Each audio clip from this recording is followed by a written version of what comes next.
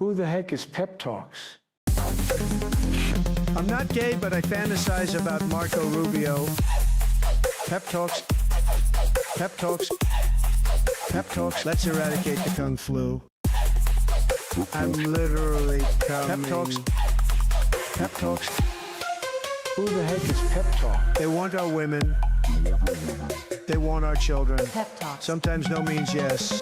Grab them by the Pep Talk. Grab them by the Marco Rubio. Obama is a racist. Pep Talks. I'm literally coming. I'm Pep literally coming. Pep Talks. We found weapons of mass Pep Talks. destruction. My fellow Americans, it has been confirmed today from Pep Talks that we are indeed all high on politics. That we are. Welcome to the Thursday night edition. Damn it! I'm already off to a swimming start. Man, I'm tired today. I don't know what the hell is going on. Just cannot seem to wake up. How's everybody? Stan's already comfy. Yes, he is. Today I'm ready for the intro, and I remembered, hell yeah. Hand in Sam Cam before everything else. Yep. Yep, the hand makes its appearance first. So, how's everybody? I'm in Twitch chat. I'm not saying anything yet. Oops.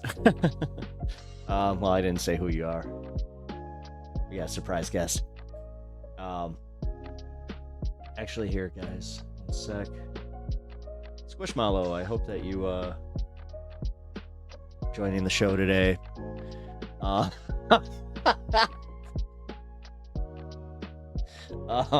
Yeah, hi. All right, here we go. I hope that anyone who was in the Discord today, man, you guys you got to witness something that was wild. Damn, I missed the intro song. My car stole my audio. Oh, I'm sorry. That sucks. Yeah, it was a good start to the show.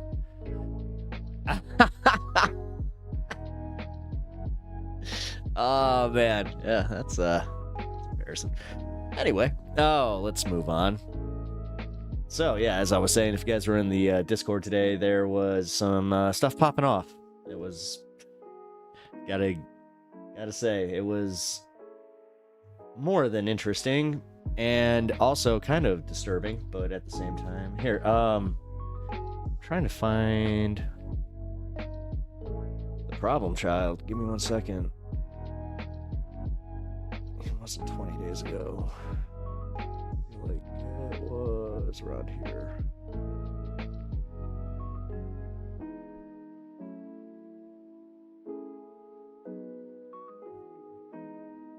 Oh man, I hate to say this, but I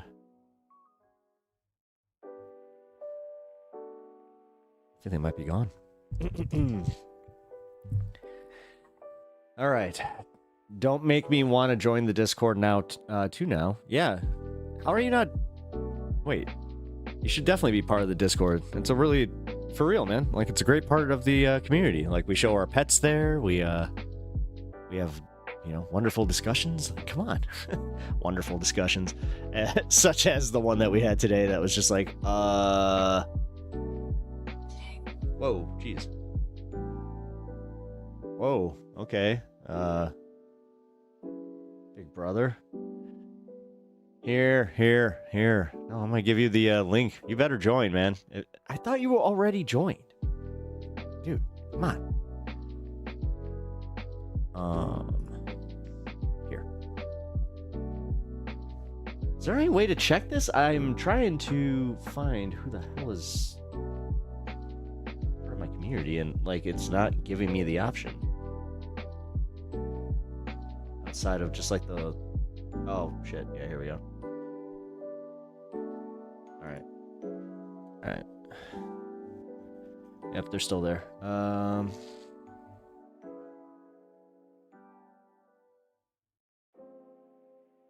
Okay. Oh, boy. Now, here's the thing. Do I even bother going too deep into it, because all I want to say is it was drama. Like, it was definitely drama, but it was, I dare say, a little bit more than drama, because it was serious, man. Like, the thing is, it's a serious thing that somebody had brought to my attention that I was just like, wait a minute, what the hell is going on here? And man, I gotta say, this was something that I kind of expected to at some point deal with online, because not in this way though, because this person is into some weird stuff. They were trying to justify CP. It was disgusting. It definitely has some really disturbing twists and turns. So I will go into it the more people hop in, and also once we have Anna and Kirk in the chat, then I would definitely go a little bit deeper into it. But gotta shout out Kirk. He handled business. No, I didn't have Discord when I got here. You wanted me really badly to go on a call with you, and I was very much like, no way in hell am I making a new Discord after 5 years and not having one and sleeping 2 hours? Oh, okay. And that was that. Oh, well, I mean, if it's literally just another like social media app that you're afraid to like go down the rabbit hole, well then just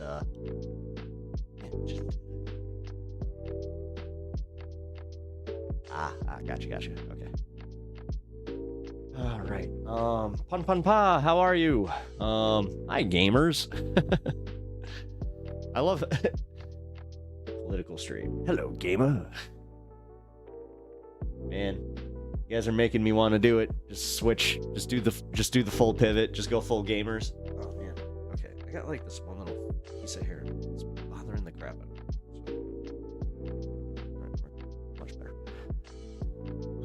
I only made one to send a dude a fan art. Oh, really?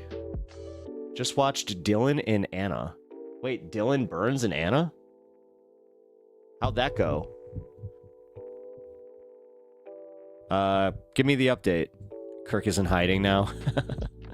Minecraft streams when? Yeah, I'm sorry. I'll just link you guys to Honeybee for that whenever she has a Discord or a Minecraft server. You guys can have fun with that. I don't play Minecraft.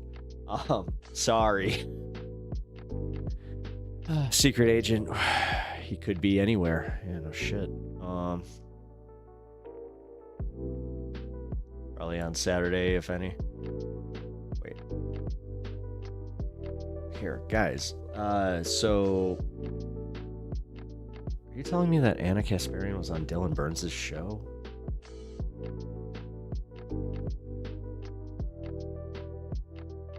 No.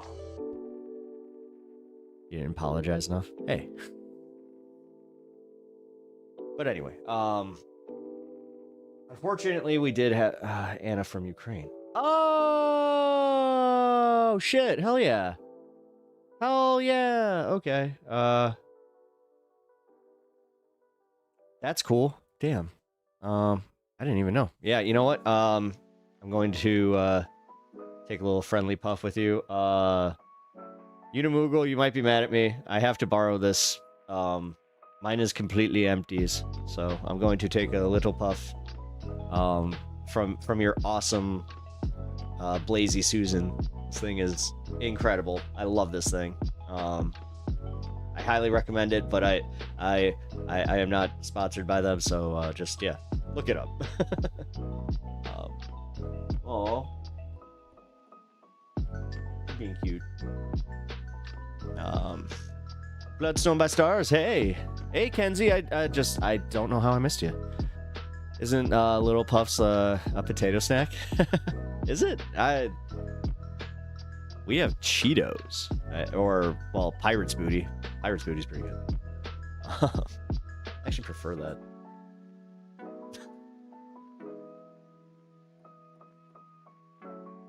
All right, let's get this party started.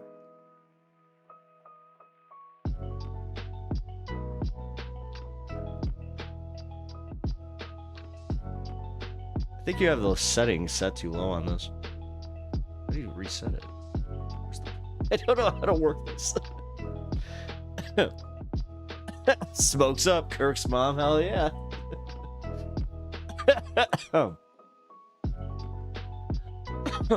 Actually, wait a minute. Pun Pun Pa and Ryan, what are your favorite, like, chips? Like, your favorite just, like, little chip snack? Like, just, you know, little bag. Like this. Something like this, where it's just a little bag of chips, crisps, whatever the hell you call them. Gonna walk my dog, but I'll be listening. Hell yeah. This is a good dog walking, show. Hell yeah. That makes me happy. Give me 1 second. Dick. Okay, so none of my segments were prepared today because I am just yeah. I kind of just hopped on. I got home. I didn't even have D&D today, which was weird. It was just one of those days where I was like, you know what, I'm gonna hang out. I got the news that I thought I would about the tariffs hitting the comic shop, so that's fun. Apparently they're giving the distributors on the American side the choice to just eat the costs or I don't know, tank the entire comic book industry. So it looks like that Lunar's all like they're gonna eat the cost, which don't know how long that's gonna hold out. But yeah, they already announced that they're raising the prices of certain books. It's insane. Like, I have a really bad feeling that this is gonna actually like collapse the entire comic book industry. We shall see. We shall see. Hopefully not. Stretch thin from. Whether you're I had one more. What the hell? Needle dick, but I F like a sewing machine. Absolutely ridiculous. What a time to live. I mean, Funyuns. Not bad. Have you had the flaming hot Funyuns? See you all soon. Gotta go finish up my client. Oh, I didn't even see her. Oops. I'm gonna get in trouble for that. She's gonna be like, why didn't you say the goodbye to me?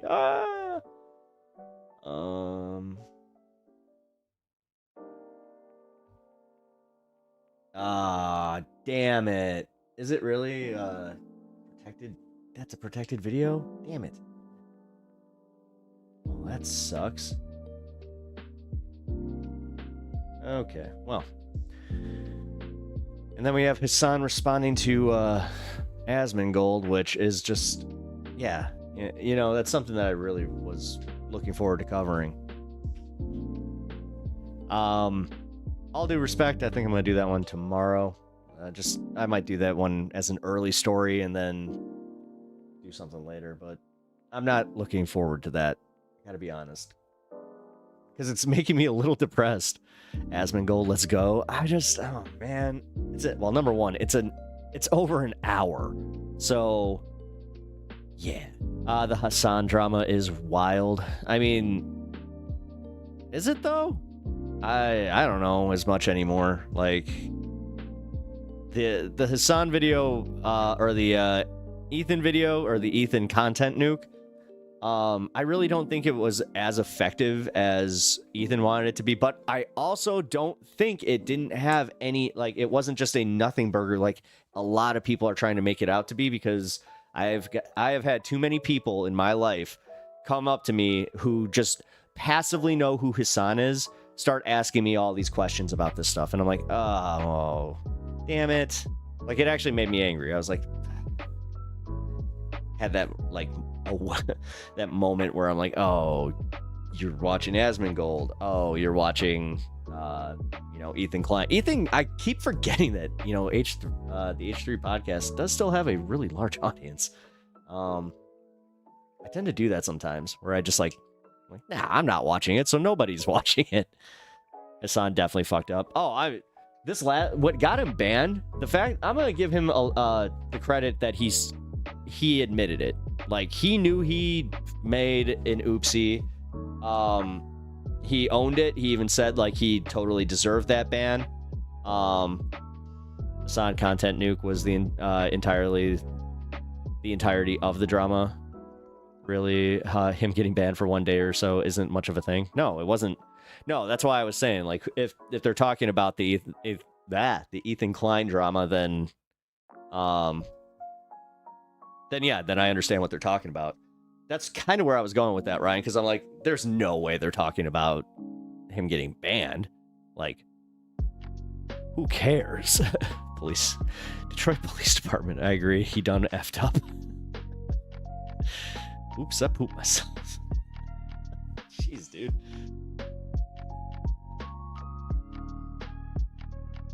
We straight up got Twitch names over on YouTube today.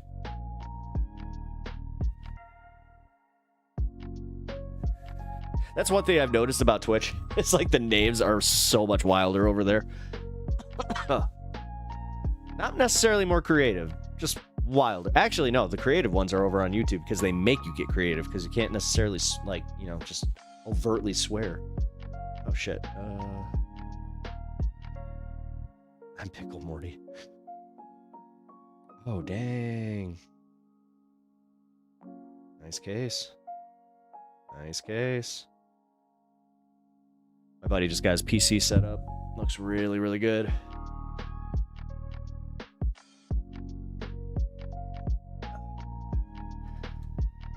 All right, well, fuck it.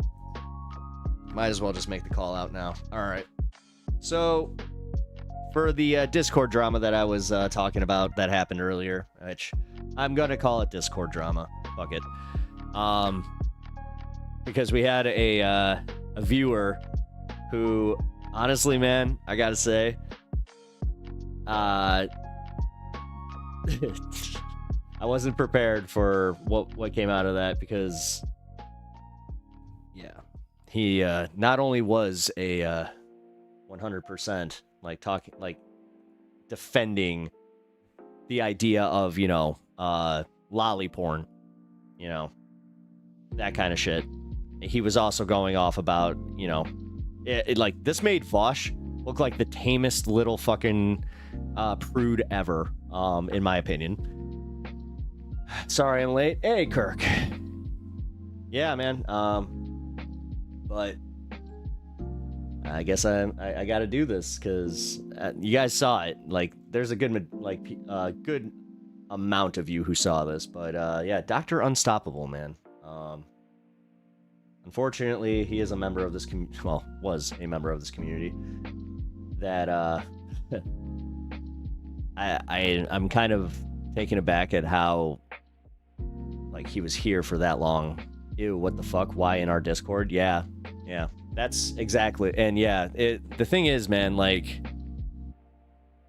it happened kind of outside our Discord, if you don't mind me, like, speaking for you, Kirk, because, like,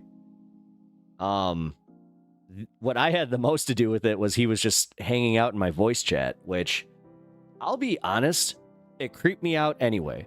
Like, I didn't know anything about him, but the fact that he would just sit in my voice chat waiting for people made me, like, that weirded me out in general. And then when I invited Ilirda on to have a discussion, he was in the voice chat waiting, and then he was kind of trying to invite himself into that discussion, and I put a squash to that real fast. Don't beat around the bush, tell it like it is. Yeah, well, okay. Well, he went for it, I can tell you that much, and we got the receipts, which, if you guys go to the Discord now, it has been cleaned up. We do not tolerate this kind of bullshit. I didn't know, like, because this is actually how it started too with me, where he was kind of like, that's a shame. He seemed like a cool guy. Yeah, yikes. That's why I'm bringing this up, and I want to address this with all of you guys. And I haven't banned him from Twitch yet, so he has the chance to explain this and explain himself, but I really don't think he's gonna be able to explain himself out of it. It's already kind of happened. Well, kind of happened. No, it happened. Like, he's completely banned from the Discord. He's never coming back to the Discord, I can tell you that right now. Which, going back to just the overt creepiness of him hanging out in my voice chat, Whole chat is just mods. Cringe. What do you mean? Right now, I have... These are all day one listeners, bro. Discord drama, also cringe. Oh, okay. Well, you can... I thought it was I think it's interesting. You know, it was definitely interesting to watch. And it's not just Discord drama. I mean, we literally had to shut down like a PDF file, you know, and I'm outing him right now as a PDF file because he went and just outed himself as one. Like he really didn't hold back, I gotta say.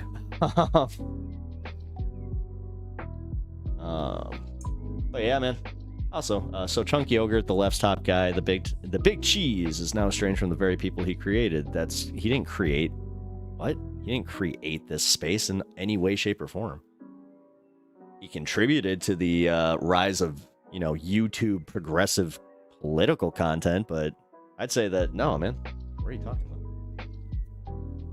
And yes, it's kind of a shame to watch him fall off, especially when he has, like, he did have really good ideas. Again, I'm gonna give TYT all the credit that they deserve, especially like the early TYT days. Like getting Justice Democrats set up that's objectively a good thing, by the way.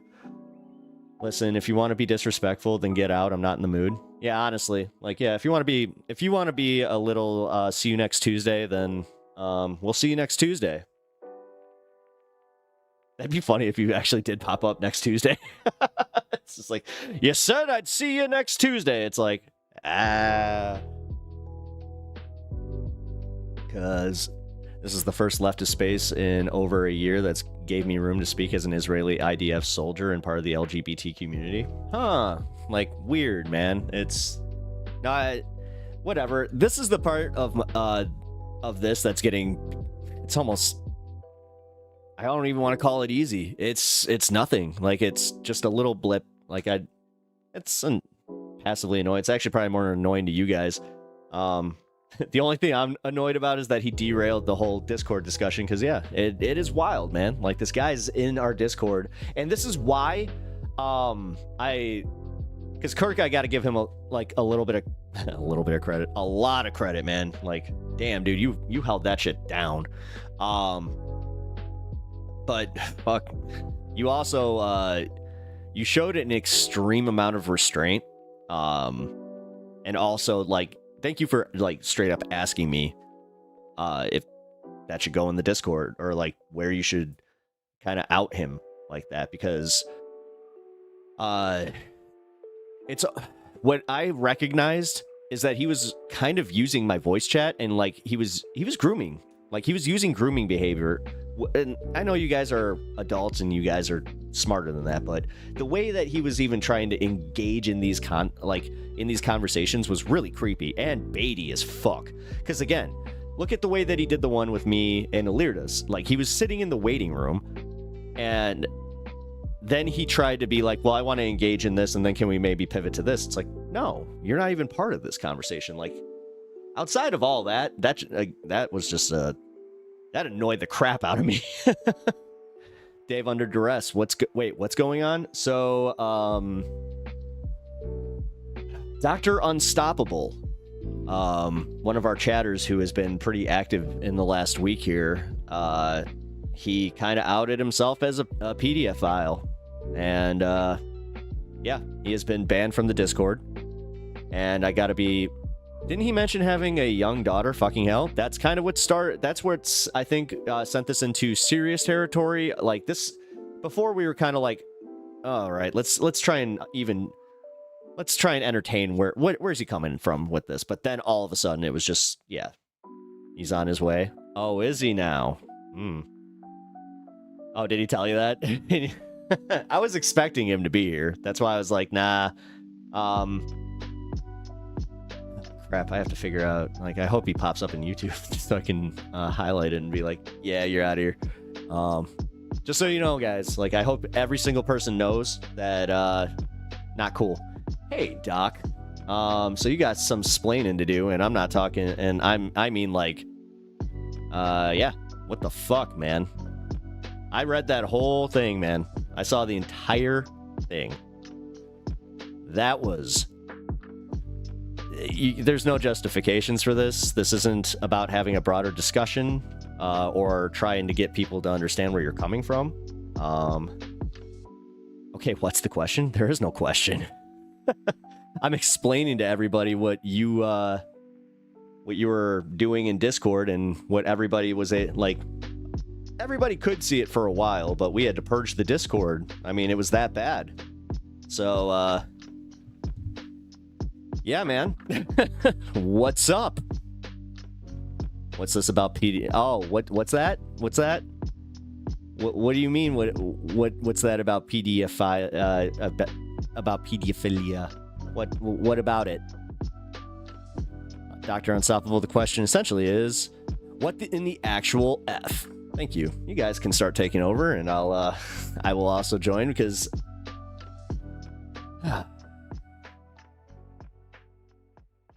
I'm not sure if I should sit here and castigate him, you know, when the rest of us are, I think, pretty on board with this, man. Because you do realize that not a single person has read what you said in that Discord and joined you, like, or joined your way of thinking, like, in the slightest. And then on top of it, you did do... I saw 2 times that you could have been like, yeah, you know what, this is fucked up. Maybe I need to get help, or maybe I need to phrase this differently. No, you doubled down. So I just wanted to point out that not every pedophile is a molester. That is... What a weird hill to die, like, to want to die on this. PDFs should absolutely be stopped, doctors or otherwise. Yeah, you know what's really wild is when you actually look into these cases, usually the average offender gets sentenced to 7 years. Did you know that? Yeah, that's kind of messed up, right? You'd think that with, like, the way that America talks about the, like, you know, so tough, go in Punisher style, that our justice system would kind of follow suit, where it's like, yeah, shouldn't be endorsed whatsoever. Well, that's exactly my point. And, you know, sitting there defending it is insane in itself. And then also trying to, like, you tried to pull the thing where you're like, oh, was it the furry thing?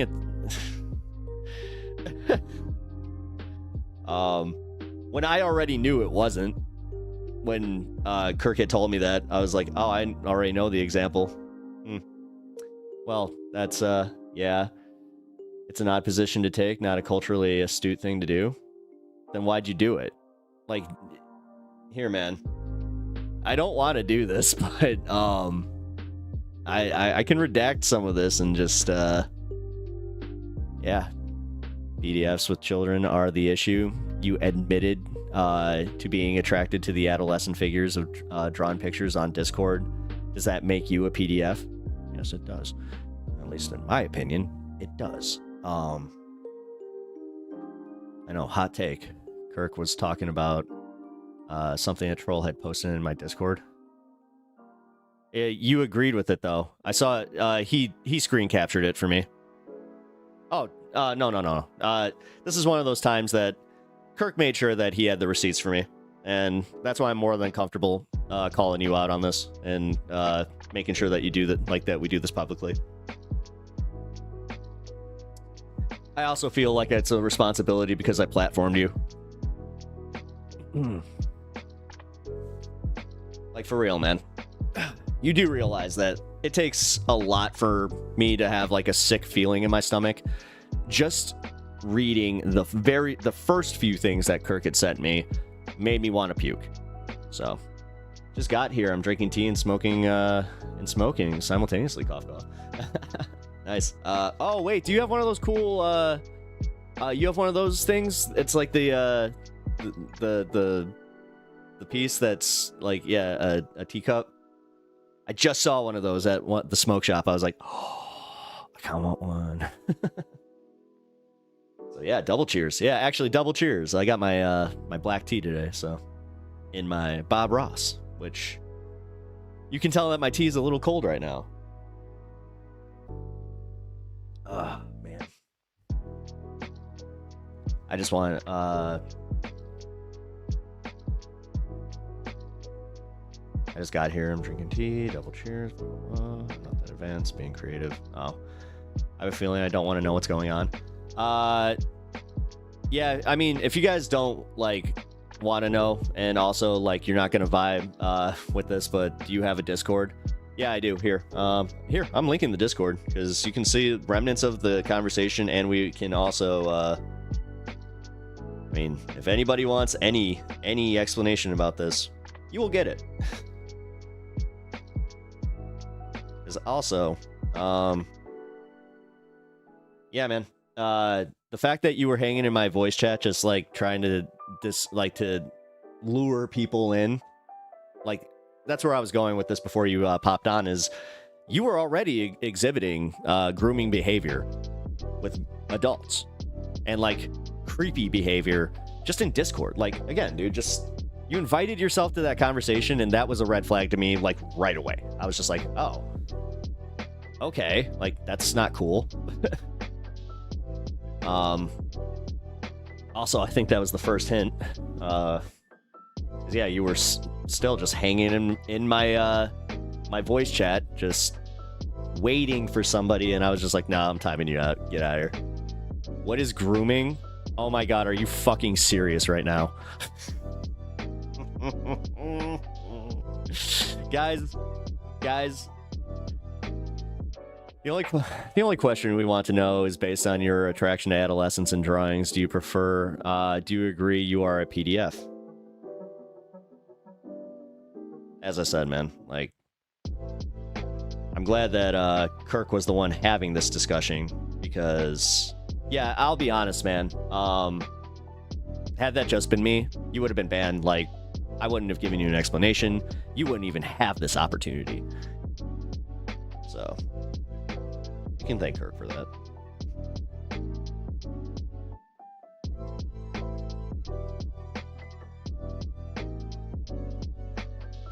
Discord link incoming in both chats. Hey, Lirda, what up? We're having the discussion that you thought we would be having. So, Alex Jones was right.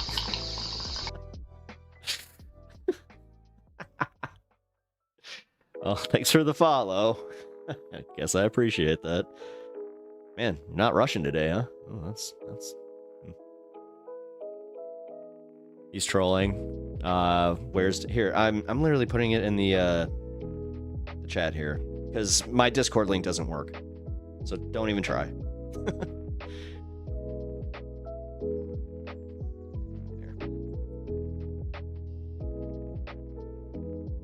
you go. And Dr. I keep wanting to call him Dr. Disrespect. He wishes.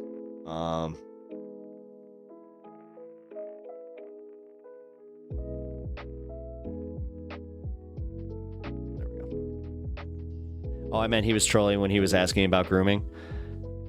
Well, I mean, I would hope so. But the thing is, after the shenanigans that he's been pulling today, no, he was actually trying to be a butthead about this. What's the Trump gaff? I'm getting to it. You gotta hang out to see that. Well, burying the lead. I ain't doing that yet. We're covering other stuff on the channel before I get to the Trump gaff. Jeez. Repentant man, this is groovy. Yeah, cool, thank you. This is groovy, man. Groovy. Well, you're in the right place for that. Hey, Ellie, what's up? Trolling or not, still a weird thing to say. Yeah, exactly. I mean, this is why I let him be on display for himself. Like right there was kind of what he was doing in Discord, and it's insane. It's insane.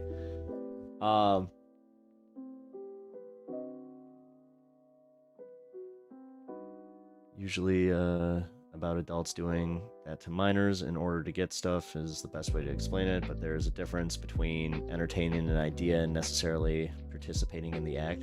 Not necessarily, man. What's grooming?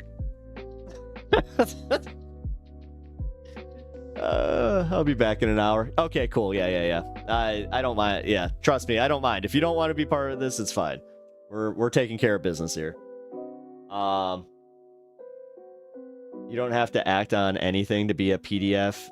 You just have to be attracted to a pre-adolescence. Are you a PDF or not?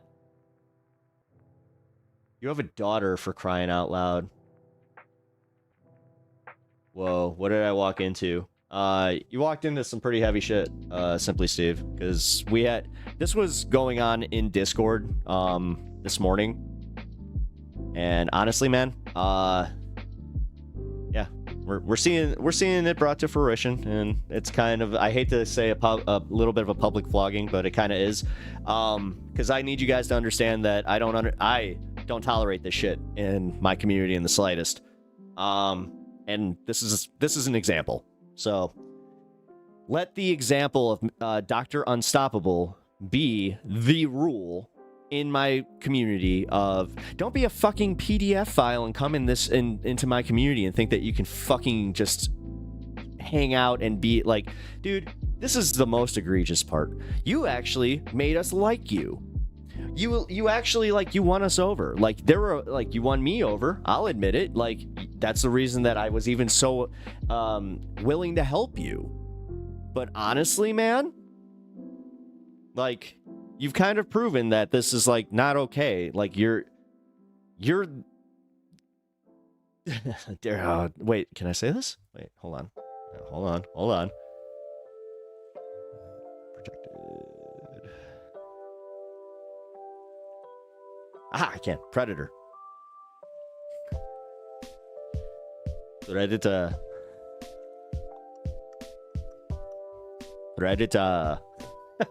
He's a predator. Wait a minute. He shouldn't get that. You know what that alien race is actually called?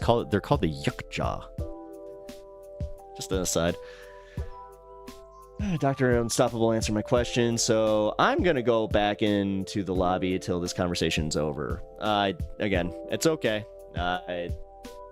We're cleaning it. We're cleaning up here, and it's gonna be pretty fast. Anyone else want popcorn while I'm going to the lobby? I mean, dude, this is the craziest part. I was not part of any. I was just behind the scenes. Answering questions about like what can and can't be done as far as like did you want me to ban them kind of shit, and it was like, oh wow, and then it was handled. So you got nachos. Yeah, man, nachos at the movies. Although if you come back with nachos and popcorn, then I'm gonna just be like, all right, bro, you struck it big in crypto, didn't you? Man, movie theater nachos. Nothing hits like those, though. Oh, they're good. I would love to hang out on video with anyone that has more specific questions. Right there, guys. You see what he did right there? You see that shit? I would love to hang out on video with anyone who... This guy's addicted to video chats. This motherfucker, he was hanging out just literally waiting for somebody in my chat to pop up and be like, hey, do you want chat? Like, dude, honestly, like, I'm glad that I can say this now. Like, really, I am. Because I'm willing to help any new streamer, but if you pull this shit and then you try to abuse my Discord like that and my community like that, I don't fucking think so. I don't see how any answer I could give would make you happy. Oh, I mean, do you not feel that you're literally, like, this is your last shot to you? I mean, I guess your last shot is already shot, but now we're just kind of like, oh, okay, let's see how much farther you can dig yourself into the hole. I don't see how I can answer this. Hi, all. Almost the weekend. Yeah, Mitesh, yes, it is. And I'm sorry, Mitesh, we're dealing with a little bit of drama over on Twitch. That started in the Discord earlier. This is look at this. It's kind of like my first little drama arc, except it's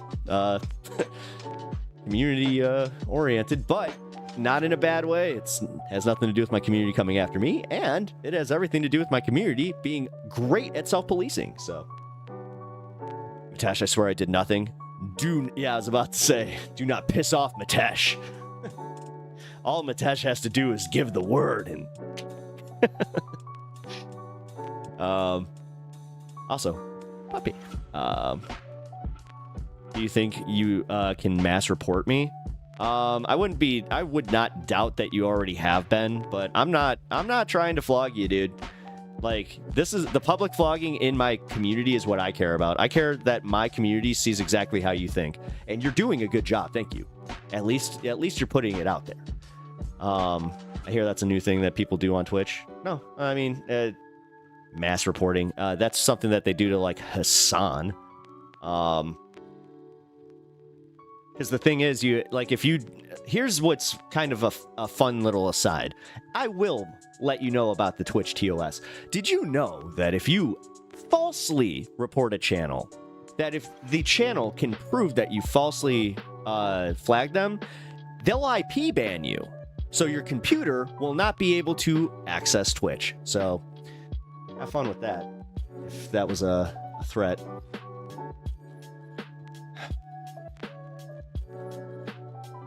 Or if you were perceiving that as a threat, because no, I hope that everybody understands, like, unless you actually unless you're one of the people in my community that has the receipts, do not mass report this guy. Let us take care of this, okay? We have the receipts.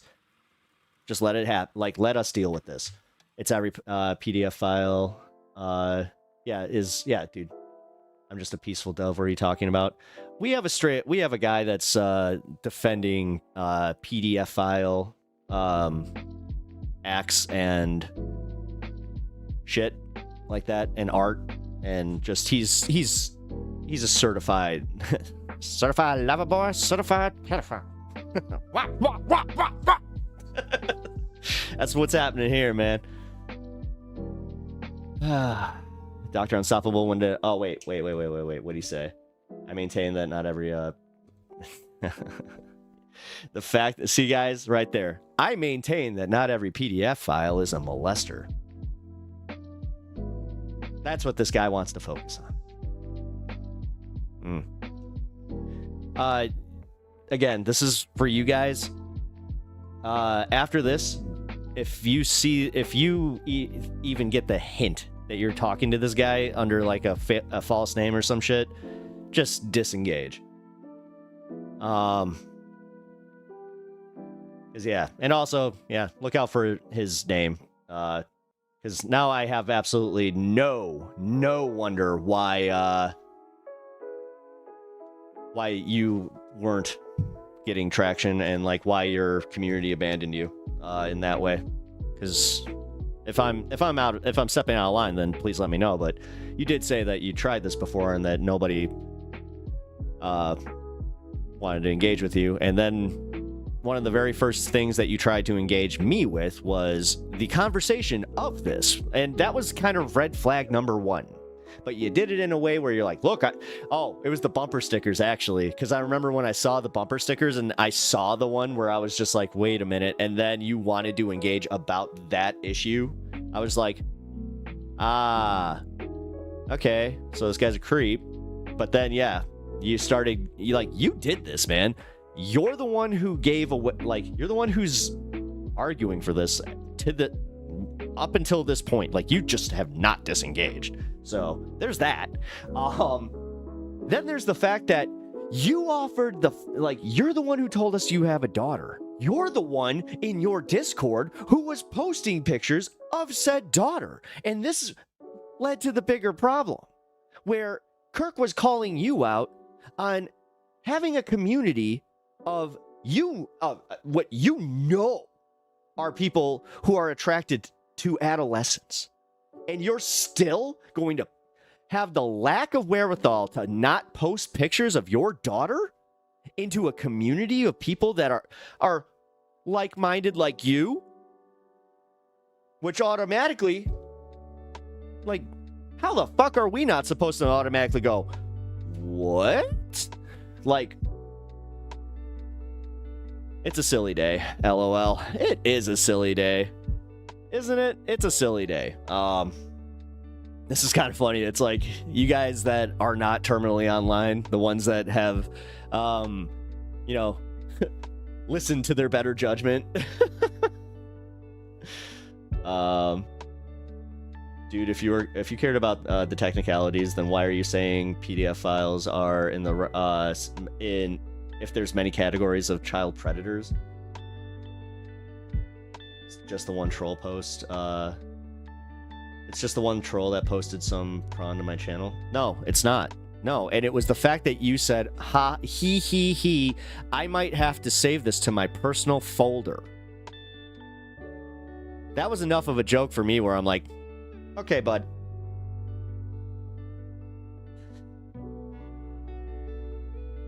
Joke.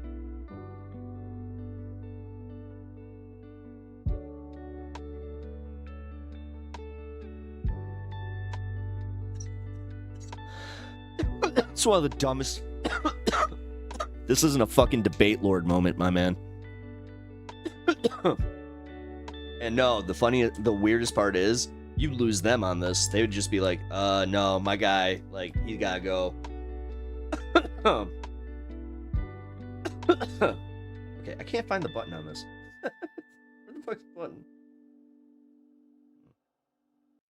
Okay. Oh, aha.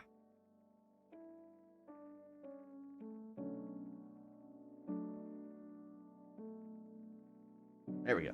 Aha.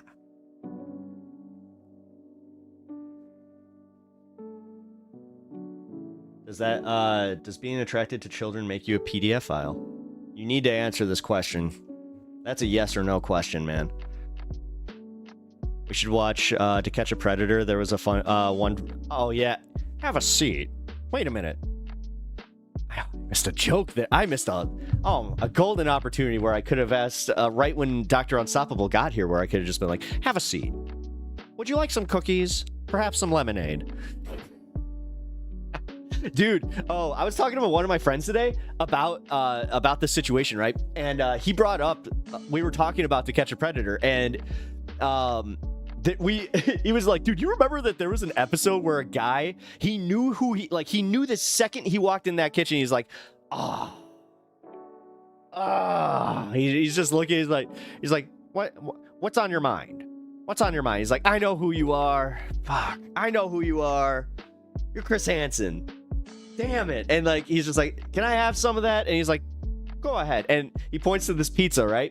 He flings open the box of pizza and he just starts going to town on this pizza, while Chris Hansen just keeps asking him questions like, And at one point, Chris Hansen asks him, he's like, why are you, excuse me, but why are you eating this pizza? Like, are you nervous? He's just like, no, I'm going away for a while. This might be the last time I have pizza for a long time, so I'm going to enjoy this. And then he finishes, throws down his napkin, and he stands up while Chris Hansen's talking. He's like, all right, are they in the garage? And he walks to the garage, and he's just like, all right, boys, let's do this. It was one of the wildest episodes. Oh, my God. Would you like a sandwich? A knuckle sandwich. I just realized that I'm doing Tucker Carlson instead of... Oh, they do. They have the inflection. Have a seat. Would you like a cookie? Did you know that when a PDF file gets caught in the act, or gets caught for being a PDF file, technically, you can just call them out on it? No, and I was joking earlier. I was just like, man, I got my own EDP situation happening here, man. Damn.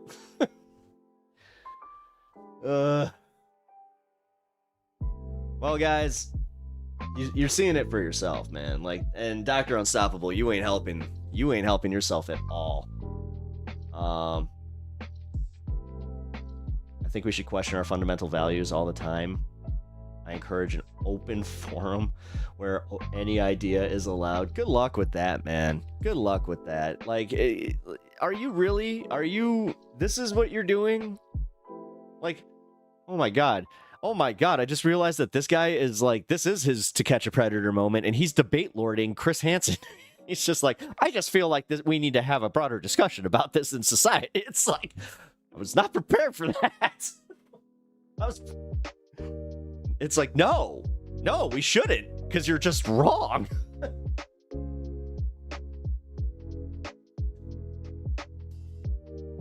You are opposed to radical open-mindedness. That radical open-mindedness, you call that, if that's what radical open-mindedness is, my friend, then my friend, I won't call you my friend, my guy, then no. I should have brought pizza. Yeah, you really should have. Did you get those nachos? Are they out of nachos? Damn it, they're always out of nachos. I swear to God, if the cheese thing was broken, then that's it. I'm gonna haul off. That cheese thing's broken more than the frickin' McFlurry machine. Which is never actually broken, by the way. Meanwhile, every single mod here is holding their I mean, they're literally just like, say it.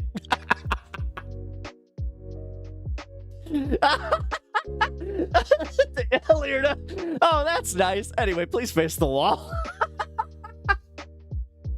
Oh my god. This is a weird place to be, because I'm like, oh, this is uncomfortable, because he's still saying it. Like, oh my god, guys, this is like an anime right now, because he's still saying it, and you guys are all lined up. You're all, you know, in this community, we've already got like graphic designer like vibes, so like we definitely got some good outfits, you know. Gonna just say that our uniforms look awesome. Meanwhile, radical open-mindedness is kind of my thing, I guess. I'm hoping I can make it my brand. Go ahead. Please make that your brand. Please make that your brand. Please. Try it. Please try that.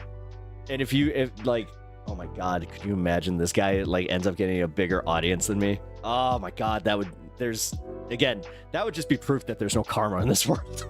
Like, at all.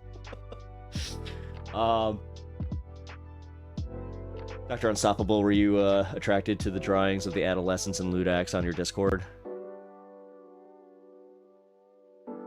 Lyra, I love you so much. Ryan. Dude, I have to say, she's been on point today. At one point, like during this, she dropped a meme that made me spit. Like, I wasn't kidding about that, by the way, Anna. Like, I was sitting, watching it on my phone, and I was sitting there like just eating them, and I just spit take all over my phone. What did I miss? Oh, woke Mike, you late child. No, you unfortunately, you are a little late to the program, so that means that, yeah, we've had to deal with some actual community drama where, yeah, man, we got this guy defending pedophilia, and nah, we don't support that here. And he's trying to rebrand it as radical open-mindedness. I'll say this again just so you guys can get the buzzword in your head. So if somebody says this, red flags all day. Radical open-mindedness. Also, trying to appropriate open-mindedness and be like, yeah, what's wrong? I mean, I'm just asking. God, you really are just the Tucker Carlson of like the brain. Like you're that section of the brain where, or like, what is it? And it's just, why is it? I don't know. Huh. Oh, why are you saying you're 60 years old? Did I ask that? Wait a minute. Okay. Good for you. I appreciate that, Mike. I'm trying to think, what did I say that would warrant you saying that?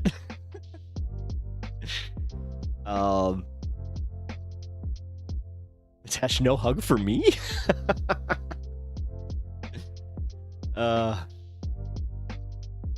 Seeing kids in a bad way has always been bad. We've only recently made laws about it. We still got ways to go, a long ways to go to protect kids. That's why I was going. I'll be honest. After I like started finding out how like, and I hate to admit that this was all because of To Catch a Predator, because I remember that like we'd be watching an episode and I'd go and look at their sentencing and I was shocked. Like I remember one guy, he got under 4 years. I was like, what? And his was his was like, it was graphic stuff. Like in the chat where I was like, oh, that's like, wow. And then you find out that, yeah, like the guys on YouTube that make this a thing. Yeah, man, like they don't really actually do much as far as like the EDP situation. That's actually a good example where it's like everybody thought he was going away forever, and it turned out it's like no, because those dipshits also muddied the investigation. Pitchfork time, man lost my pitchfork emote. Ooh boy, yeah, you're under. Yeah, you guys are. Wow, you guys are. Holy crap! All right, yeah, here we're almost to the hour mark on the show, so I figure like that might be an appropriate time. Oh man, that's got to be odd having a freaking clock behind you. No, I am in no way attracted or sexually aroused by the images you are referring to. Then why do you keep arguing for this? Listen, why do you keep or not even conflating, but like, what's this obsession with the radical open-mindedness theory? And then on top of it, you're also not taking responsibility for the other stuff you did respond to that I have a screenshot like right here, staring at me about it. So here, I'm not going to show it, but I really can't. Yeah, man. Psychodelic? Yeah, who's that psychodelic guy? You know what, dude? That's twice I've heard you justifying PDF files. I'm effing out of here. So that was also from your chat. Like, saw a funny TikTok guy, a TikTok of this guy showing how to use Megan's Law website to find dates. What? What the fuck? Wow.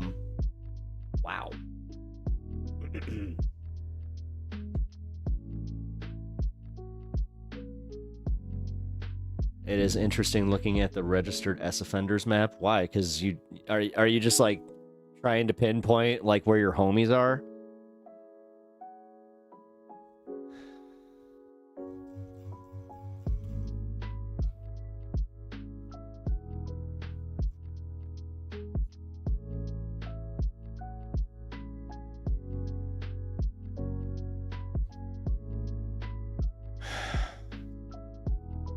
What?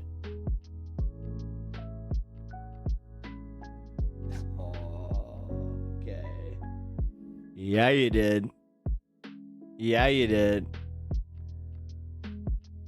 Wow, man.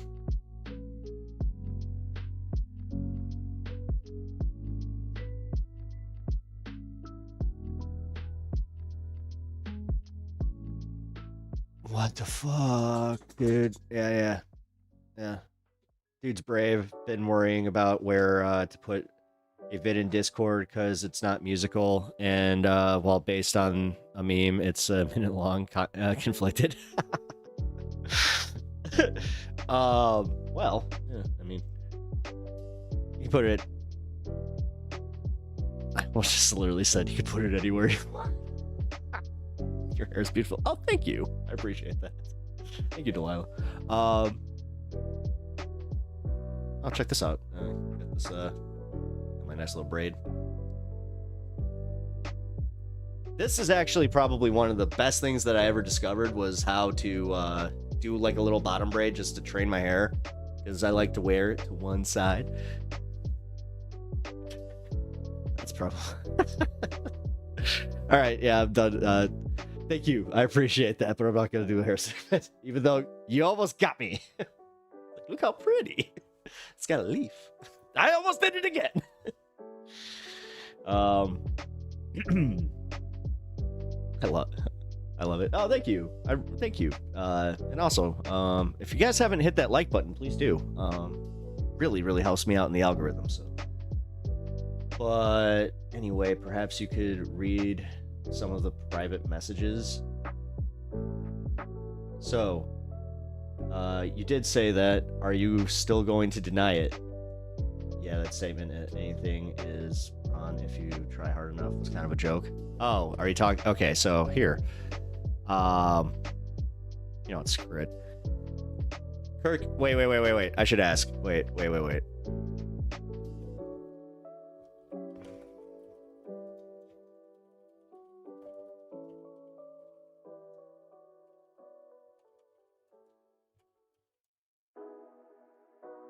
Cool. All right. This is what he said in the private, in one of the private messages. Why is no one, Kirk asked, why is no one quotations? I guess it would be hard for me to even get it up with just images of,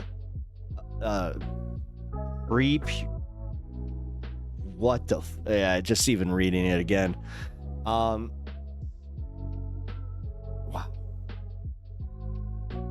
Okay, so images of, like, I don't even want to, I don't want to read this. Like, I really don't. It's gross.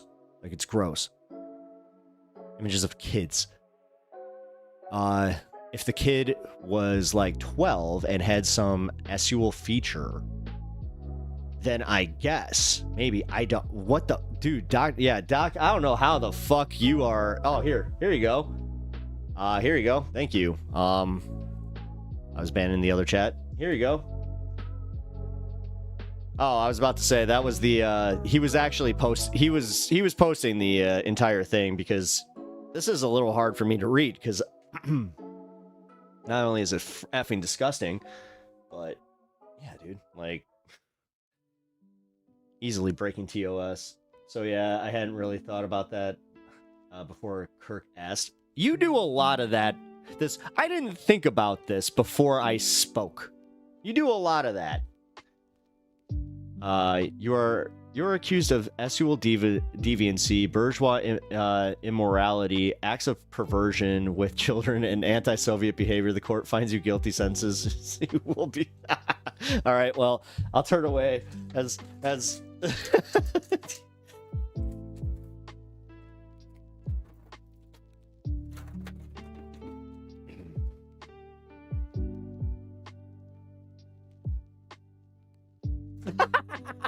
He burped.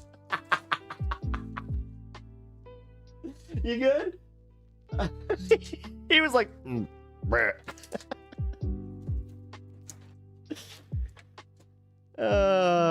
hey. Just so you guys know, he's probably gonna pop up on YouTube. If he does, then you know what to do.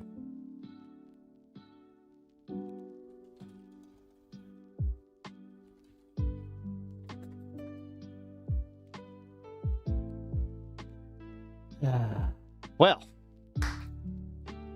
I hope that anybody that's in the waiting room or was waiting for that to end, it is done. It is done. While I was feeding the deer pup, the shots rang out. The squad hath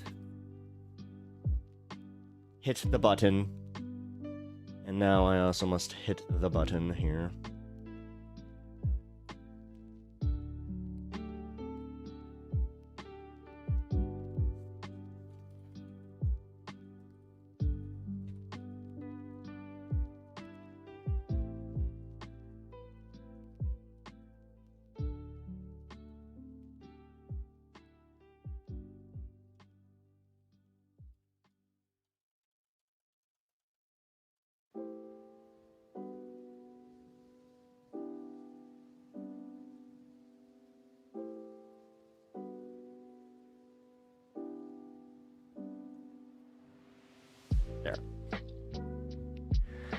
Jeff, what up, dude? Good timing. Good timing. I'm kind of glad that you had to you missed that because, man, that was a lot. Holy shit! I hope his kid is safe and okay. Guys, can I just take a serious? Like, I want to take this moment to be dead serious. The second that his kid started coming into the conversation, and then Kirk made a really good point that because I had never joined his Discord. So when it was brought to my attention that he is posting pictures of his child, not those types of those pictures, but just, you know, his daughter at cheerleading, sleepovers, and things like that. He's posting those, and he knows what he's doing. That was literally where I was like, no. And then he talks like this, no. So I appreciate you guys, letting me handle the drama. I wanted that to, again, be out in the open because this guy, you know, he's been part of this community for, 2 weeks? Like, it was like maybe a week or two, but still, it was enough to where he was trying to be like, he killed him with kindness kind of thing, where it was just like, a lot of people were just saying like, this guy's so nice, like he's a really nice guy, like he's a good communicator. I mean, Anna, like, I'm not sure, I actually didn't ask you about this, but when you guys were in chat, I know that you said like you kind of caught a vibe there, but you also said like he was a nice guy, like he was perfectly pleasant, and that's why I'm just like, oh yeah, you don't give pedos a platform then show off your kid. I feel sick. Fuck that guy. Yeah, 10,000%, dude. 10,000%. He didn't say anything about PDF stuff. That's what I thought.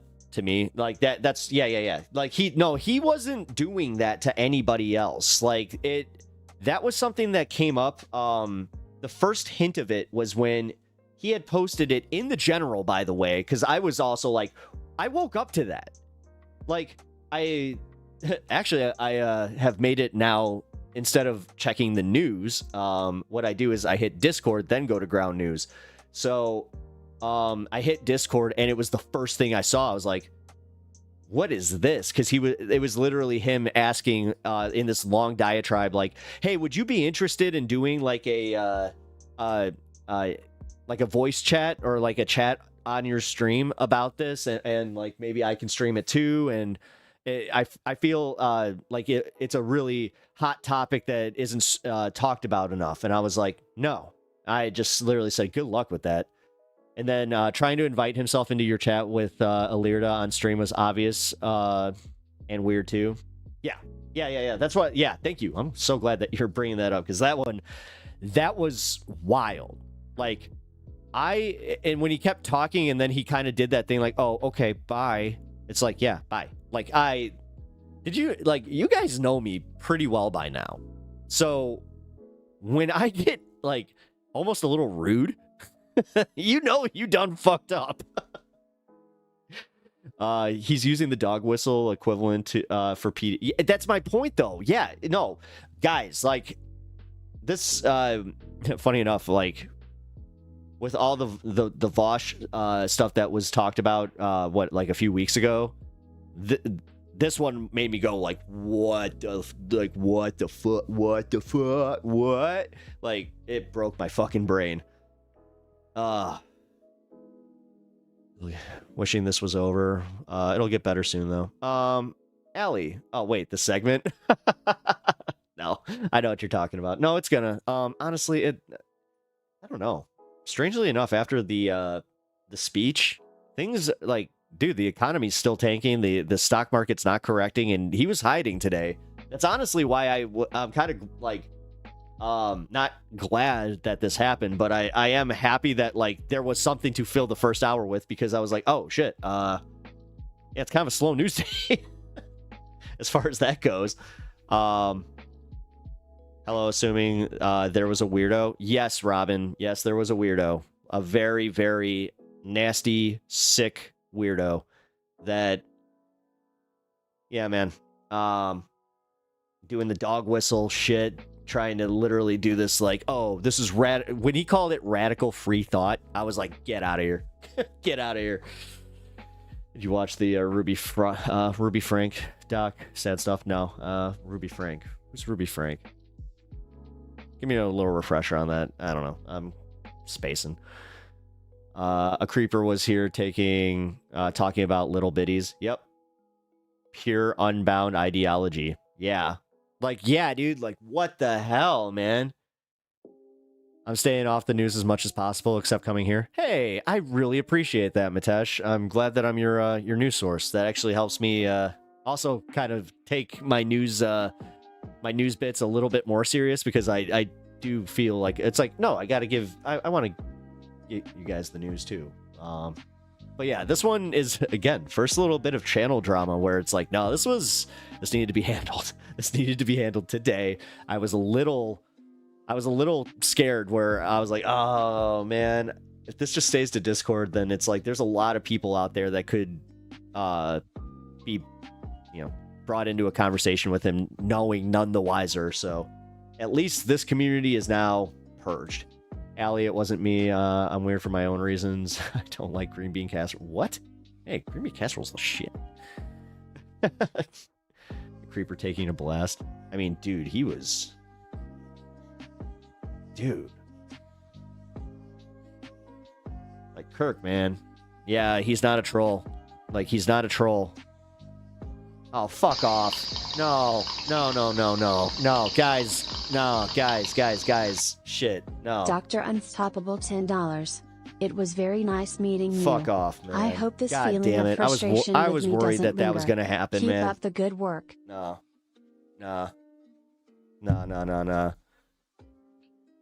God damn it.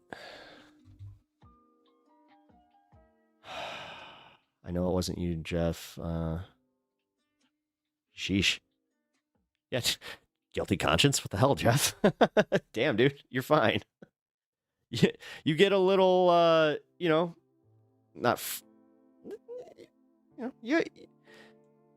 can tell when you've had your Bloody Mary.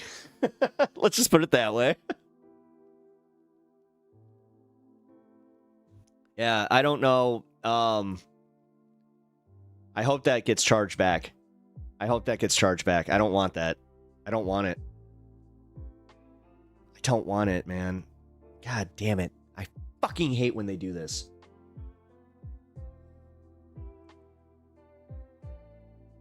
I needed $10 just to tell me goodbye.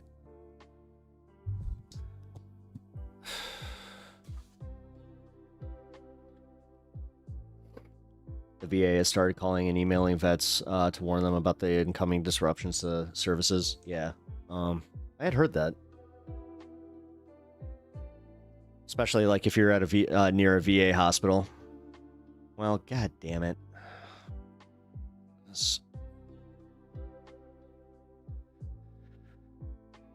I was really hoping to have him banned before he could do that. Thank you, Alirda. I appreciate that, but unfortunately his dono still went through.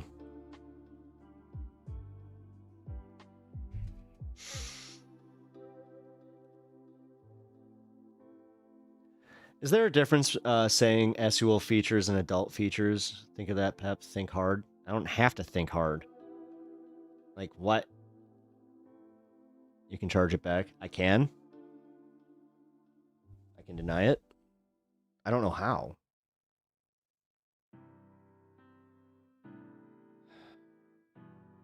Goodbye. Oh.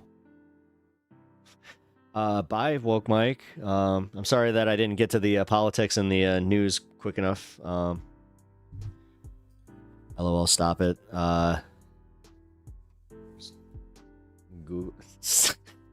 Thank you for that.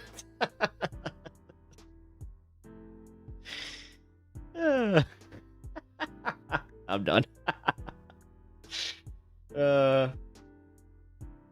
If not, donate the 40. It was $10. It wasn't 40. It was $10.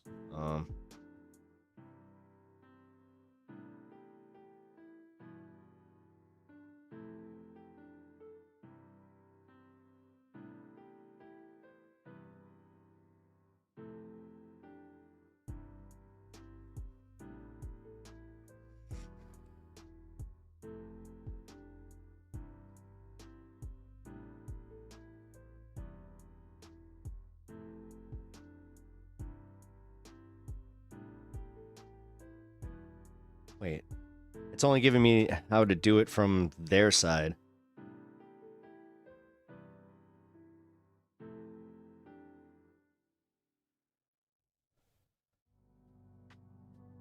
I have to call my creator support. Oh my god.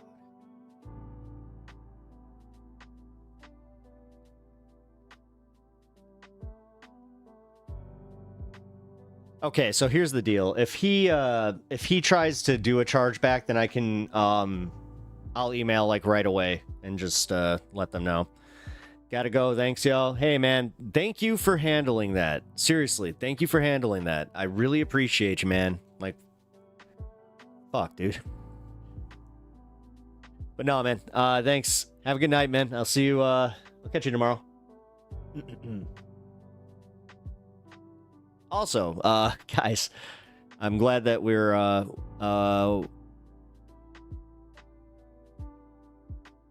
what do you usually call your creator? My creator? Like what? Oh, my YouTube my YouTube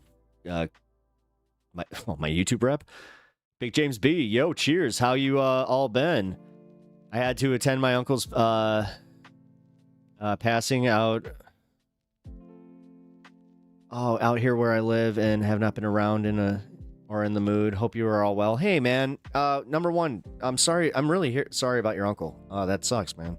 But you do have my condolences. That's rough. But also thank you for joining again and just thank you. I hope that we can cheer you up. I'm sorry that segment was a little heavy. Jeez. But hey, man. I hope you are doing well. Never mind. Okay. Oh, cool, Jeff. Just remember a cool Bob Ross song on YouTube. Very calming. Seemed like a fun show to learn how. Oh, yeah. No, Bob Ross is the best. I mean, come on. I don't have this for nothing. I am you learn a lot of good techniques, especially if you're doing oil painting. The problem is if you're trying to work with acrylics and then use the same techniques. Obviously, you're going to run into some snags. Which I've done before. I've actually tried to do a blending technique that he was using with oils, and I was just like, oh, that should work. And Mitesh, I'll admit I'm lame. I still watch Bob Ross every Saturday morning. There's nothing wrong with that. Dude, I have the Bob Ross channel. That's like a 24-hour channel. I have that on upstairs, all the time. It's essentially my screensaver. If my dogs, if I have to go somewhere and, my dogs are kind of giving me we want to be stimulated look, then I'll put that on. Either that or they listen to jazz. So, Mitesh, I admit I'm lame. Oh, don't know why that just popped up again. Oh, that's why. I didn't scroll down and it just popped up again. Yeah, it was just a shock. I went down to his place to hang out and picked him up for a mountain drive, and his girlfriend told me what happened. He lost his phone, so she had no idea how to get a hold of us. Oh my god, dude. Jeez, man. Oh my god, where can I get a mug like that?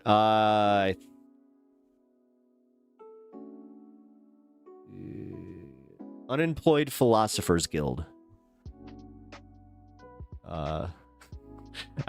I actually got this as a gift from one of my friends that knows how much I love Bob Ross, and she told me where she got it too. So Bob Ross is Zen. Fuck yeah, he is. Oh yeah, I think yeah, it's the Samsung and Pluto channel or Pluto TV. Excuse me. Letting your dogs is very I mean, yeah, letting my dogs watch Bob Ross is very on brand for me. Hey, I guess I'm I'm an on brand person just by being me. I am brand. Yeah, Big James, I'm really sorry for your loss, man. Okay, my dog really has to go out. Okay, that's the potty one. Oh, hold on. Or that's the poop one. She has to poop. I'll be right back.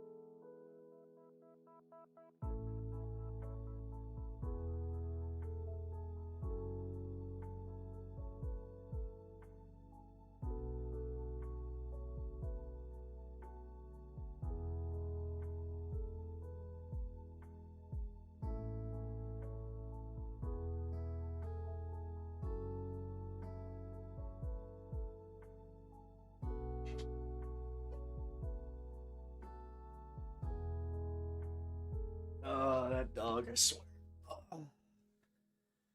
I'm glad that she at least has that where she'll be like, hey, arf, hey, arf, and then she'll do the high pitch arf, and then it's like, no! Yeah, it's Rome Dog. Yeah. Yeah, Big James, Rome Dog. I liked Rome Dog better, I'll be honest, Big James, but I'll allow it. But yeah, Pun Pun Pod. It is here. You know what? The Unemployed Philosophers Guild. And yeah, apparently I have to get a kickback for that. Man. All right. Well. Also, I forgot to do this. If you guys can donate to the stream, or if you guys can just help the stream, if you guys cannot afford to help out, if you guys can afford to help out the stream, please, I really appreciate it. If you guys cannot, please hit that like button and hit the subscribe button. Thank you. Wow, my brain did that thing where it was just like, hey, you're gonna try and do this, and there were like a bunch of rocks where stairs should have been. I'm just like,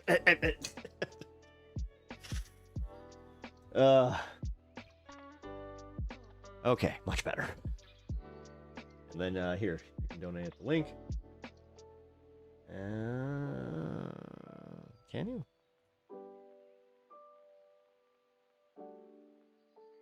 Why is this not working?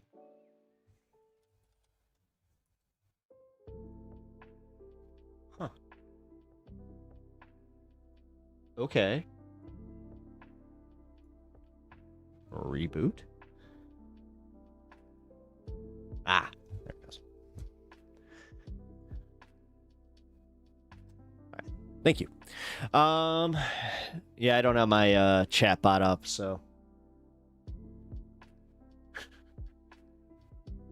I'll be honest, it's because I can't figure out how to do this setting where it doesn't have, like, it has an auto ban on it, and I don't know how to turn it off. Like, you'd think it would just be a little, like, check mark or something. And if you say Google, it didn't work. So. Anyway, guys, woohoo, Pun Pun Pa, you're here. Yes. Finally. I'm sorry, buddy. A 2-hour driving lesson costs 100 times my hourly salary. Jeez.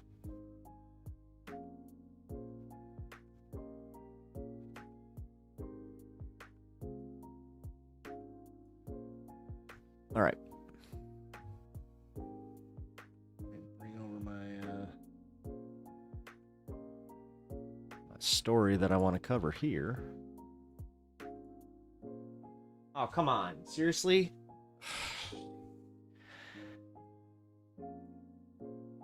Sorry, my dog's right waiting at the door for me. Give me one sec.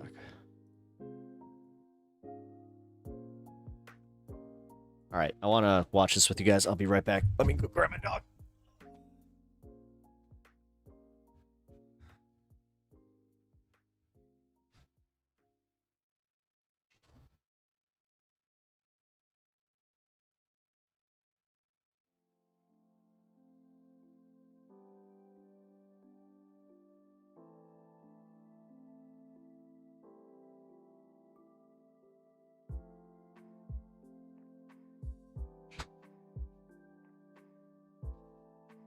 Just ready to go out.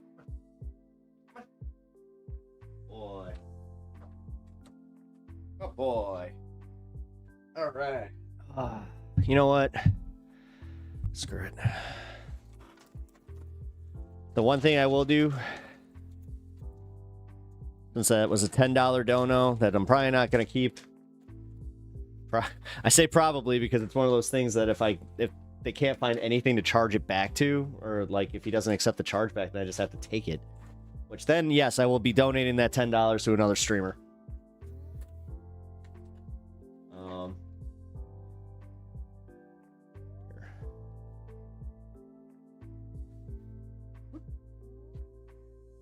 boy.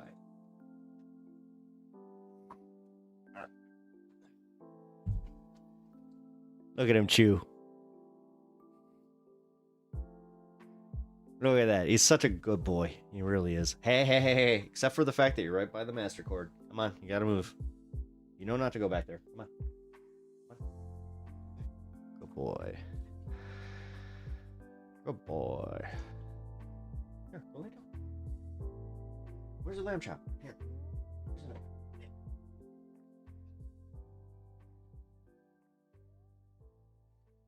There you go. Oh. All right, guys. Now KULINSKI. Let's see what he's got to say. All right, y'all. Let's go ahead and talk about it. I'm going to try not to be too much of a dick, although I can make no promises because sometimes I'm a bit of a dick. But oh, damn it. Hold on. My record didn't go. My record button didn't hit. All right, so we got KULINSKI responding to Tim Pool. all right, y'all. Let's go ahead and talk about it. I'm going to try not to be too much of a dick, although I can make no promises because sometimes I'm a bit of a dick. But Tim Pool came after yours truly. So shout out to the Political L's Twitter account because this is the reason this came across my timeline. This account literally exists to show people saying the dumbest things ever so that everybody can look at it and mock them. And I appreciate that they knew this was one of the dumbest things ever. Gave Sven a little bit of chicken today. Now he seems to be listening better. You know what? No joke. Because you've been, we did the dono thing.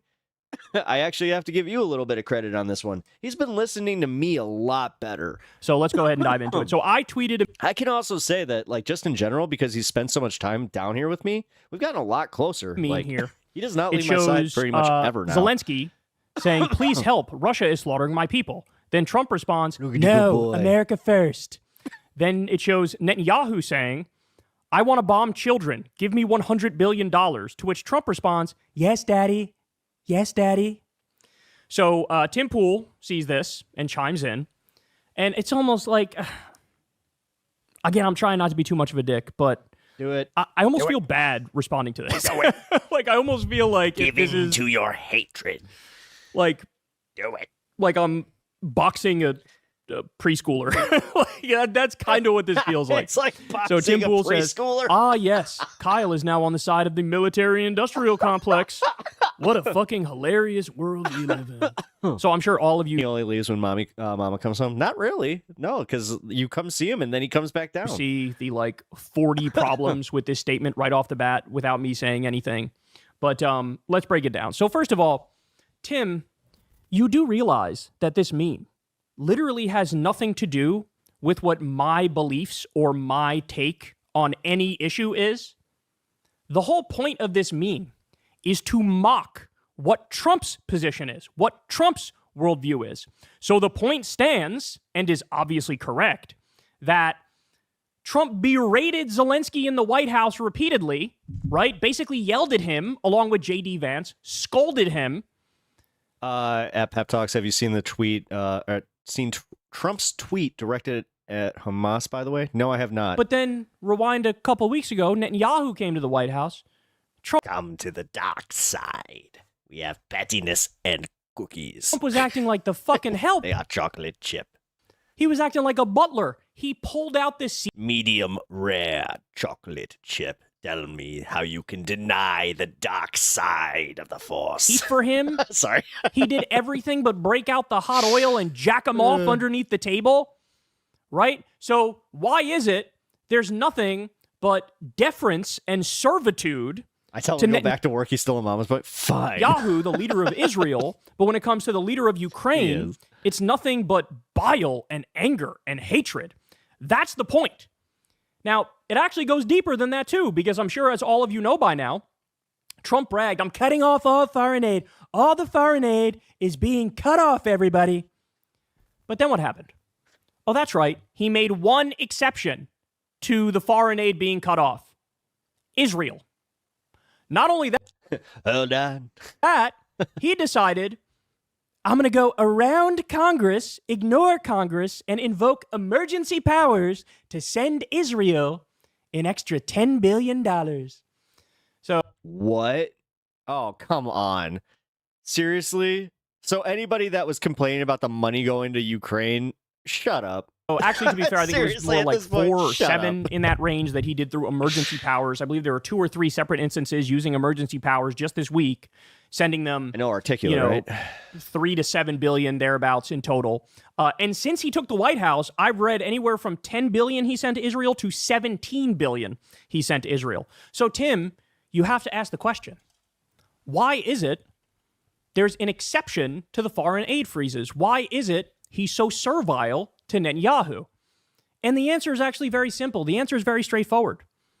Trump has taken over $230 million from pro-Israel interests. In the first term, he took $100 million on 2 separate occasions from Sheldon Adelson, big pro-Israel donor. Just this time around, this election, he took over $100 million from Miriam Adelson, Sheldon's wife, because Sheldon passed away. And there are strings attached to that, Tim. There is a quid pro quo attached to that. The whole point is, I'm going to give you this $100 million. You're going to allow Israel not only to finish the genocide and ethnic cleansing of Gaza and steal Gaza, but also you're going to let Israel annex the West Bank. And by the way, it's that pro-Israel money, which is the reason Trump took the posture he did in the first term with Israel. You know, why do you think they moved the embassy to Jerusalem? Because of that pro-Israel money. That's why Trump allowed that. Why do you think they did the Abraham Accords, which was literally nothing but a giant fuck you to the Palestinians, telling them you're going to be occupied forever and we're going to make peace around you, not with you? Why do you think he did that? Again, you know why he did that. Why do you think Trump allowed Israel to illegally annex the Golan Heights, which is Syrian territory? Why did Trump do that in the first term? Because he is swimming in Israel lobby money. That's why, Tim. He's corrupt. He's bought. And because he's bought, because he's corrupt, It's the anti-corrupt he's president. serving the military-industrial complex and the genocidal Zionist Israeli regime. So, spare me, dog. Spare me. I know you're trying to get your quick little, gotcha in there. But the other point is this, too. You think I'm pro-military-industrial complex? Tim, between me and you, who has spoken out more against Israel? Between me and you, which one of us Come on. spoke out You don't need to do the obvious one. in Come clear on. terms and said, hold on, man. Trump wants to take 50% of all of Ukraine's natural resources from now until forever. That is literally economic colonization. We're rolling the clock back to 1800 style imperialism and complete economic colonization. Which one of us spoke out against that? That's right, it was me. It was me. So, from where I'm sitting, between the two of us, only one of us is seemingly pro-military industrial complex, which brings me to my final point. Tim Pool is a supporter of Trump. Tim Pool is MAGA. Now, sometimes he'll play hide the ball, right? I've heard him do this oftentimes. At least he used to. I don't know if he still does, but he used to say, oh, who, me, bro? I'm like a liberal, bro. I'm like a liberal. I'm like left of center. But, I mean, fucking the liberals and the leftists and the Democrats have gone crazy, bro. All the wokeness and stuff, bro, they're crazy. So he says his politics are liberal, but then go look at his channel. 90% of his videos are shitting on liberals and leftists and Democrats. So that's one of the reasons I have a bone to pick with Tim Pool, is that he doesn't come as advertised, right? Just own it, bro. Just own it. If there's one thing I can't take, it's being weaselly. And the fact of the matter is, you say I am nominally a liberal, but effectively you're a right-winger and you're MAGA. And your audience is right-wing. And 90% of your content is right-wing. So, I'm just tired. We've seen this same old playbook. It's so stale. It's so boring. Russell Brand did the same bullshit. I'm a lefty, but oh my God, liberals and leftists and Democrats are wrong about everything, and Trump's right about everything. Jimmy Dore, I'm a lefty, but liberals and leftists and Democrats are wrong about everything, and Trump's right about everything. Like, how many examples do we have to see? Everybody is on to your trick, bro. It's played out. Yeah.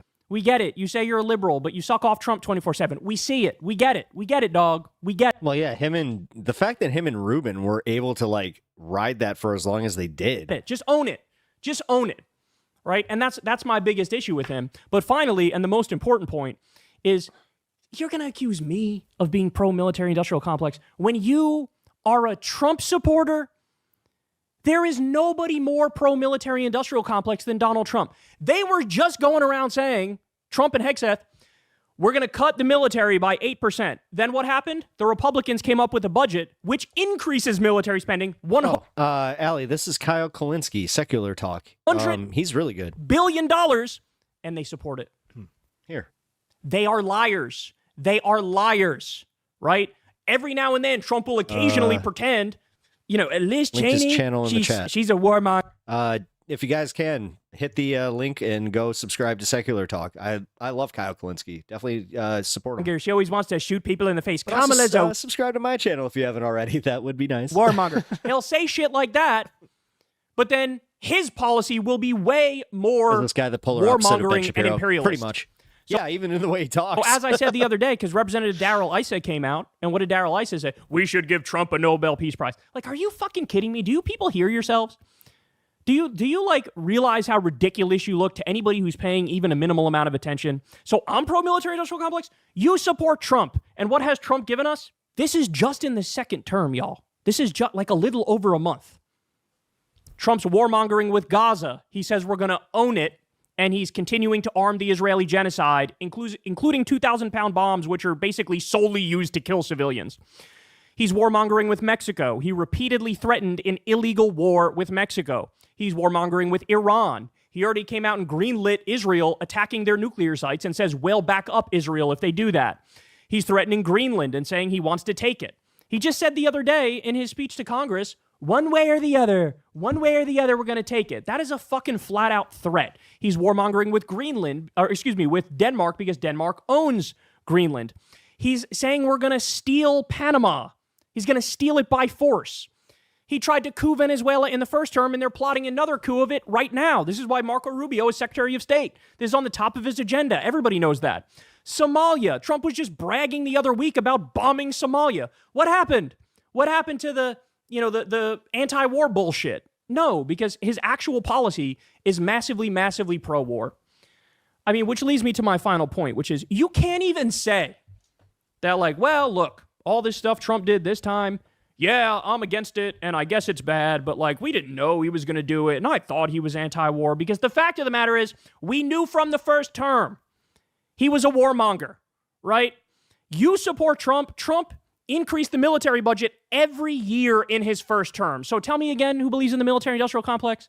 Tell me again, you support the guy who increased military spending every year, but somehow I support He's really good at practical call-outs, and I really appreciate that. Military-industrial complex.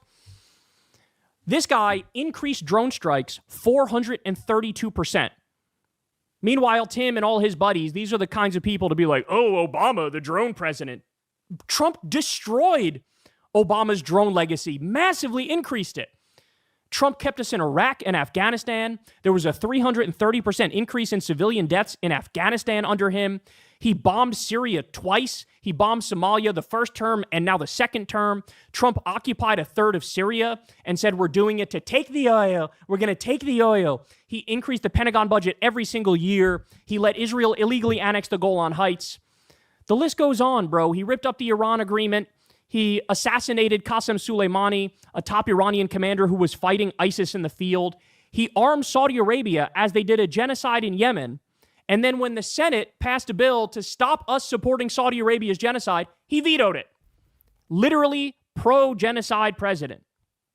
Having Pep to sift through all these faces is a gift. So, thank you. That actually means thank you. I mean, It's do I very need to nice. say any more? Like, there's that old saying, dude. You shouldn't throw stones if you live in a glass house. You are in the glassiest glass house of all time. I've never seen a more glassy glass house. Your show exists to coddle the nutsack of the guy who dropped the Moab on Afghanistan, the mother of all bombs. The mother of all I love bombs. the way he puts things. The guy who hired John Bolton and Mike Pompeo and Gina Haspel, all insane neocon warmongers. He had them in his first term run his foreign policy. Well, guess what? Now he's got Mike Waltz and Marco Rubio and other neocons running his foreign policy in the second term, so you can't act like he's gotten better. Trump's first military raid as president killed a young American girl. He pardoned Blackwater war criminals who assassinated innocent civilians in the Nisour Square massacre. He signed a pro-torture executive order. He said we should take out the families of terrorists. The families. Kill the families. Yep. That's what he said.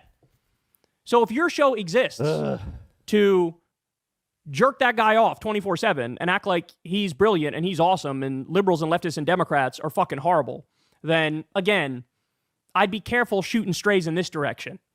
Because the difference is everybody knows I'm principled on this shit, and everybody knows I oftentimes risk losing my own audience when I tell everybody the truth about the Democrat warmongers. Yeah. I was on Joe Biden's ass over the constant arming and funding of the genocide in Israel. It's not that bad. I was on top of that because that's what a principled person does. don't watch They care more hollers. about the policy. They care you more like the about the the soft-spoken morality. guys. They care more I about see. the ideology. They care more about helping people than they care about party or partisanship. That's what I do. That's what we do here. You, not so much. Hey, y'all, do me a favor and like and subscribe. It helps out big. In the algorithm? It does. Ring the bell. Ring my bell. Yeah, come on. I ain't doing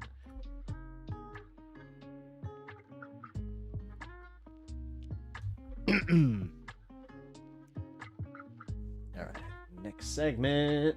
Where are we going? Where are we going? Where are we going?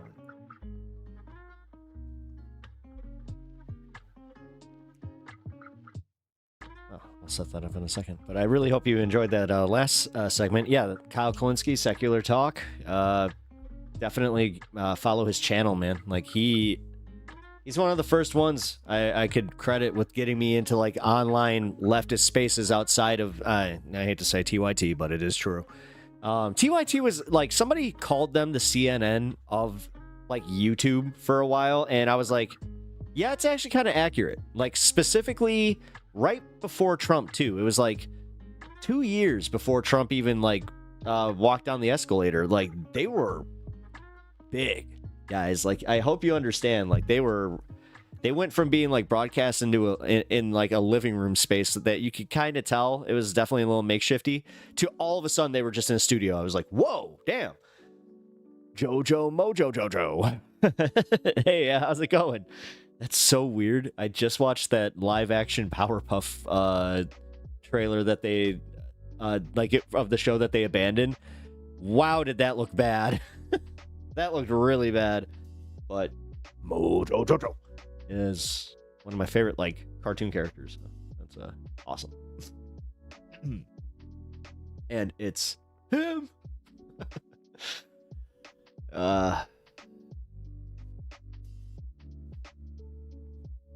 Dexter's Laboratory, Ed and Eddie. God, that was like the peak. Man, cartoon. That was it. It was the cartoon era.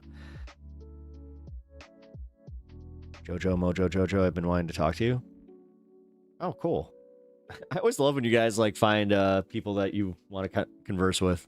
Of course, as long as it's not Dr. Unstoppable, because if you see him in other chats, don't be afraid to call him out.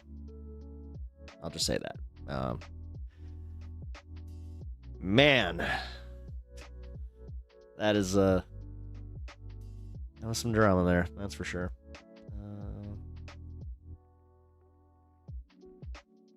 No, Didi, no. no, Didi, no. No. Best episode, omelette du fromage. Omelette du fromage. Omelette du fromage? Omelette du fromage! Omelette du fromage! If you guys do not know what I'm talking about, it's where, it's an episode of Dexter's Laboratory where he's trying to learn while he's sleeping, and it's on a record that gets stuck on one spot, so it keeps repeating omelette du fromage. So he wakes up the next day and it's like, it's all he can say. It's one of the best cartoon episodes ever made. It's even a real doctor. No shit. Yeah. No, that show is amazing. That show's incredible. Actually, here, you know what? You'll appreciate this. There's one Funko that I have that I am super proud of. Here it is. Boom. Like, come on.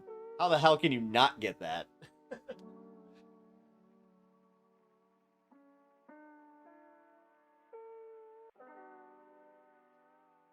I also got Quail Man.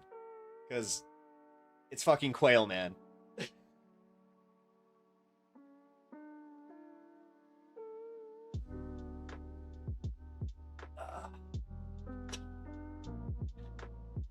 Mandark. Dude, I actually, it's crazy that we're talking about this because like today has been a very Dexter heavy day.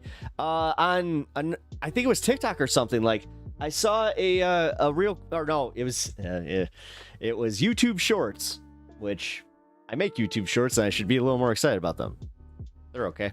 But yeah, it was a Comic-Con where it was the voice actor for Mandark, and it was the other guy who he was Dexter's dad. It was really, really funny. Like they did a little bit there. Also, if you haven't seen like the live action SpongeBob skit that they did, where they did it like they were all in costume, but they didn't animate it, but they did it in the voice of all of the characters, it's incredible. It's so good. You guys have to see it.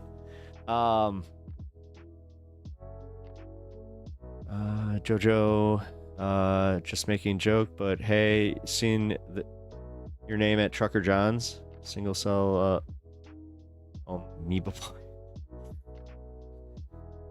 Oh, cool. I remember that episode where he slows down time and he needs to. Yeah. That's great.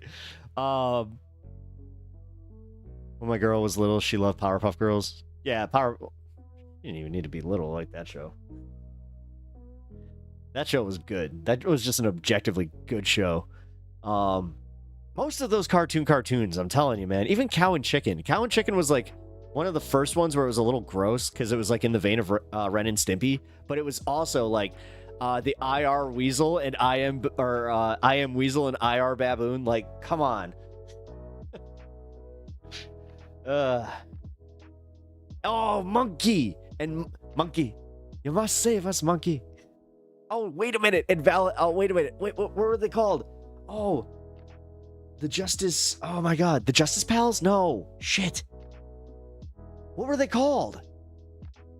With Major Glory and oh fuck, Kronk, Major Glory, Valhallen. Valhallen was great. Damn,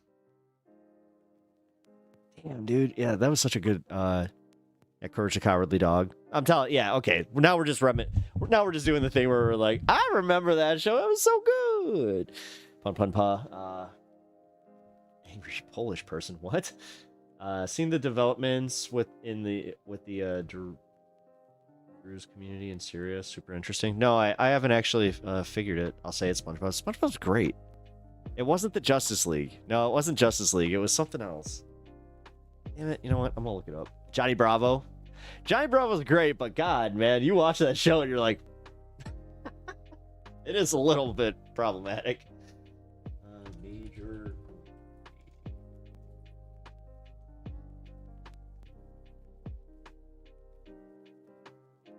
No, it's the Justice. It was literally Justice Friends. The Justice Friends with Major Glory.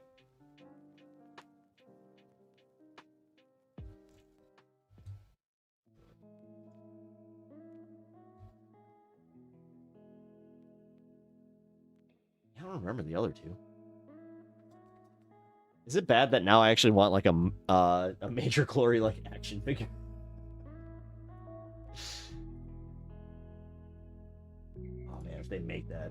BRB. Cool. Take your time. I miss cartoons. It's hard to miss cartoons when I never stopped watching them. Like, if I need to like dig out my DVDs, I have most of those on DVD. Like, it's one of the smartest things I ever did was spend all my money on DVD and Blu-ray media when I did, because man, there's like no physical. You can barely find this stuff anymore, and if you can, it's all way overpriced. Well, overpriced to me. But yeah, I still have the entire series like I haven't even unwrapped it yet. Is Invader Zim. because I watched it like over and over when they had it on rerun. So I was like, why would I open this when I can just watch it on Nickelodeon? Now more than ever, I'm so happy with. I live in a state where we make green legal. Nice. Yeah. Rocco's Modern Life. Rocco's Modern Life is good. I love the fact that the B-52s did that song, the opening song. Really good.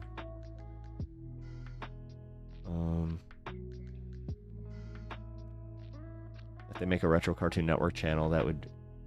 Honestly, they tried that for a minute, but yeah, no, they need to. They need to. If they do that online, oh my god, you're right. That would be my go-to. I would watch that all the time. Last Family Guy went there. Rocco, Doug. The first, yeah, the Nickelodeon episodes of Doug, but the first season of Doug is some of the best, like, written television. Like, I don't care, kids TV, regular TV, like, it's really good, man. One of the most underrated shows, too, because, like, the animation was done by, like, a few people, so it was a little choppy, but, man, that was good. Also, Billy West, man. Love Billy West. Oh, yeah, Rocco.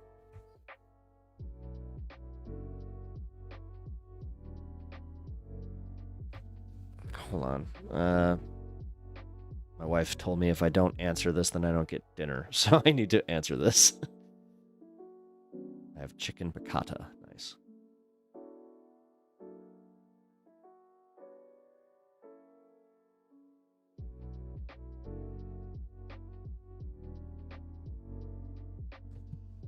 All right. Next segment. Let's do it. We got Cenk is selling Francesca out, and it's yeah, I didn't do clickbait with that one. And somebody's gonna be mad because they're just like, what about Trump? What about Trump? What was the Trump faux pas? It's not clickbait, guys. Like, there's an actual, like, it's a funny one too. It's just like, oh, he's starting to, like, he's either too tired, like he's finally at the back half, like he was just trying to get to his big speech, and then now he's kind of like, you know what, I really don't give a fuck, I'm really tired, I just kind of want to go sleepy deepy. Yo, Alva, how you doing? It is going really well, actually. I had a pretty good day today, and I've had a good stream. We took care of some business, and I feel good about it. I also, again, I just love my chat. You guys rule. Ooh, nice. Growing up, Pete and Pete. Yes, that's a great show. Rest in peace. Oh my god. I almost said Michelle Bachmann. No. Oh my god. Why can't, now all of a sudden I can't remember her. What's happening? You know who I'm talking about, right?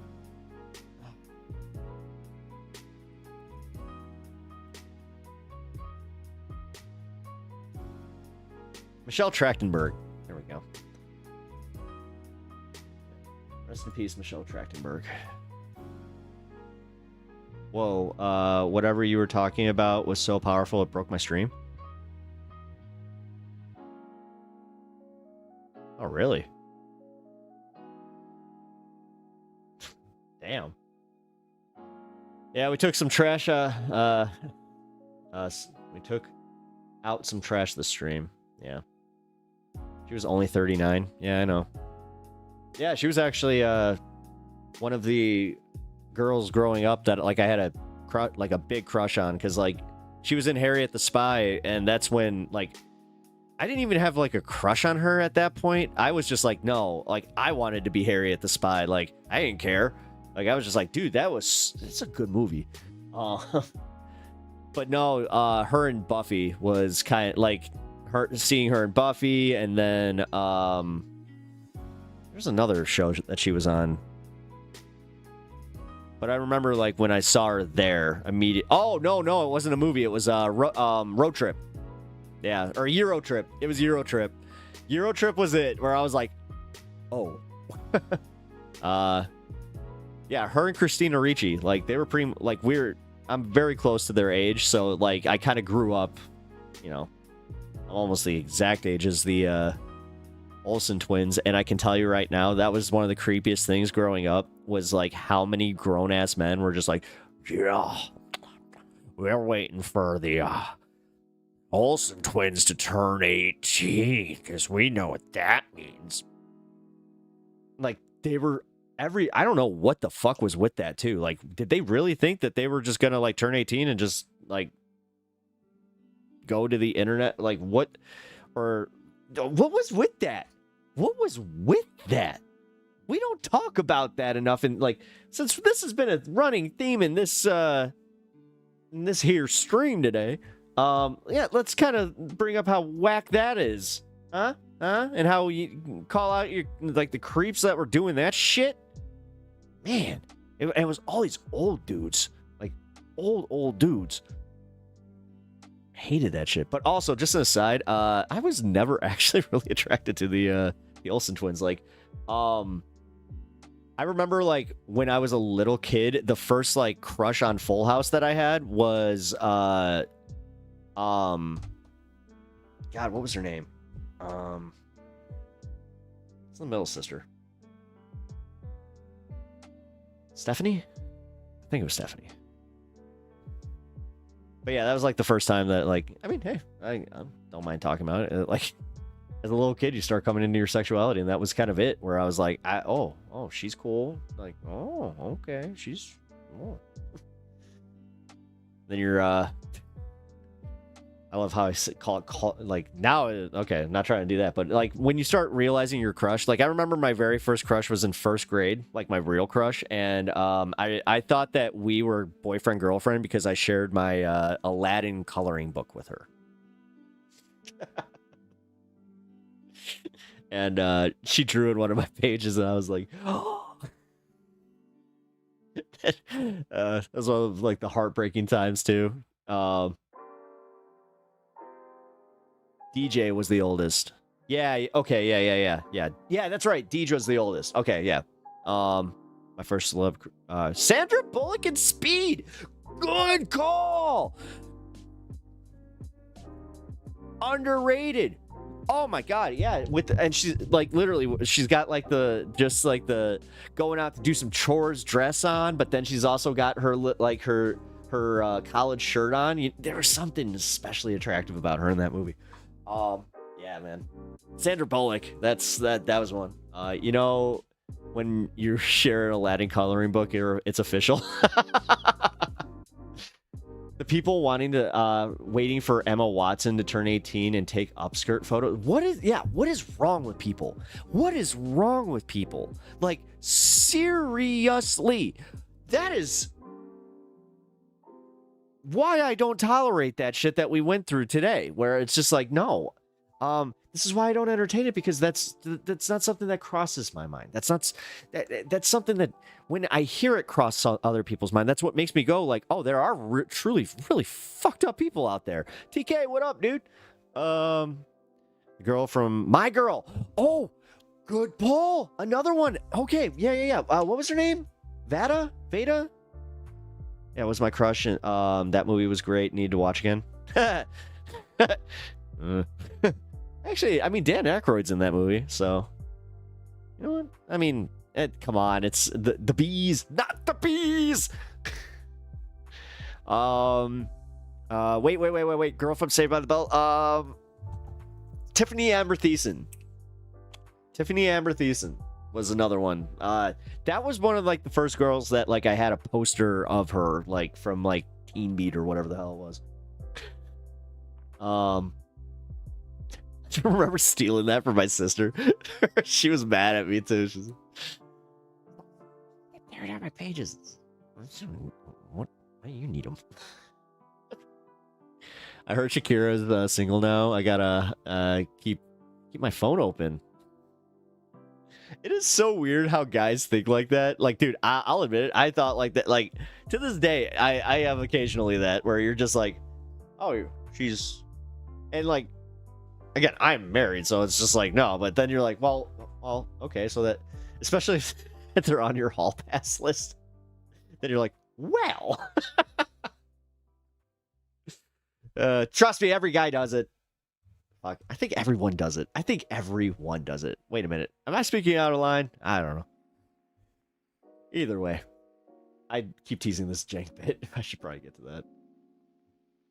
It may not be great. It was when I was 12. Well, that's what I mean, though. Like, TK, I'm not sure if you saw the start of this. That's what I was talking about. So, like, Michelle Trachtenberg was one of the girls that, like, was, like, I think she's, like, a year older than me. So, it was one of those situations where I was just like, oh, I like, I got a crush on her. And then it was the same with Christina Ricci. Casper. It was in Casper.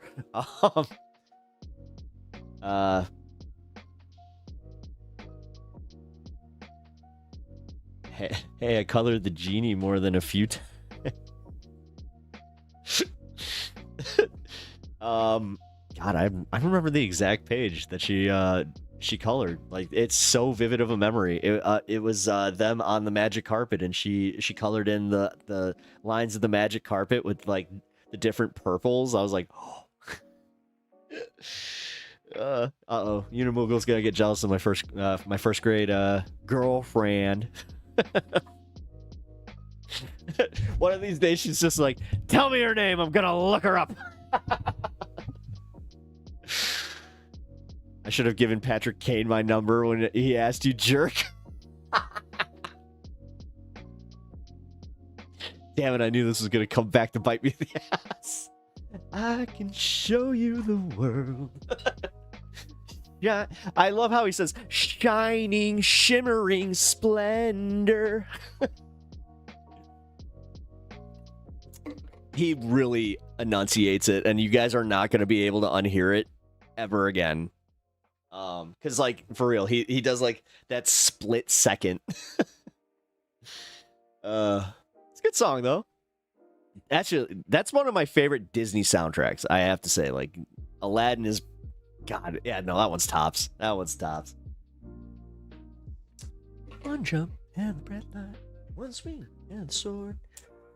I steal only what I can afford, which is everything. Meanwhile, we're all Aladdin now.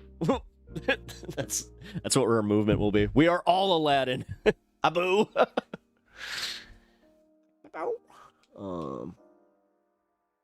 It was even better that he did ask in front of me. Yeah, Patrick Kane totally, like, we were at like this signing event, and he literally just in front of me just asked my I think she was actually my girlfriend at that time. Yeah, my now wife. Just steal everything. Wait a minute. I mean, the fact that that's in a Disney song, you can just be like, Disney said to do it. You know, Aladdin, come on. Bob Iger, go after him, not me. You guys still have that movie out there. It's almost like you left a blueprint. Just kidding. Alrighty. Let's do the, I know, Jank. Jank calling out Francesca. No, we were married. I had the ring on. Oh, it was that much more egregious. Oh, Patrick Kane. Had to go and become one of the top American scorers of all time, so now I cannot help but just go, I respect that. This was a piece where Piers Morgan played a video. This is a piece where Piers Morgan played a video, yes. And that I want to make sure that I start this at the right time. Here we go. This was a piece where Piers Morgan played a video of a trans athlete in high school being booed after coming in first. Being booed. A trans high school student being booed.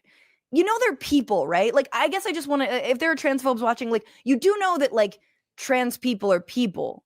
Like they have feelings. They are bullied. They bleed. They feel bad about themselves. They strive. They train. You know, they're like, I just wanted to make sure we're like, we know they're people. Now, Piers Morgan, The audacity it's like, of I have men. a daughter who's about the same age. She's in high school. And if she were trans, Bloodstone, it was wild. I do remember because like he had just signed my my jersey for me, and I like I turn around and he's discussing, and like she did get a picture too. That was funny. And yeah, that was the most cucked I've probably ever felt. and came in first, I would want them to boo her. That's Yeah, the sure, kind I'll of take a fucking picture. brainworms we're Click. talking about. And speaking of HHS, literal brainworms. This is the kind of like Yeah, pathology. that was wild though, because as we're walking away, she's like, "He just asked for my number." I was like, "What?" And like I had that moment. I'm like, "Do I fight Patrick Kane?" Is if my kid were trans, I No, would you want don't. them That's to the be answer. You don't. booed for having the audacity to excel in any sport. Okay? So that's after this happens. Now, Piers Morgan has come equipped with a list of athletes, famous male athletes, that he wants to ask me, the resident lib, whether or not if they transitioned, which was very important to say, that I would allow them to play in whatever sport. And he thinks he's got a gotcha. Now, here's the problem. This is a bullshit premise. This is a bad faith premise. When he's coming with his list of who I would or wouldn't, what am I supposed to do as someone who thinks that, sure, if Messi tomorrow put on a skirt and said, I'm a woman, simply as like, let's say he did it as an anti-trans gag, right? Or not, or maybe whatever. Would I be like, nah, I don't know about that. Have you done hormones? Have you been on hormones for like 3 to 6 months? What are the regulations of U.S. women's soccer? Is there any kind of bar or testing, whatever it is, right? That's not the answer you should give. You shouldn't give an answer like, well, I mean, if Messi, who I guess does kind of have some feminine characteristics, were to, do an estrogen regimen for, 6 to 12 months, then I would definitely be okay with them, with her, I guess at this point, playing for U.S. women's soccer. Like that would be okay with me. That's not the answer. But if Hussein, Here's the one that's not talked about enough. How about like if they already they were already shit at sports, like they already had like the worst stats, like would they have the same problem if all of a sudden they transition? Bolt were to do it, I mean, And I'm talking like, the guy that lost in gym class in co-ed sports. probably wouldn't allow him to do it, or like Michael Phelps shouldn't be allowed Again, I'm actually asking this. to swim in women's swimming because his ankles go back. Our high school baseball team had a girl on the team. She was the MVP. She earned it. No one said anything. I was against it because she was the star softball pitcher that took us to state every year. Wait, you were against it? In the opposite direction. So I guess I would. I mean, I've said this numerous times, but dude, I've played on mostly co-ed hockey teams, and like where they weren't necessarily where they weren't co-ed, they were technically in co-ed leagues. So say like it's one of those things that I've yes to Messi, no to Usain Bolt. And the reason that is because my school didn't have its own hockey team, so I did have to play with the city. Probably also no. Like, that's not the answer you should give. Or Park District. This is a right-winger who is a raging transphobe who thinks that trans women in women's sports is bigger than a $4.5 trillion tax break going to the ultra wealthy, while if you were in the lowest income bracket in the United States, your taxes will be going up thanks to Republicans. He thinks that trans athletes are a bigger threat to women than Andrew Tate and his fucking brother coming back stateside, right? And I know Piers Morgan himself doesn't like Andrew Tate, but he has him on for the clicks. Nah, man, this is a whole straw man debate. So my thing is, fuck your straw man. Okay, yeah, absolutely. I support someone's transition. If you want to transition, I support you. Okay? Like, I'm not saying you're a good person, right? We all know Caitlyn Jenner. I'm not saying you might be a good person. And by the way, I don't believe in dead naming Caitlyn, even though I don't like her politics. I wouldn't go that far when it comes to punching down on evil people, speaking of making fun of RFK Jr. So this is what he asked me, and so this is what I said. Because exactly, it's a fucking red herring. So I'm not going to be there and be like, well, I don't know about that. I'm saying yes. He wants a yes or no answer, right? I'm saying yes. Anything else looks like you're capitulating.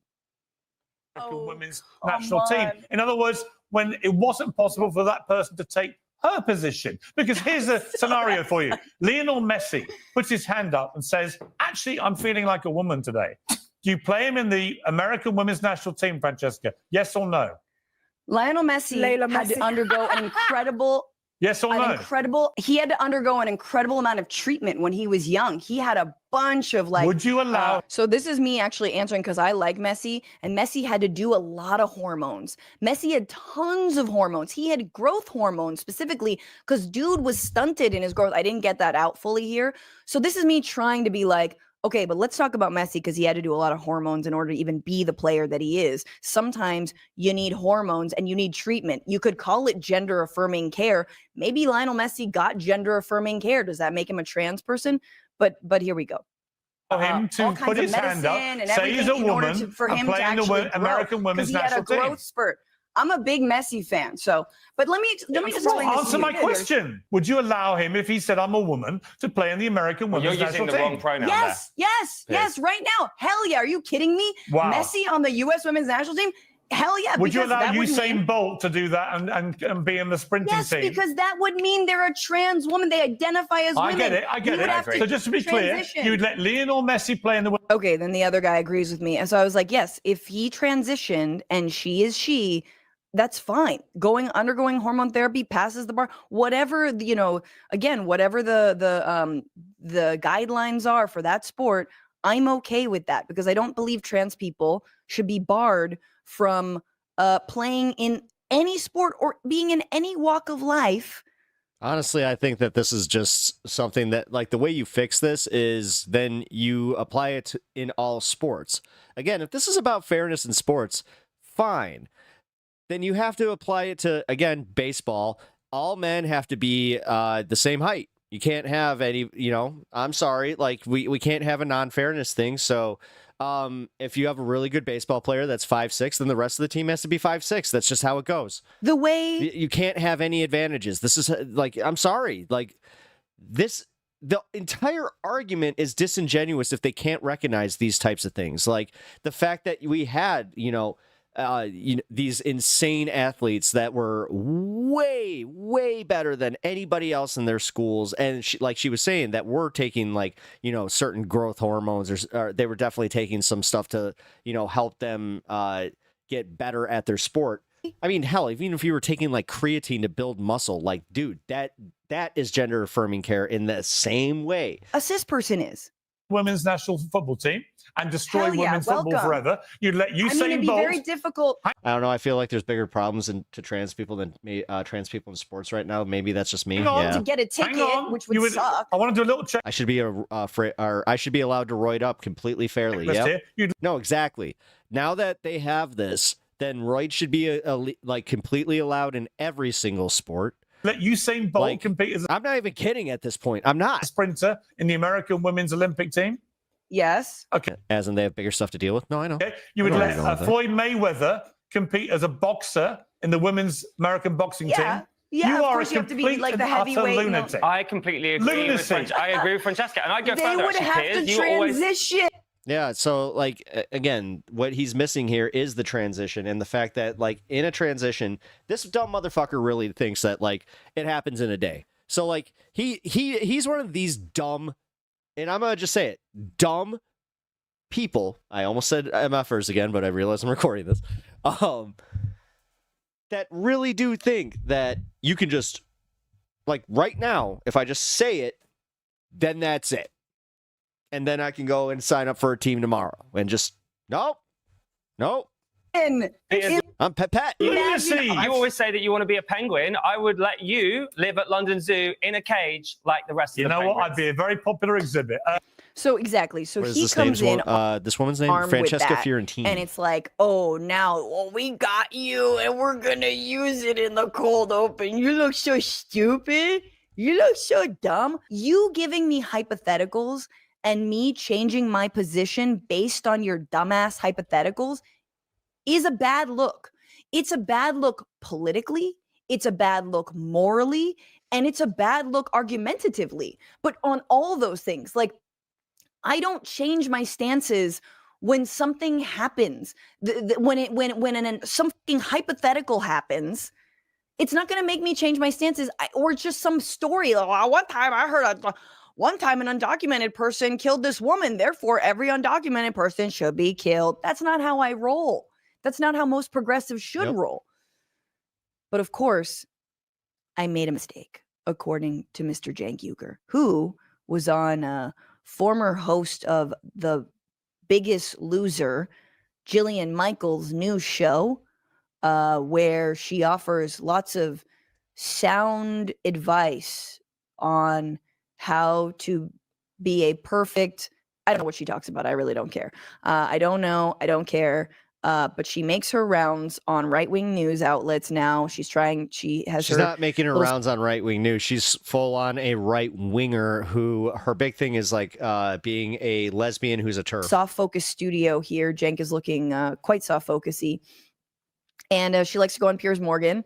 And about a few days ago, I think it was Friday, had a fun little moment with Sam Cedar where she basically laughed in his face that there were people who were dying because of USAID cuts. And there are people who are dying because of USAID cuts. But that's okay, because they're from brown countries. Nobody cares about them. So this was Cenk, and my man talked about me. He talked about me. He invoked my name. One of our hosts. First of all, I've never been a full-time host. So once again, one of our mercenaries. But let me just caveat this by saying, don't ever speak for me. Anna. Don't ever Perfect timing. Use me. We are not the same. We've proven this many times over. We are not the same. We don't come from the same cloth. And so I would like you to don't claim you sort of like, well, one of our hosts. There's no hour.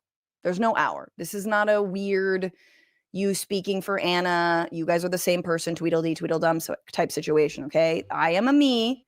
You can call me by my name. My name is Francesca. So some on the left, one of our hosts, Piers Morgan, asked her, so are you okay with Leo Messi playing in women's sports? And by the way, he said in the most extreme way, if he declared himself a woman tomorrow, even without hormone therapy or anything. Doesn't work. First of all, that's not what happened. You guys just saw what happened, right? He said, if Lionel Messi tomorrow, he didn't say without hormone therapy. I said, if he transitioned. Caveat, if he transitioned, yes. I'm telling you, I could give you 19 different studies that show it's not effective. So first of all, my opinion is, are you nuts? Like if you put Messi in, he'd score 20 goals a game. If you put LeBron in the WNBA, with or without hormones, he'd score 200 points. With that,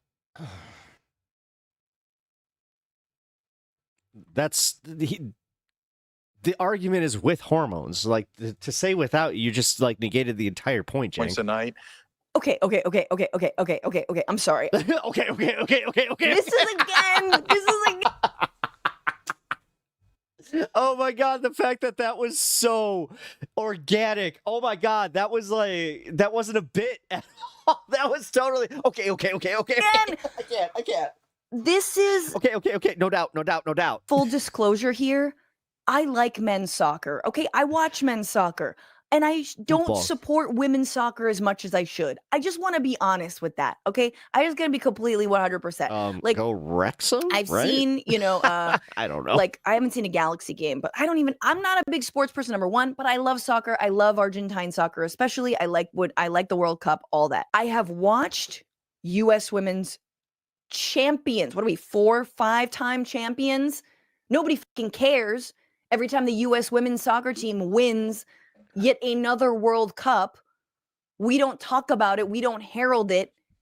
We judge them because they did something against Trump, or they knelt for the national anthem. That's the only time we talk about women's sports. Or because we want to make Caitlin Clark some sort of, white damsel in distress against a bunch of black, WNBA players. That's the only time we talk about women's sports, is when we're trying to be low-key racist or sexist about it. But the idea that Lionel Messi would score 20 points, 20 goals if he played in the U.S. women's team, like a friendly, is bullshit. I'm sorry. Like, do you know how many points are scored in soccer generally? Do you understand how they work? Like, I'm not saying you wouldn't do well. I could see him getting like 6 off. 20? I don't know, man. Listen, as a goalie who's been lit up by a ringer in a league that he had no business being in. But this is like so stupid. Like, who do you think? This has nothing to do with freaking gender. This has everything to do with skill level. Like, again, we're not talking about the fact that there are just people who are so much better. This is the reason that we have divided leagues, even in high school, varsity, and fucking whatever the other ones. I forgot. I wasn't really big at sports in high school. Outside of, you know, my hockey team, which again, we didn't call it JV and varsity. We didn't call it that. The women's we called it, you know, between the ages. Team R. Do you think like female athletes just aren't good athletes? That's what I was just saying, Illyria, before you came back here. I literally said base it on like the actual hormone level. Like, they take your blood, and then they're like, oh, okay, well, you have at this level, but then you have to create different sub leagues, because again, like I said, then you have to be real fair, since this is about fairness in sports. Because Lionel Messi, what is he, 5'6"? But he's better than most soccer players. So all soccer players have to be 5'6", so they cannot be bigger than Lionel Messi. Because I'm starting to feel like you think gotta keep it fair, right? Female athletes aren't good then we gotta keep them all on the same hormone level as Lionel Messi. Athletes. Okay, and you can Minor league. And I've read the studies. They always say, "Oh, there's studies," and they never read them. Then they got to the absurdity of Floyd Mayweather going into women's boxing if he declares himself a woman. Do not say yes to that. Do not say yes to that, because they're going to hurt someone. And when they do, you're going to lose the country even more. 100%. Then you're not protecting trans rights. You're walking them backwards. Oh my God. Oh my God. So imagine, guys, if I had said, yes, I think Messi should transition. And I think that, Usain Bolt could transition and play in women's sprinting. But I don't think Floyd Mayweather. And I was honest about that. I've said before that I should have said the joke, Floyd Mayweather shouldn't transition because he's hit enough women in his life. And that was a total missed opportunity. But if I was like, yeah, no, you're right. No, you're right. Yeah, not Floyd Mayweather. I mean, okay, but just not in boxing. Like every other sport, but like not boxing. Because like women are like fragile and stuff, and like they can't do that. What would it look like as someone who believes women are absolutely capable of boxing? What would it look like as someone who absolutely follow Zachary Gortis absolutely believes trans people should play in sports? Appreciate the follow. What would it look like argumentatively to say 3 out of the 4 examples you are bad faith lobbing at me, I think could play as a trans woman, but this 4th one shouldn't? Cenk thinks I should have not said that. Like, that's so fucking dumb. On every level, that's dumb. It's morally wrong. It's argumentatively wrong. It's politically wrong. And we're talking about a hypothetical. And this is the problem, is like, there are people, and I think like John Idarola, our good buddy, is one of them, who we argue this, and I don't take this tack. We argue this tack on, hey, you're using a hypothetical for a population that is about, 0.3% trans athletes, right? We're talking about less than a percentage point. Why are you distracting us with these issues? Why are you throwing up these hypotheticals? This is all meant as a massive distraction and as a way to dehumanize, a population. Like that's a fine way to take it. But where I take it is, nah, man, I stand with trans people being able to play in sports. I see that you're doing a bad faith hypothetical, but I also stand with them. Even if you weren't doing a bad faith hypothetical, I would still stand with them. Do you know what I mean? It's a 2 different tacks here. So, but Cenk thinks that no, we gotta give them a win, because then they're gonna stop coming. If I say that trans women shouldn't participate in collegiate or higher level, hormones is not enough. There are still many advantages. I mean, basketball, for example, there are not many 6-foot women. Yep. Level of sport. That's why every high school, like, the one girl that's going to just dominate, like, in basketball, while the rest of them they're going to stop flounder there. They didn't. They just didn't. Trump's executive order applies to I speak from experience. We actually had that happen. all people. When we're talking children included, we're talking about high schools, we're talking about elementary schools. This is all people. These are the athletic bans that are coming down in red states across this country. They are for all. Specifically, they're focused on children. So Cenk's line up until this point has been, no, it's at the collegiate level and above. I think once you get to the college level and above, that's when it's bad. So he would be on board with what the NCAA said recently. But you're so dumb. You're so dumb. I don't even know how to explain this to you anymore. Unless, this is the other option, unless you also are a transphobe. Dang. You know what I'm saying? Unless you also are kind of a misogynist.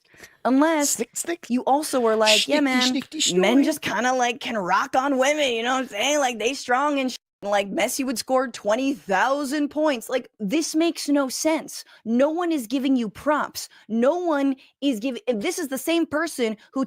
Yo, can we just do another funny theoretical? Lionel Messi playing against a high school like men's or even a collegiate team. Told me that as long as they're deporting the just him criminal undocumenteds, that's all hunky dory. Laughed in my face about there ever being any kind of detention camps. Hello, Guantanamo. Capitulates to the right-wing framing that Venezuelan gangs from Tren de Aragua are taking over everywhere and we've got to get rid of them. Meanwhile, they're innocent Venezuelans being held in Guantanamo right now. What has it got you? What did it get you? When you go and fucking share a stage with Dr. fucking Phil, what did it get you? Nothing. You know why? Because you look like a bitch. You know what I'm saying? You look like a bitch. That's what that's just what it comes down to. You don't look like a fighter. Oh my God, she just lit the bridge. She just went, you know what? That thing's been soaked in gasoline for a long time. You don't look smart. You went for it. You look like a bitch. That's just the reality. Baby I've tried to tell it to you nicely. Bitch. I've tried to tell it to you cordially. I've tried to tell it to you on your show, on my show, on every show. And so either you are identifying doesn't. I think you're missing the argument there, Zach. Bitch, or B, you don't actually. In high school, a guy that was 6'11", he could not dunk. He said he could, but hurt his hand. I'm 5'7" and could with a woman's ball. You actually agree with the right. And I'm starting to think, in fact, I do think it's the latter. And again. Wait, what? Women's ball? Women's basketballs aren't they're the same size. It's okay to be a centrist. It's okay. Right? Softballs were the bigger ones, and right? This is the final point on all this. The final point on this is something that Anat Shanker-Osorio said. Until these people realize nobody chooses to be trans, they will keep denying it. Yesterday. Yeah. I had her on my show explicitly because after this election, I think a lot of us have been racked with this idea, it's like, and we've been told it's the woke left and that's the problem. And they just wanted so much and they're so mean on Twitter to me specifically in my mentions, right? And something that Anat said, let me read it to y'all. The job of a good message isn't to say what's popular. It's to make popular what we need said.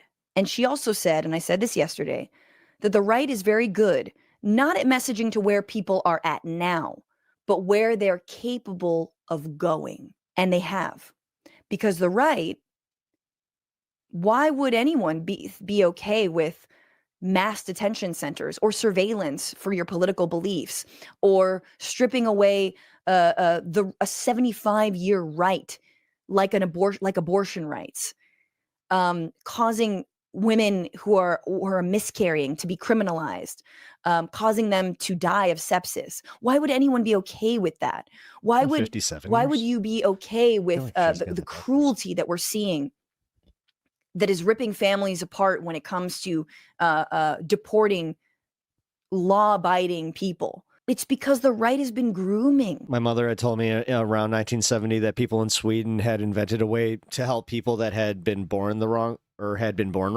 Why would we be okay with a felony president who is now above the law, capturing all of the federal? They actually think someone would be trans to win sports. Yes, in their minds, they actually think that this is a real thing where a guy decides arbitrarily that he's like, you know what? I'm not good at this.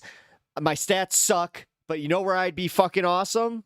In women's sports. You know what? Screw it. Federal government's whatever wealth it had left, destabilizing Social Security and giving it to the richest man in the world. Randy just needs to say F you, Jenk, and be gone. She's not on TYT anymore, Jeff. I think we've covered this. She's been off of TYT since, God, like a few months now. World, why would we be like we covered the dissolution? Like her contract went up. I think it was the end of January. Okay with that. So yeah, she's gone. She is by herself. The Bituation Room is her show. This is all independent. She is not on TYT anymore.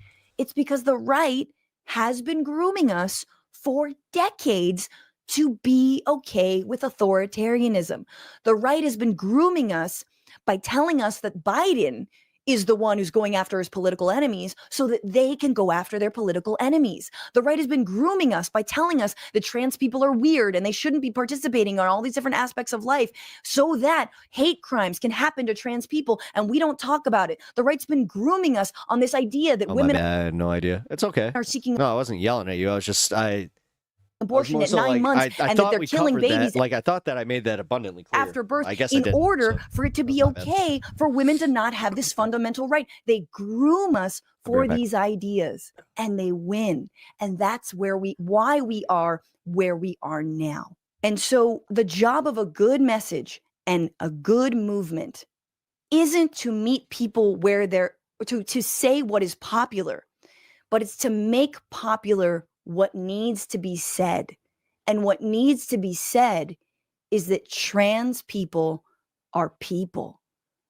They're just people.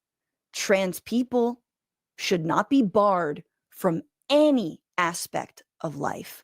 Why? Because they're people. That's it. That's what needs to be said.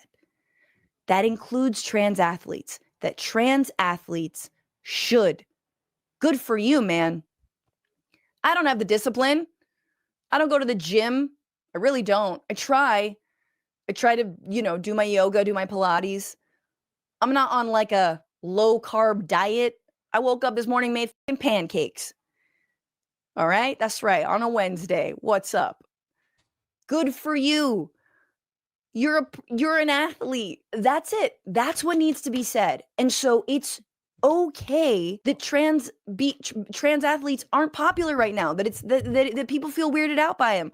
But it's the job of progressives and the left to make popular the idea that trans people are just people. It's our job to make popular the idea of universal health care, single payer, the government pays for it. It's our job to make popular the idea that renewable energy is free. It comes from the sun, it comes from the wind, and we can save money by investing in it. It's our job to make popular the idea that everyone should belong to a union because your bosses don't love you. Your work will never love you back. Nope. That is our job. And yet unionization in this country is at an all-time low. So if unionization is at an all-time low, right? It's meaning it's not popular, or according to the mind melt of a centrist like Cenk, why should I advocate for union rights? Although TBD on where he stands on all that. We have to actually stand for something, unless you don't. And if you don't, then get out of the game, man. Yep. What's going on, Fran Tifa? If you haven't already. Wow. Seeing her with that haircut now, it is like, holy shit. I don't remember when she, Jeez. It's so weird, the passage of time in streaming where you're like, I can literally kind of just be like, that was in 2023.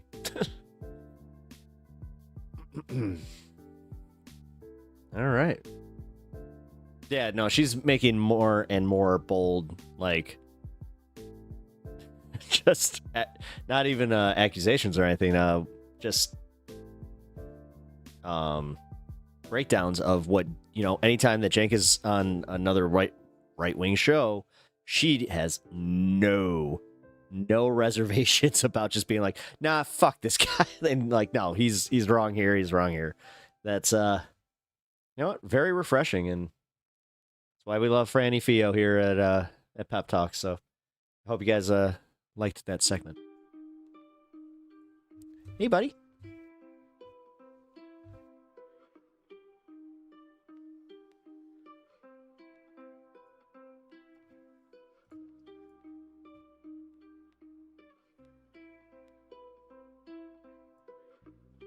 Whether you're remodeling your home or shopping for your family, experts say consumers will pay the price for tariffs. That's concerning for many local residents who are still struggling to make ends meet. Stephen Florino has more. Central Union Church. Actually, I don't know why, but I like that.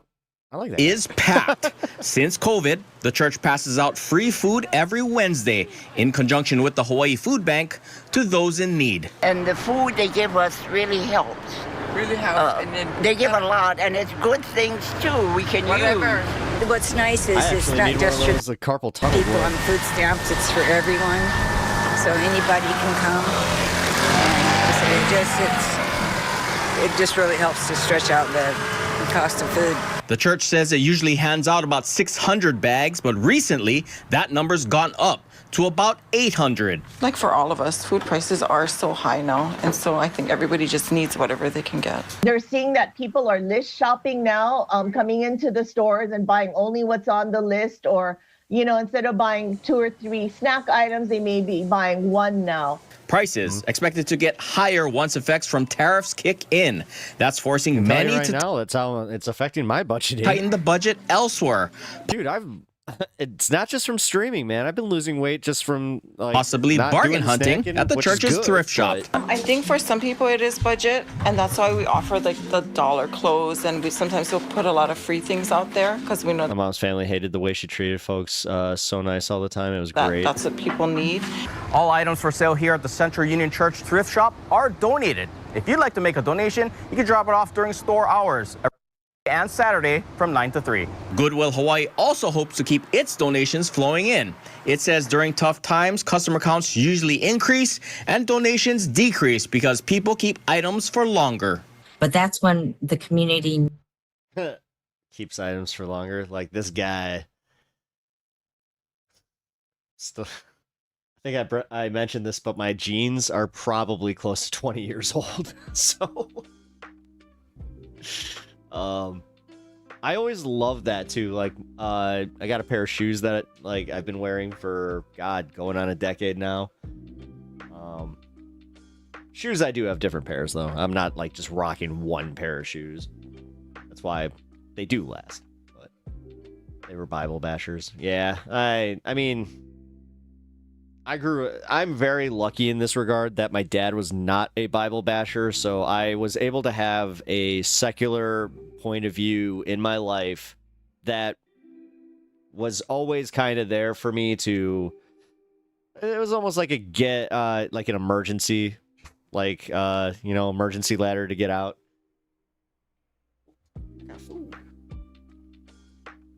Here's your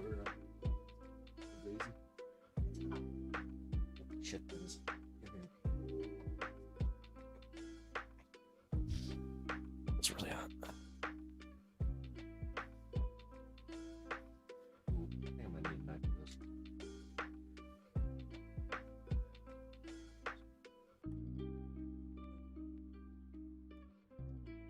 Is it that hot? Holy fuck, yeah. Just wanted a piece of broccoli, guys. That's it. Oh my god.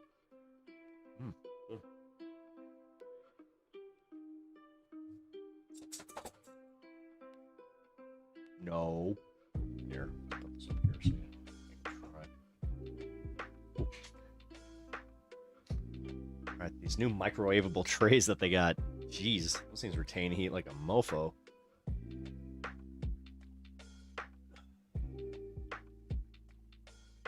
Ow.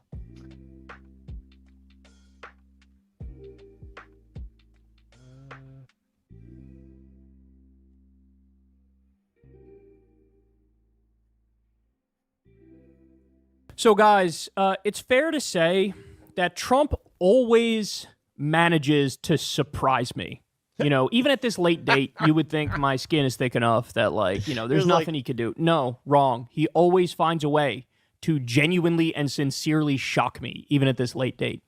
So, look, when it comes to his corruption, you guys know the endless stories. You guys know, for example, he took tens of millions, maybe even hundreds of millions, we don't know the exact number, of dollars from Saudi Arabia for the Live Golf events. He has those events at his courses, I should say.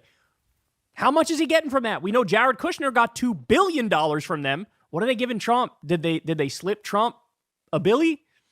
Right? So massively corrupt. Saudi Arabia is going to get whatever the hell they want from him, right? He took $100 million from Miriam Adelson and $200 million from Sheldon Adelson and did their bidding vis-a-vis Israel. He didn't divest from his businesses at all in the first term, even though he said he would, which means there was all sorts of pay-to-play going on and all sorts of billionaires and foreign governments sending him money through his businesses. Actually, Pep, when guys began in 1960s to look like you do now, they were called long hairs. My mom fed you guys at the front door anytime we asked. Oh, nice. He's not even pretending this time to divest from his businesses. There's not even a kabuki theater show he's putting on. Trump made... This is almost a rebellion because my school, we weren't allowed, men were not allowed to have hair even get to their shoulders. That it had to be like bottom neck length. $160 million from foreign countries as president the first time. He was selling NFTs and has a crypto exchange and trading cards and selling watches for $100,000. Like, the list goes on, man. The list goes on of all the stuff. But I think since he feels so Teflon at this point and like he got away with the 91 crimes, now he's raised it even another level. Look at this from Wired. People are paying millions to dine with Donald Trump at Mar-a-Lago. Business leaders are paying as much as $5 million to meet one-on-one with the president at his Florida compound, sources tell Wired, while others are paying $1 million apiece to dine with him in a group setting. Is there anybody in the world? There's a good chance, if you were in California where you are now, there's a good chance that you could have actually run into my father-in-law. World that doesn't understand exactly what this is. Is there anybody in the world that doesn't get it? I would say no. Unimoogle, where were your parents were in Santa Monica, right? I would say when you tell people that everybody understands what it is. Was it Santa Now, Monica look, or Santa Barbara? you can imagine a scenario that takes off the hard edges here, right? Where it's like, well, it's his first term. He's going to run again in his second term. He's doing this to raise for his campaign, right? But you can't raise this much at a single time for your campaign. But you get the point. There's ways where you could craft this where, if the situation was slightly different, it actually wouldn't be as big of a red flag, right? San Diego. But he's not running again. He can't run again. And it's $5 million a pop for a one-on-one meeting with a business leader and $1 million in a dinner group. Yeah, one of my favorite stories about them is like they were beach bums for a while. They were in Huntington Beach. There we go. This government is directly run these days by massive multinational corporations, Wall Street CEOs, robber barons. I mean, there's no way around it. This is why you're going to get the massive tax cuts for the rich and corporations again. This is why you're going to see corporate welfare and subsidies out the wazoo for various businesses. Anybody who gives this man $5 million to meet with him one-on-one, they will be able to loot the treasury. They will be able to get in on the insider information that we've talked about, just like when Trump launched the crypto reserve and somebody bet 50 million or 200 million and made a quadrillion fucking dollars because somebody had the insider information and knew which coins were about to blow up. All of these people who are paying Trump 5 million, paying Trump 1 million, they are all trying to set up on Discord but no mobile phone. Going to be getting insider information, massively corrupt deals, and this is all at the same time that his government is slashing Medicaid, slashing Social Security, screwing over regular people, slashing the food stamp program. I mean, this is... I mean, it is. It's oligarchy, right? It's oligarchy. It's kleptocracy. And it's now like the veneer is no longer there. All right? You can't even make the argument anymore of like, well, maybe it's not. And democratically, it's still kind of working. It's like, if you allow this, you are simply saying corruption is legal. Bribery is legal, right? And whatever meager rules remain are fucking useless. They're useless. Guys, I've given this example 1,000 times, but Jimmy Carter had to sell his peanut farm because there were concerns, hey, if he owns the peanut farm, you know, somebody could funnel in money through there. Then he's beholden to the person funneling in money. The Biden crime family. I mean, it's like, the total Biden crime family, they're so corrupt. Did you know how corrupt they are? It's laughable. The peanut farm thing is laughable. Looking at this... So we have we've crashed out as a country, bro. Yeah, we have crashed out as a country. And I forget exactly what they said, but there was some sort of spin they tried to put on it, right? As if, bro, no, it's totally fine, bro. Like, they tried to do that, but there's just like, there's really nothing you could do. You can't put enough lipstick on this pig. Nope. You cannot put enough lipstick on this pig. It is way too obvious. It's way too overt. It's way too in your face. Like, it doesn't get any more clear than this. So, I mean, it's just, and the thing that shocks me every day is like he still has the nerve to bother calling other people corrupt. I crashed out. Hey, it's okay. To go out, whoever it may be, to go after Biden, to go after Hunter Biden, to go after fucking Hillary or what. Like, you blow them out of the water, dog. Like, what they do is child's play next to you. So... don't worry, guys. I'm sure they're going to be all over this on Fox News and in conservative media. Shit. Oh, they're going to be all over it on CNN and MSNBC, right? Wrong. Again, this will be like, shout out to Wired. Great of them to do this piece. But like, this is the only place you're going to fucking hear about it. It's like here and there. And that's it. Pigs get too much shade. Hell yeah, they do. And that's a shame. Because in a world that made sense, like, all of these things would be massive multi-day stories, huge breaking news stories that gets the whole country talking about it. But instead, he's given us scandal fatigue, controversy fatigue. That's what Trump's done. I had my first successful stream today. Congratulations, Squish. Hell yeah. And so now he throws 100 things at you every day that are insane. So you have to focus on just like one or two of them.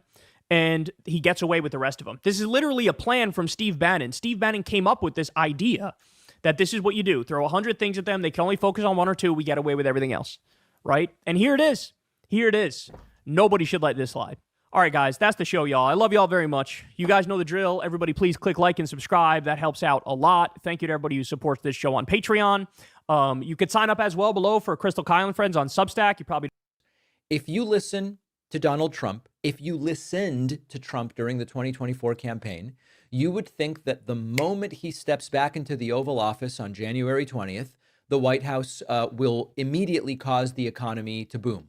Gas prices would instantly go down. Inflation would be magically gone. Egg prices would go down. Jobs would be the best numbers in history. That is the fantasy that Trump tried to sell us and succeeded in selling to his supporters during the campaign. They ate it up like it was being ladle-fed to them. But now reality is setting in. Ladle-fed.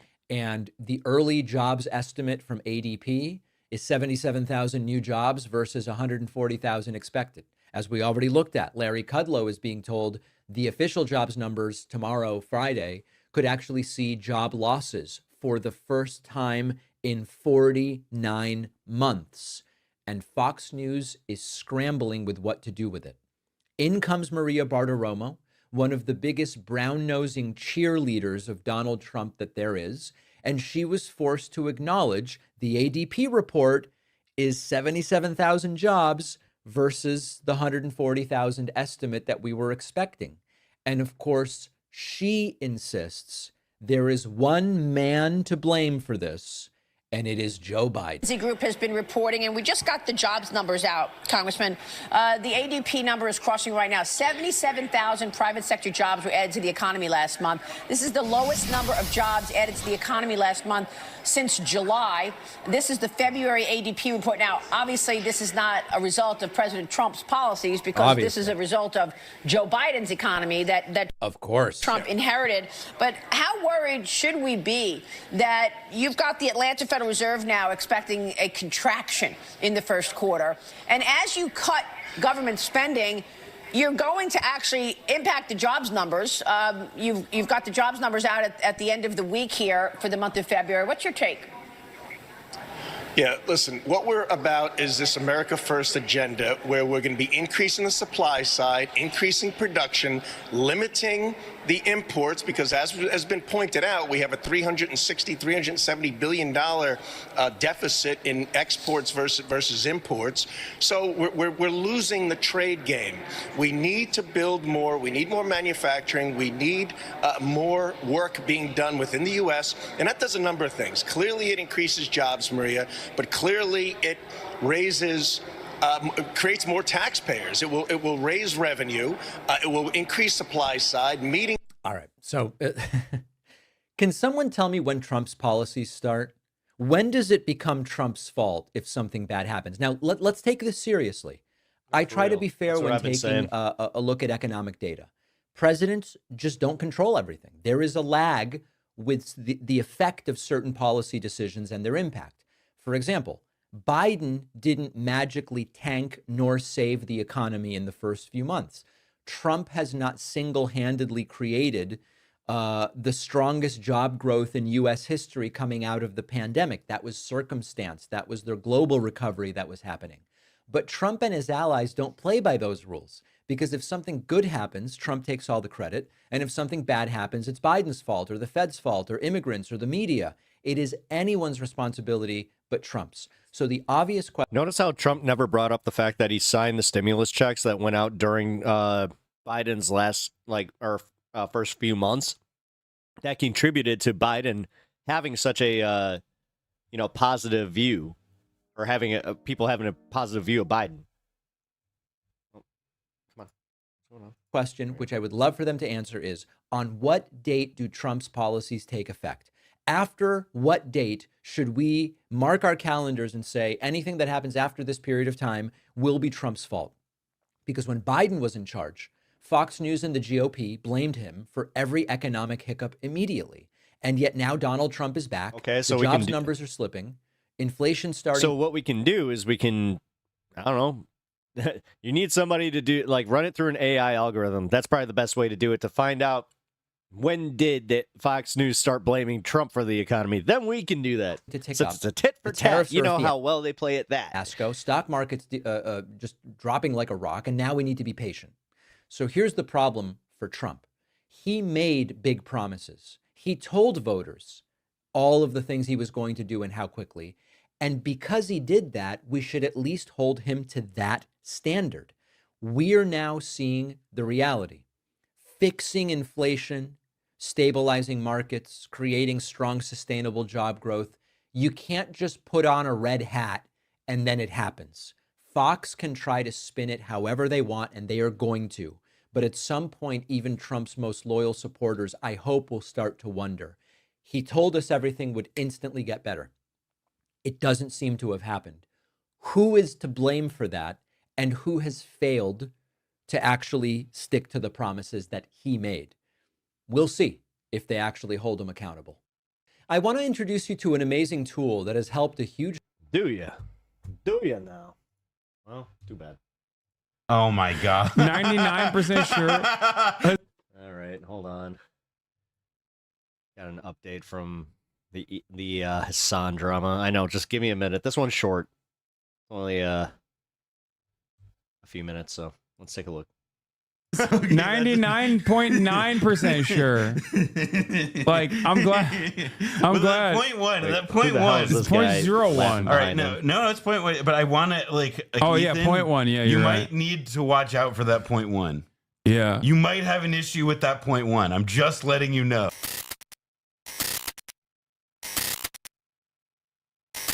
Oh yeah, this is the other drama, of course. This is how you know these people don't actually care about anti-Semitism. They'll side with a Nazi saluting great replacement theory, pushing race science, believing trans hating, ketamine snorting incel if it means deplatforming anti-Zionists. Yeah, look at that. Elon and Twitch battle incoming. That's right. Elon Musk is a little bit closer to what's going on. Elon Musk is paying attention to what's going on, the drama specifically. Elon Musk acknowledges the ongoing moderation issues at Twitch, which I think is weird and it makes me uncomfortable. I mean, I'll say this, like Elon Musk like acknowledges a lot, like he posts and consumes so much media that I've like lost some track of what actually he gives a shit about. It was nice knowing you. Nah, he's too busy saving the country, man. Don't worry. Yeah, his son Piker, yeah, he's doing. You know, we actually came up with an algorithm. Yeah, to look at his son. Yeah, it's called.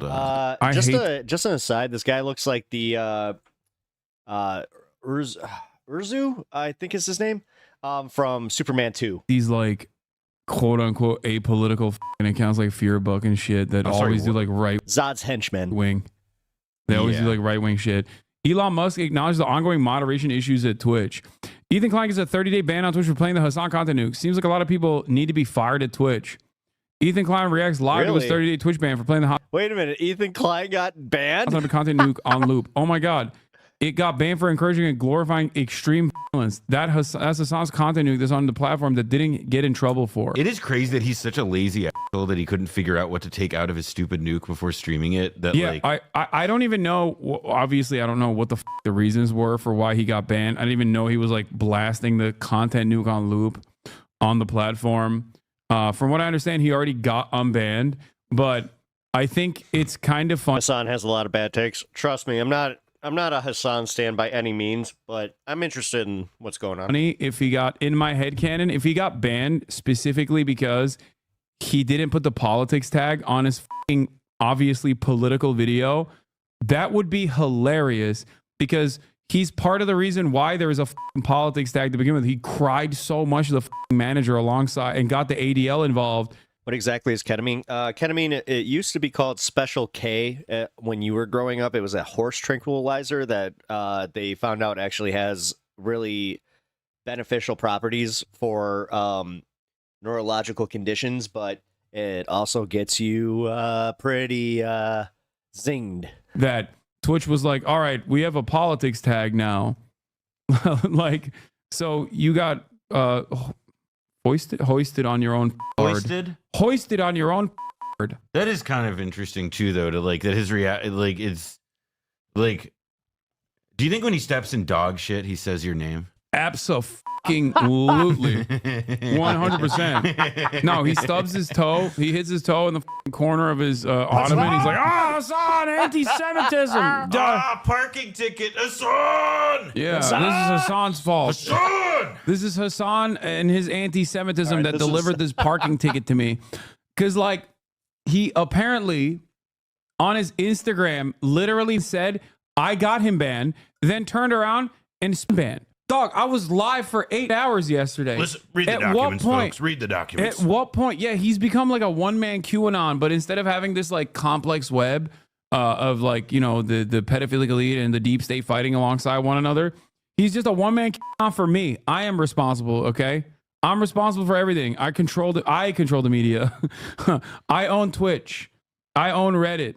I own every We're going to get, here's my bet. I will place a bet on this, and he'll probably see this, and maybe, I don't know. But point is, I would place this bet that by the end of the year, he will find a way to like think out loud on the air that you had some hand in October 7th. Bro, that's the other. Okay, that's Dan Saltman. He said that. What? Yeah, he literally said that. Fucking funny. He actually said that, bro. Oh, this is a flower stem. It's not a stick. Get over yourself. Thank you. So that's ChatGPT. Would it be fair to call kelps the trees of the sea? That's not yes. That is a ridiculous. It's fair to call kelps the tree of the sea. That's a Hassan question. What? What is it? Is it a tree? Not is it the tree? Like, he uses my name as a pejorative. Like, that is insane, dude. Like that's a Hassan question. Is a wild like what a wild self-report, dude. Of the sea. Obviously, it's not the same as a land. It's not the land tree. Is it obviously, a tree? Is kelp a tree? It's under the subcategory. It's the trees of the sea. I never claimed that. You're putting words in my mouth. You're putting words in my mouth. I said it's the tree of the sea. Okay, then. Is it a tree? Ask the question, bro. Jesus. Is tuna a bird just because tuna is the chicken of the sea? Thank you, Galia. Is tuna? Did tuna fly, Dad? No. Exactly. No. Swimming in the live in the ocean. Let's ask that. Birds live in the ocean. That's ridiculous. Where are they gonna land? Where are they gonna sleep if they live in the ocean? Where they sleep, Dan, if they live in the ocean, you idiot. I saw this. I thought it was a cool stick. I don't know. It doesn't need to go any further. How the hell does it look like they're all in the same studio, but it looks like they each have their own studio? Why, ChatGPT, it's kelp a stick. It kelp a stick. I asked if it was a tree. Thin piece of wood that has fallen or been cut from a tree. What, are they arguing about trees and shit? Thank you so much for that fat dono, dude. Boy. That's crazy. Appreciate that. Dan, let's just move on. You're derail. It's not a stick, okay? Yeah, that's fine. That's fine. Well, just apologize and we can move on. I'm not going to apologize for shit. Bad faith. I still think that's a cool stick. You are I'll never arguing back like down on Hassan. that. You realize that, right? You're weird. He went back to the Hassan thing. Like he just is the stick not a stick or something? I don't know. I don't care. I cannot get over how much is here. I don't understand what happens in this show. Every time I see it, it's probably because like people that are clipping it to are most likely clipping it to be like, oh, Ethan talks about you every day. And that's probably what it is. I don't want to believe that this man literally talks about me on every episode, but unironically, his friend, producer, whatever, is objectively correct. It's a cool looking stick. Yeah, I don't know why he got so mad here. Don, you realize that, right? Like if my dog brought me that stick, I would be amazed. Yeah, for bringing it there. No, because you're like, you're weird for bringing it there. No, because you're like, is kelp the tree of the sea? And it's like, we know that's not the question. That's what when Hassan goes, he does this. How does he do this? Do you know how he does this, Galia? Who is Galia? What is happening? I just think it's really inappropriate. He goes like I think it's really inappropriate to bring Hassan and compare him to Dan. Well, that's Dan's Those fault. are not comparable. Like because he was doing it. No, not in. You see, it's because you're very bad and you're actually very cringe and wrong, and their friend is light and defined. So it's not fair. You see, that's the joke. No, I got it. I wasn't sure. I thought I might have to break it down. It's really sophisticated shit, bro. I don't know what to say, man. I'm like, what the? This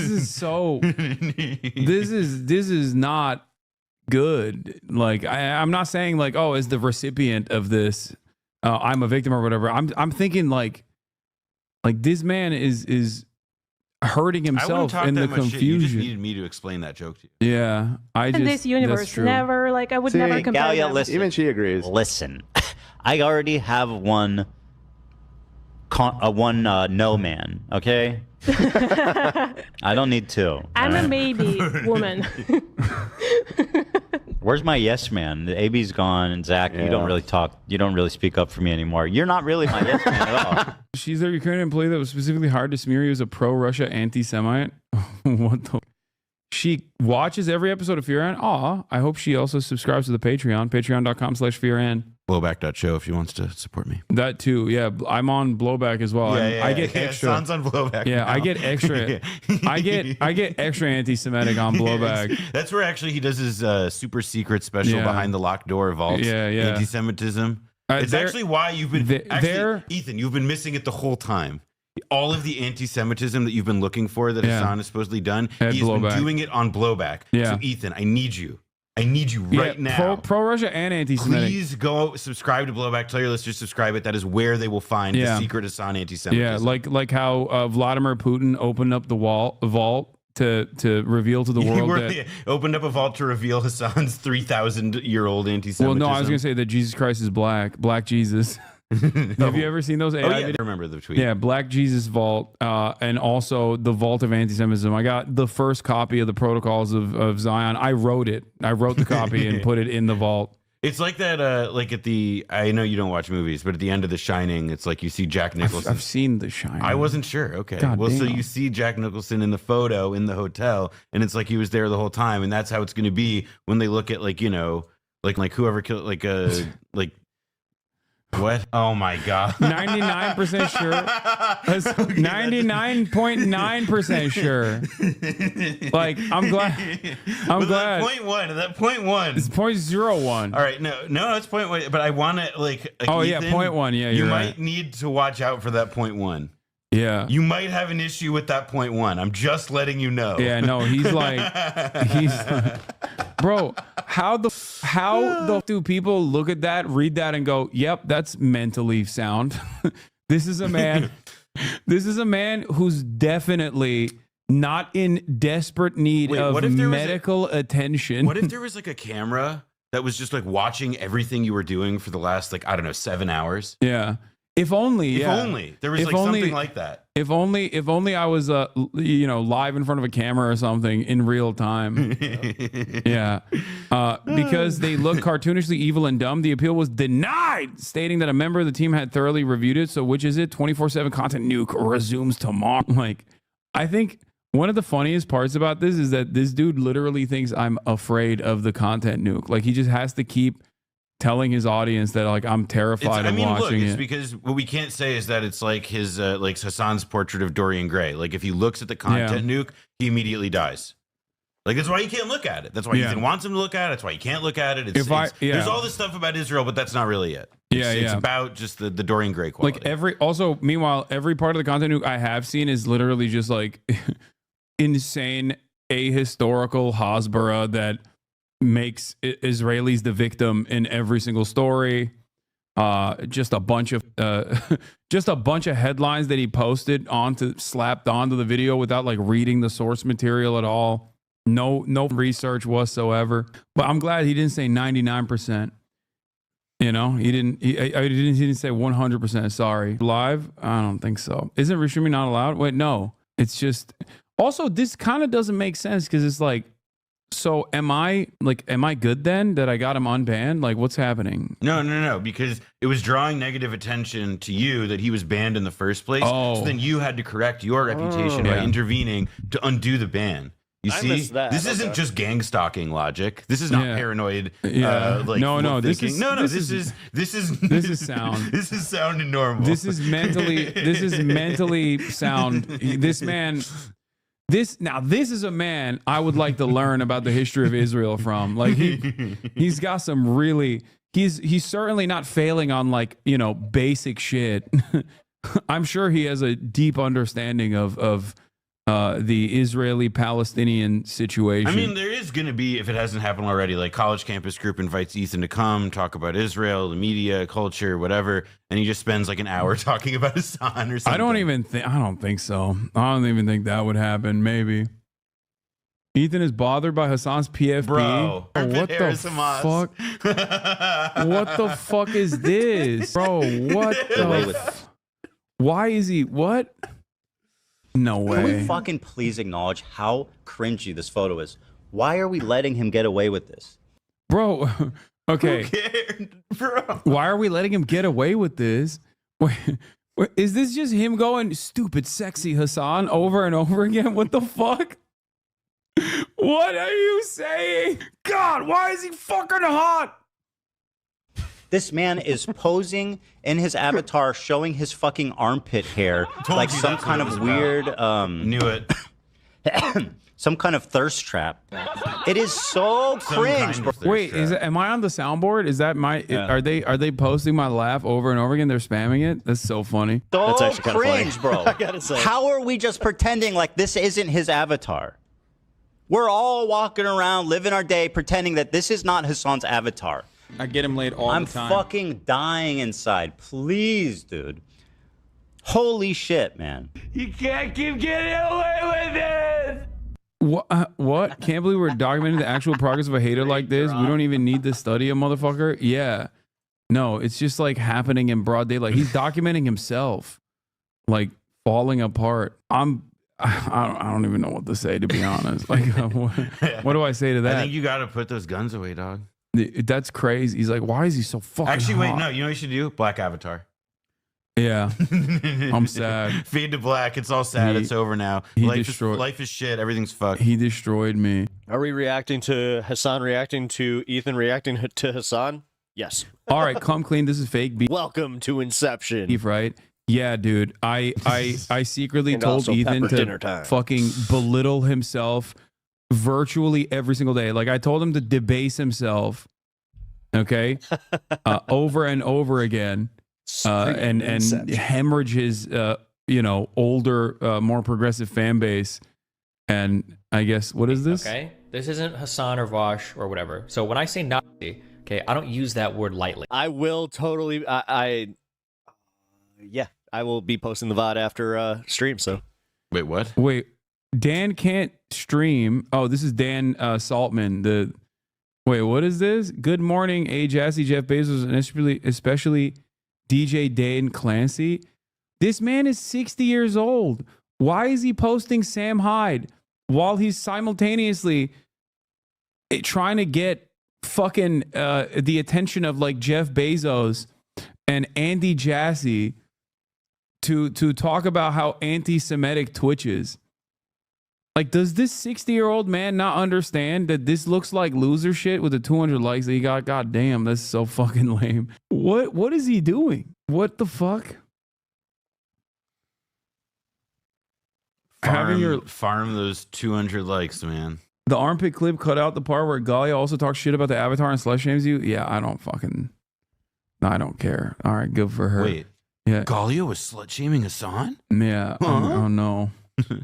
Oh no, they went on your PFP for so long.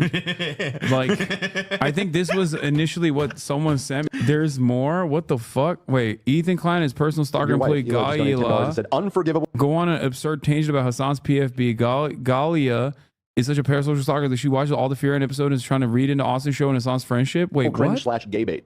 That's kind of that, right? Donated your wife Ela just donated $10 and said unforgivable cringe / gay bait. That's kind of that, right? It's gay Why bait. do people always yell at me for all this shit? Like, is that not?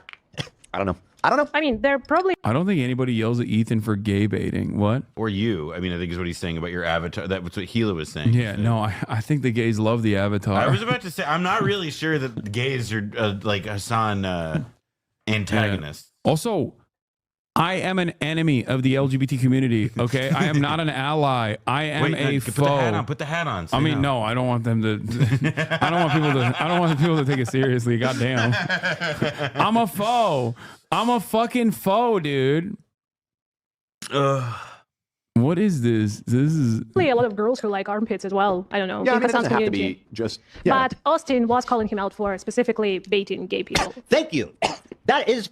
It is. Austin was calling me out for baiting gay people. Oh my God. What are they?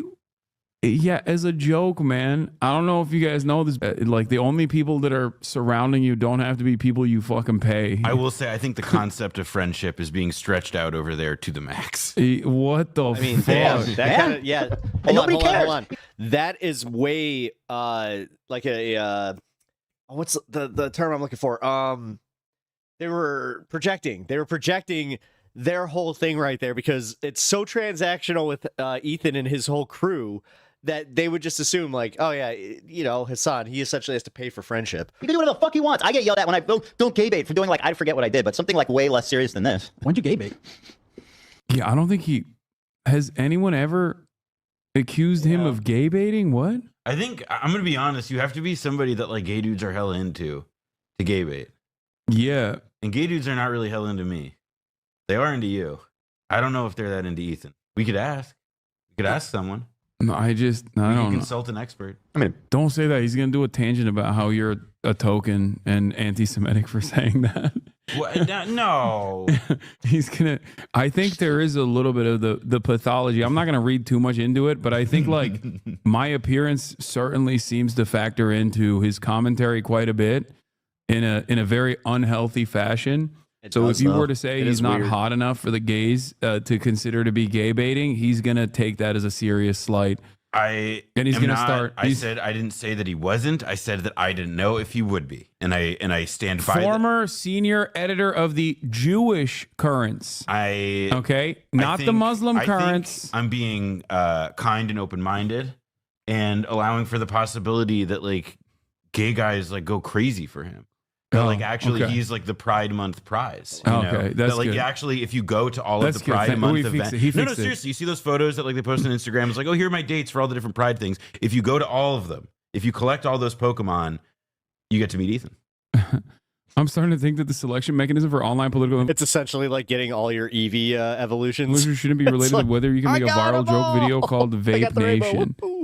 Yeah, this was when he was trying to dox the fucking. He was trying to dox random former fans who now like don't like him.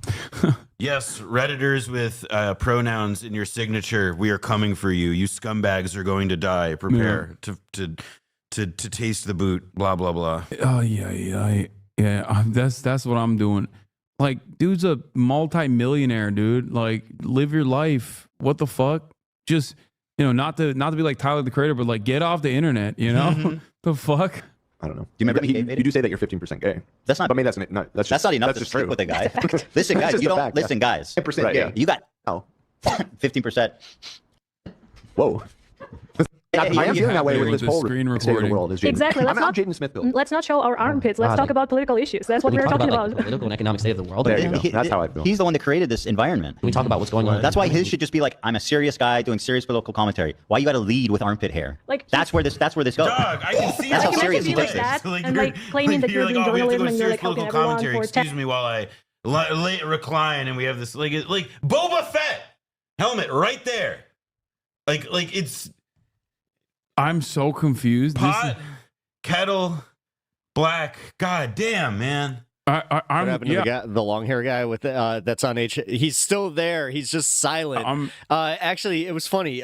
Ethan was even like, "You don't even call me out anymore," and he didn't say a word. I'm like, "Yeah, he doesn't talk anymore. He's just collecting a paycheck." I'm not. Like, I don't understand. Good What is night, the logic here? Bloodstone. Good night. Like I know about Here, does I'll is cheers he you. blind? Does he not see that he's in a glass house throwing these stones up? I don't think he thinks he's a serious political commentator, but then again, I don't know. Thank you for coming. Because for apparently stopping he by got and hanging. mad when I said he's a comedian. Get back to doing comedy, chop chop. 10 years advocating know for he could make Palestine, people laugh. like this, No. for a year on your profile pic. No. Well, I have been quite successfully, as a matter of fact. But thank you for the constructive feedback. It's just green. Thank you, girl. I see you and I hear you. She calls you a hot tub streamer for politique. Okay, I'm good. Okay. We don't have to do any more of this. This fucking That's people slightly, are. It's just like this kind of shit like freaks me out, dude. It's like I don't want this level of I like attention. how that freaks you out, and then it's like, yeah, that freaks me out as it like is opening on like Andrew Tate explaining how actually we've learned the wrong lessons about World War II. Yeah, I mean this easy well, mode. This is easy mode. Your rage take. Okay. I actually have a fun video that I wanted to watch with you guys. Give me 1 second. History.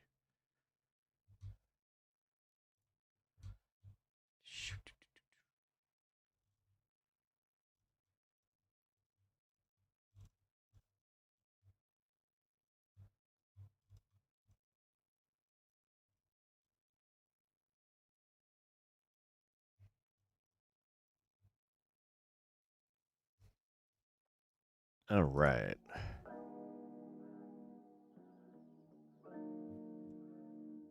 Where's the Maven video?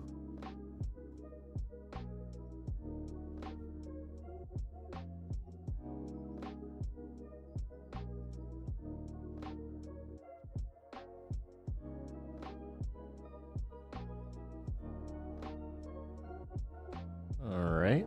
I could have sworn I had this pulled up, but I guess I don't. Wait, did he remove it?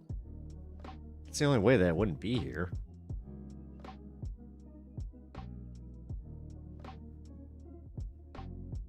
Here.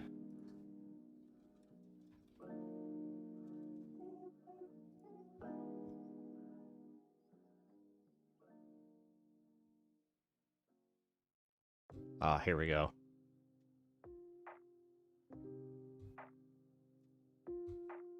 And it led to, well, this was awkward. one of those cafe interviews was done with a Trump supporter and a couple other gentlemen, and it led to the Trump supporter being described as irate by media with this clip they posted, standing up and storming out and calling the interviewer ignorant. What prompted all this? Well, I guess among other questions, one of the questions that was asked was, does it give you any pause that Elon Musk smoked weed? Kind of a weird question, to be honest, but it's funny how much it set off to the guy, because it's not that crazy of a question. It's just, is the pot smoking Elon Musk, Joe Rogan guest vibe a comfortable aesthetic for you when you probably have more conservative views on that? Again, not the most relevant question in my mind, but not something that should set you off. But it very much set off this guy, and I'll react after this. If you appreciate the show, please do click the subscribe button. Of groceries, egg prices haven't gone down since Trump took office. Give him a little bit of time. Will you come back in a year or 2 years? Let's look at the halfway point, because we all know everything takes time. Well, he promised it on the first day. He promises to and take anybody steps. that believed that's crazy. He also said that it would probably be a little more painful to start with, but it would get better. We got to give him. Everybody's waiting on that. Well, you're talking about contractors. Elon's a contractor too. Who looks into him? There needs to be somebody. Nobody questions his bills. Do you trust Elon Musk? This video- He's a Absolutely. government contractor. He's got business interests, whether in defense, internet, that kind of thing. He's also admitted to drug use. He smoked pot on Joe Rogan's show. Do you trust him as like a stable, rational, and reasonable person to be doing this job? Yes. Hey, he's a Republican. You ain't gonna talk him out of that. There's potheads all over this country. Y'all sitting here trying to bash I one ain't man for what, bashing none of 99% of this country, Republican or Democrat. Corbett, this whole dadgum town smokes pot. You're part of the Democrat Party in my book. So it does seem that it's not just that question, but the build up to it that sort of set him off. That makes more sense, because a lot more substance was expressed that I think would make him uncomfortable. Because now my third time saying this, I find it wildly irrelevant on that piece, but the government contractor conflicts of interest and the lack of oversight for Elon, and I think that all built up to now he feels cornered. Dadgum town smokes pot. You're part of the Democrat Party in my book. The conversation devolved quickly. We had not anticipated the emotional connection Minnie already felt with Musk. This He is did over it on with. TV. He sat on TV and smoked pot. Yes, do you want me to pull I don't up the care. video? I'm saying it don't matter.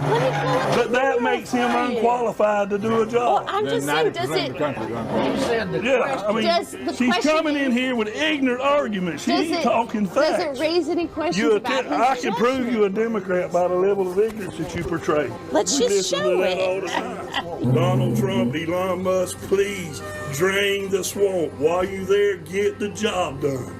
Please. They'll probably go down the drain with it. I love that man. Oh my God, the man. They're probably gonna go down the drain with him. Whoever that other guy is needs an award. That was iconic, sir. Yes, that's so good. Donald Trump, Elon Musk, please drain the swamp. While you there, get the job done. Please. They'll probably go down the drain with it.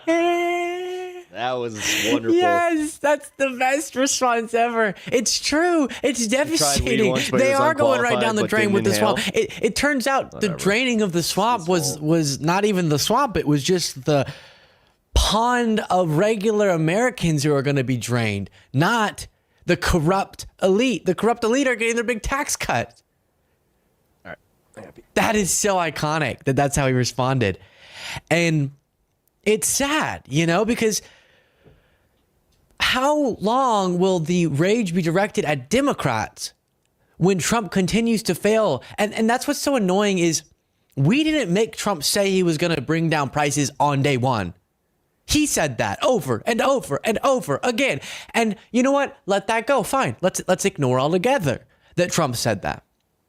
Then we can just assume he meant in general he would take steps to make things more affordable. Fair, gentlemen, sir? right? That's what he said. He will take steps starting day one. Well, interesting, because all the steps that he's taking, including his trade war, are doing the opposite to prices, doing the opposite for the economy. So even if we look past the fact that, yes, he made an absurd statement, I don't know why it's not fair for us to hold him to the standard that he set, which was on day one, you're going to see it in your life. But yes, that was irrational. Yes, that was illogical. Yes, that was unrealistic. But even holding him to a very realistic standard that the guy who got elected in part because of affordability problems that people were misdiagnosing the cause of, he would actually help the affordability problems. I think it's fair to say he would at least take steps to do that instead of taking steps to do the exact opposite of that, which is making the affordability problem worse. And now you're going to go down the train with him, as my new best friend said. Gosh, Jaden, find that person. I want to be friends with him. I want to have a beer with him. A nice brewski with the boys. As I know Jaden, he's such a jock. Jaden says it that way. He always talks like that. He's like, hey, you want to go get a brewski at a bar with the boys and watch ball? Anyways, by the way, one of the things that will be done by the Trump administration to distract people from their own failures is lie to distract people. So, oh no, the cuts are necessary because some of the money that was being spent, it was fraudulent. It was being spent on turning mice transgender. That lie, one of the most outrageous statements Trump made at his speech, has been debunked. This is an account called Debunction Junction. And take a look at this. What Trump got wrong with his the mouses are being turned transgender. 8 million to make mice transgender. Is this real life? And you were allowed to vote. Is this real life? Now, this woman's talking about something in particular about transgender mice, but where did she get that from? $8 million for making mice transgender. This is real. All right, so this was another one. It's totally real. This is real. If Trump said it, it has to. This is a real thing. Be true moments. But Trump actually misspoke here big Jim. time. Because what Trump should have said is scientists were making mice transgenic, not transgender. And as you can see here, transgenic mouse technology has revolutionized virtually all fields of biology and provided new genetic approaches to model many human diseases in a whole animal context. So as you can see here in the transgenic mouse model, scientists add human cells to mice so that when they introduce diseases and study them, these mice and their tissue react more like human tissue. And that's how we end up at a University of Cincinnati website where they're talking about their $8 million study to continue gene-environment interaction research. So yeah, Dunny, instead of stopping research where you say it was transgender mice, you actually stopped research that might help us figure out how diseases affect the human body. And you, Danielle, you bought the whole thing hook, line, and sinker just because it came out of Trump's mouth. Shame on you. Too many words, so confusing. The mice are having their penises chopped off. I'm sticking with that. Transgender mice. Meanwhile, Transgender. Ron Filipkowski posting This a is real. screenshot indicating average gasoline prices up since The December eyebrows. and likely to rise further as tariffs take effect. I'm going to help with the groceries. Such a beautiful word, groceries. I came up with it, and I'm going to do that by increasing the prices. I'm going to help with gasoline. I'm going to do that by increases the prices. And all of this happening as a Canadian premier is doing this. Okay, this order, it's a wonderful order. It's a beautiful order. This order is pulling American booze off the liquor mart shelves. So another way he's making America great is kneecapping American liquor companies. And who do we look to hold accountable those in power? The media. And too many within the media now are choosing to bend the knee instead of fighting back. Embattled Washington Post publisher met with conservative editor for advice on recruiting more right-wingers. Owner Jeff Bezos faced complaints last fall from Post staffers when he directed the paper to forego an endorsement of Vice President Kamala Harris. And the Amazon founder was among the group of tech billionaires who literally had a front row seat. At Donald Trump's inauguration late February, Bezos sent a staff-wide email announcing a new direction. And we discussed that. According to Status, Lewis met with Eliana Johnson. There we go. Trying to find out the pronunciation of that name in my head. Editor-in-chief of the Free Beacon for Coffee. Last month, the two discussed how Johnson might be able to help Lewis in recruiting more conservative journalists to the Post, I'm told. Darson also noted that the recent interference from Bezos had not helped the Post's finances. And essentially, Bezos having dinner recently with Donald Trump. Trump said that happened right before he sent out the memo about the new direction for the Washington Post, and so many journalists speaking out about their own organization, saying that Bezos is stepping in, moving it in a more pro-Trump rightward direction, all because Bezos wants what's best for him and his businesses, even if it hurts one of his businesses, but he doesn't want to be targeted across all of his business by Trump.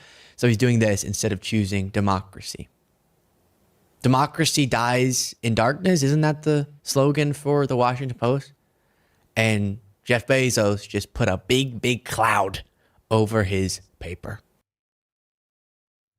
I wonder if it had anything to do with chemtrails.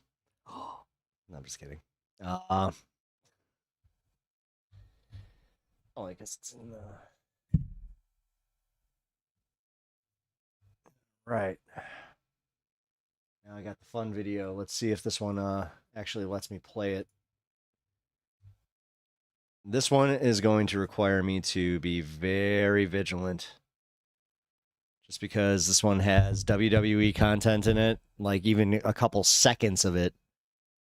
So, if I'm looking over here, that's because I'm literally looking at the stream health, and if I need to back out, I'll back out. So, let's go. This video is sponsored by Factor.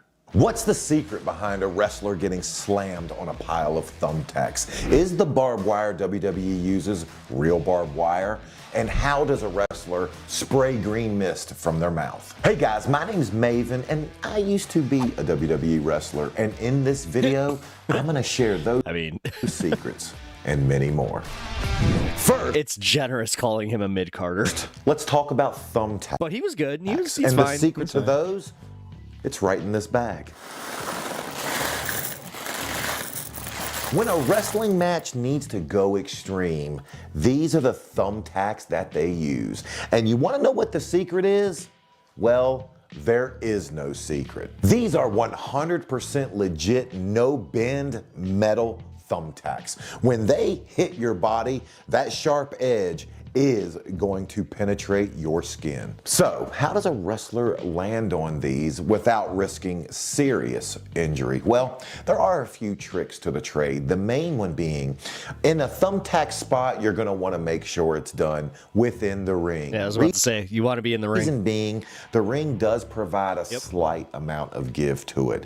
Yeah, you see every time that they do those slams down, like the boards, because like the boards underneath the mat, they're not all like, they're not nailed down, so like there's a lot of give there. You threw the thumbtacks on a hardwood floor, lies, concrete, or any hard surface, there's going to be no. No, this is why thumbtack spots are one of my favorite, is because there's just no way to actually fake them. Give, and not only the and force that's also of the why bump, like guys like Mick Foley that have a higher pain tolerance. That's why like the hardcore wrestlers, they all had one thing in common: high pain tolerance. Is going to hurt your back, but it's just going to drive these little suckers deeper and deeper. Believe it or not, you have a lot of wrestlers that don't do. They call them stabby spots. Again, the they ring will not do that. Provides a slight amount of forgiveness. And they don't make it. Second, far if in your business, match calls for a thumbtack spot, you're going to want to take the bump to your back. Trust me, over a broader area, it's going to disperse the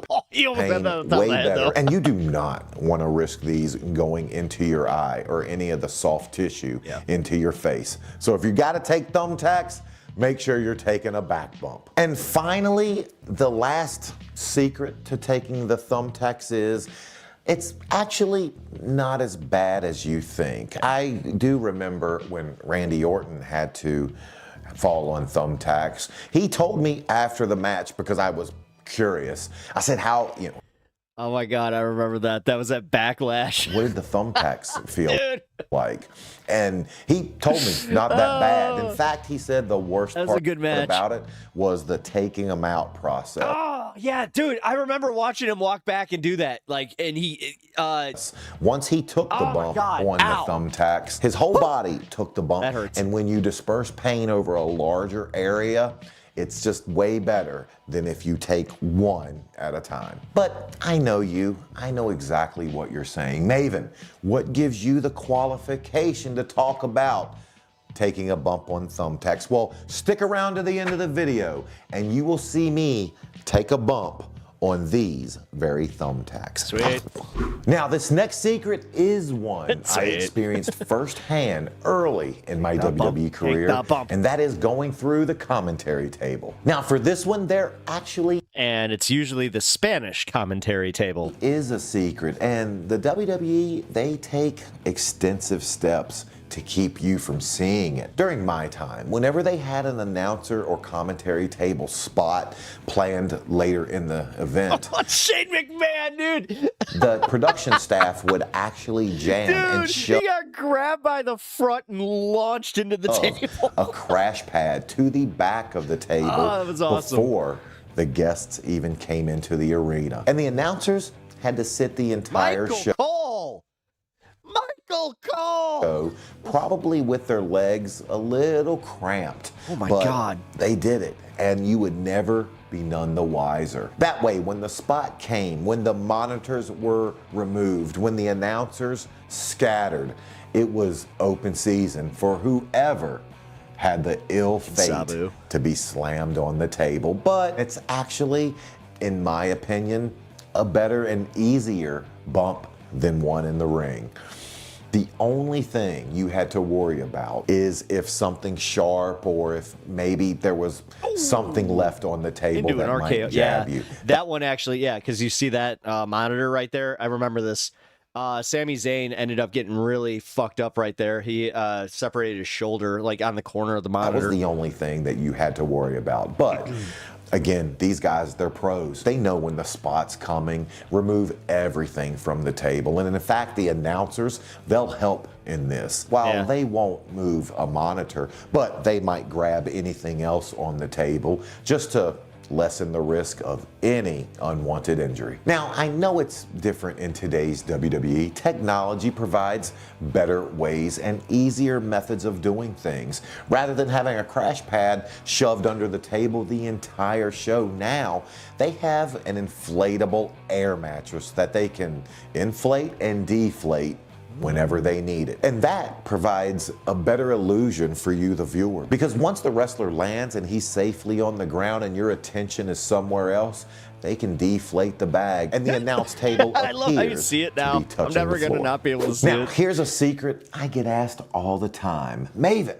Sorry, guys. I didn't mention that we're breaking kayfabe. How do you save time and money while maintaining a nutritious diet? It's his sponsor, who I'm going to fast forward through. Free shipping on your first box. Next, we're going to talk about... Of all the meal kits, Factor was like the one where I was like, Another extreme item, barbed wire. And like the thumbtacks, this barbed wire is 100% real. But unlike the thumbtacks, everybody always thinks that it's gimmicked. They always think that it's like like it's plastic barbs or something. But this is one of my favorite ones that I'm glad he's covering. And I'm going to show you. And again, I stress, do not attempt any of this at home. Unless this was ECW. If this was ECW, that's what they'd use. They wouldn't gimmick it at all. They would just use that. Barbed wire, it's a tough material to handle, and I promise you, it will spring up and catch you watching if Sandman you're not and Sabu. careful. Just let me be the idiot. Okay, here's the secret. Now, barbed wire is a material, a very tough material, that's designed with these barbs to keep cattle in a certain location, so you know from the jump. It's a sturdy, tough material that's designed to withstand the elements. So how do people wrestle a barbed wire match without getting their... As I said, ECW. entire body ripped up. Here's the first secret I miss that ECW. you hope production takes care of long before you step in this ring. You want to take these barbs Oh, by the way, guys, the other thing is, unless you're in WWE, if you're working a barbed wire match, you're doing this. There's no production help. You're doing all this yourself. Have them nipped off. Simply by nipping off that much of the metal. I hate AutoZoom. Can help a ton. For that reason alone. Now, once your barbs are cut, the barbed wire, although not 100% safe. Is ECW the same as WCW? No. ECW was Eastern Championship Wrestling that eventually became Extreme Championship Wrestling. It was run out of Philadelphia by Paul Lee, otherwise known as Paul Heyman. And you had guys that were in WCW. They would go to ECW. That's actually where Stone Cold, before he became Stone Cold, he was working in WCW, and he created the Stone Cold character in ECW doing hardcore matches. Mick Foley's the most famous one, who went from WWE and WCW into ECW because they were kind of trying to move away from that, the hardcore matches at that specific time, which was dumb. It was like a half a year where they were just like, it's too violent. And then everybody was like, we're going to go get the most violent pay-per-view ever. It's going to be successful as hell. And safe. Yeah, Raven was the big one, though.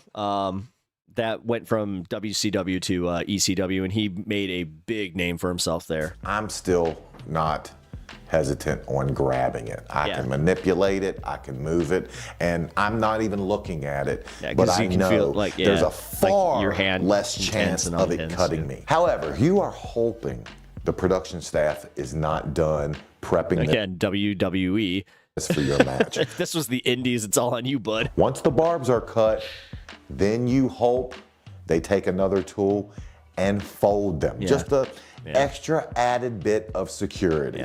See, WWE barbed wire matches, you won't see bleeding. And again, they don't really want blood in WWE. And even in the Attitude era, they had a lot of control over that. Whereas AEW today is one of the ones where they don't give a shit. They you got Jon Moxley, who goes out there and he blades every match. If you don't know what blading is, I think he covers it.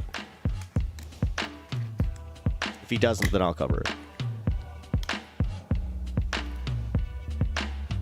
I know that risk still exists. I know it's still going to be a dangerous match. Oh! And I know. I don't care. Because the thing is, that some of those barbs are getting through. And you do get to see some chewed up I'm going to heads. leave with cuts. The other thing is, guys like Jon Moxley, or his name was Dean Ambrose in WWE. What he did is he would, even with the production staff, he would take his own, he would get his own barbed wire, and he would have his own piece where he knew exactly where it was, so he could bleed. But I'm 1,000% safer going into a match with barbed wire like this than like that. And with this spread across a ring, you, the fans, are none the wiser. Next on the list is unique to my career. I would find myself in a love triangle storyline between myself, Tajiri, and the Tajiri one. Tori Wilson. And during this storyline, I broke my leg for real. The WWE wanting to continue the storyline would have me the following week in a hospital, a real hospital. As Tori and I were advancing our relationship, Tajiri would make an unsurprised, unsolicited, and unwanted visit, drag me out of bed, position my broken leg, in I love wrestling. Door jam, and violently Guys, if you want to know why I love wrestling, it's because of shit like this. slam it shut. But It's how did he do this without doing further damage to an already hurt leg? Well, the trick, it's actually a trick on your eyes. The trick would involve a little bit of mathematics, a lot of preparation, and timing and execution. By placing a sturdy, solid block in the jamb of the door, measuring out how much room my leg needed, and just planning and shutting slowly over and over. We finally Again, it's ridiculous. figured out the place where once Tajiri placed love me this on the shit. floor, me selling, I had full trust that once he slammed the door, it was not going to hit my leg in any way. But that's my where God. My other Tajiri had one of my other favorite ones where it was choppy pee pee. I would be wrong. When we practiced shutting the door, we never did it too hard. We put my leg where it needed to be. We measured up where the block needed to be in the top. Yeah, it's just literally a and wedge. we just didn't take into account a little bit more force, a little bit more strength in the door slam. And I'm not saying it hurt me anymore, but by the door hitting me and pushing on my already broken leg ever so slightly, it just sent a jolt through my body, but did me no further damage. I mean, hell, I already had a broken leg. They weren't gonna break it anymore. One of the most devastating moments in the WWE is when a wrestler gets hit with a center block. But what is the secret? Let me show you. The NWO. This is what a WWE replica center block might look like. It is made from a proprietary mix of blended and foam plaster. This makes it 100% safe to use, lightweight, and can look like it's doing damage while doing no damage whatsoever. Upon closer inspection, you would have to work as a mason to recognize that this is not the real thing. I mean, it looks the part, but once you pick it up, the one mason in the crowd. Hey, wait a minute. you realize it's just a fraction You guys, I don't think that's a real cinder. of the weight from the real That looks like it's a composite thing. But I know you. I know what you want, and I know what you want to know. Does it hurt or not? Well, I guess that's what I'm here for. Again, the things I do for you, YouTube.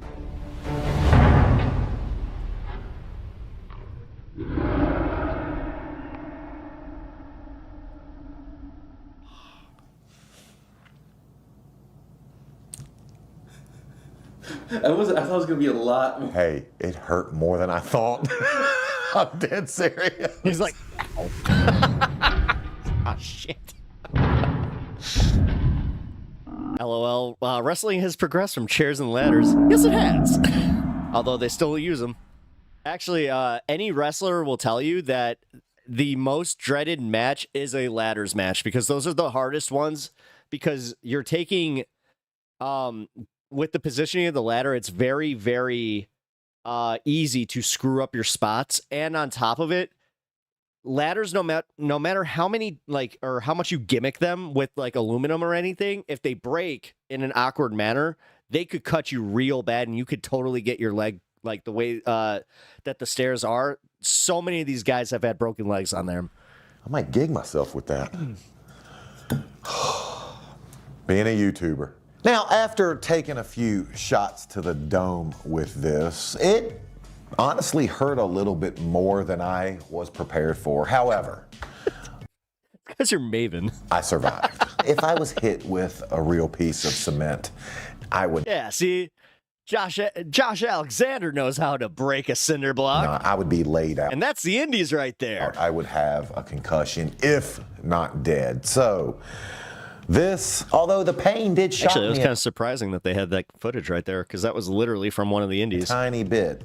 I'm 100% safe. This is definitely the way to go if putting together a wrestling match that needs a center block or cement.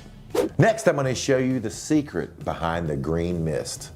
For decades, wrestlers have incapacitated their opponents with a quick spray to the face. But what's the secret? My grandma used to love watching wrestling in the 90s. Her best friend still watches now, and she's 100. Yes! Oh my God, can I be best friends with her, and can I take her to a wrestling match? Oh my God, I'm not even kidding. I will take her to a live WWE event.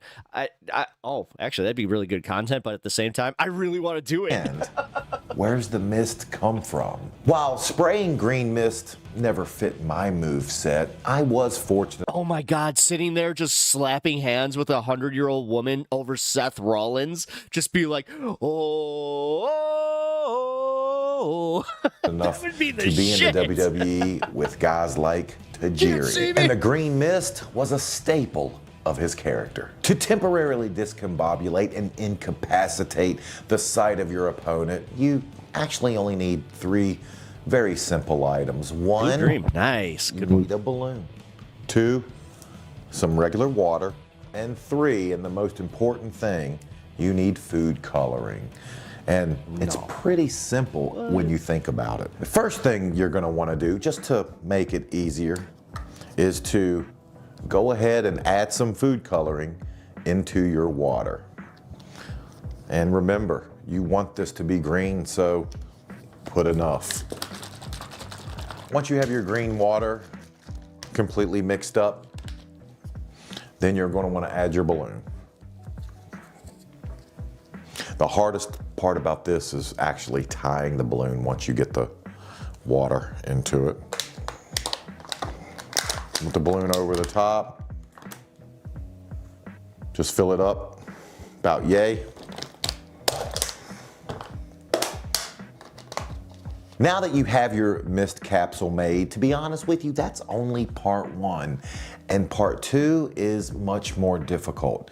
Once your mist capsule is made, now you need to get it to the ring and you need to get it in your mouth at the right time, undetected. This is hilarious. Without anyone seeing. And to be honest with you, I and other people, we don't know where Tajiri hit it, and we don't know. Yeah, see, this is my favorite part. To this day, they still don't know when Asuka, she's the one using this move now, when she actually puts it in her mouth. Like, they don't know how she does it, because you would think that these things would just burst. My theory is that they give it to the ref. How he got it in his mouth at the right time. Did he have it in his mouth the whole match? Did he have it in his waistband? Did one of the referees the Miz have it? And did he plan ahead and have 2 in case one would bust open? I have absolutely no idea, even to this day, how Tajiri did it. Now, there is one fun fact that I know to be 100% true. I verified it, and that is Miss Capsule. Some drug smuggler must have come up with that. Is sometimes it was superstar Jimmy Stuka. Hey, brother, do you know what? I have a good idea. Brother, you can put this in. Tajiri, you put a little bit of in the capsule, brother. Use a balloon. In fact, he would use a condom. 100%. Exact same process, just different. Zing. Pre-store purchase. But what does it look like in action? Of course, I'm gonna show you. Notice how the unwrapped one, or the ones that were not in the box, were the smaller ones, so those were probably the ones he was using.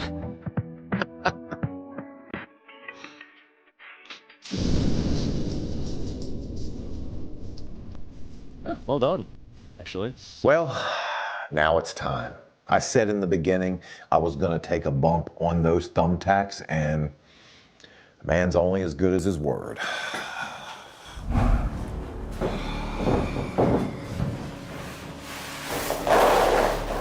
Okay, I said I was gonna do it. Now I'm paying up. Guys, I'm gonna take a bump on these thumbtacks. You're gonna do it. Just for you. And remember, this is for educational, entertainment purposes only. I've said it. Sometimes you just have to embrace the suck.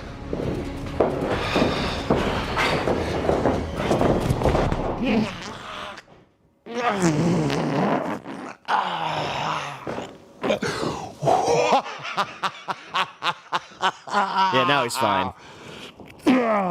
It's the whole getting. Yeah, it's the whole getting him out.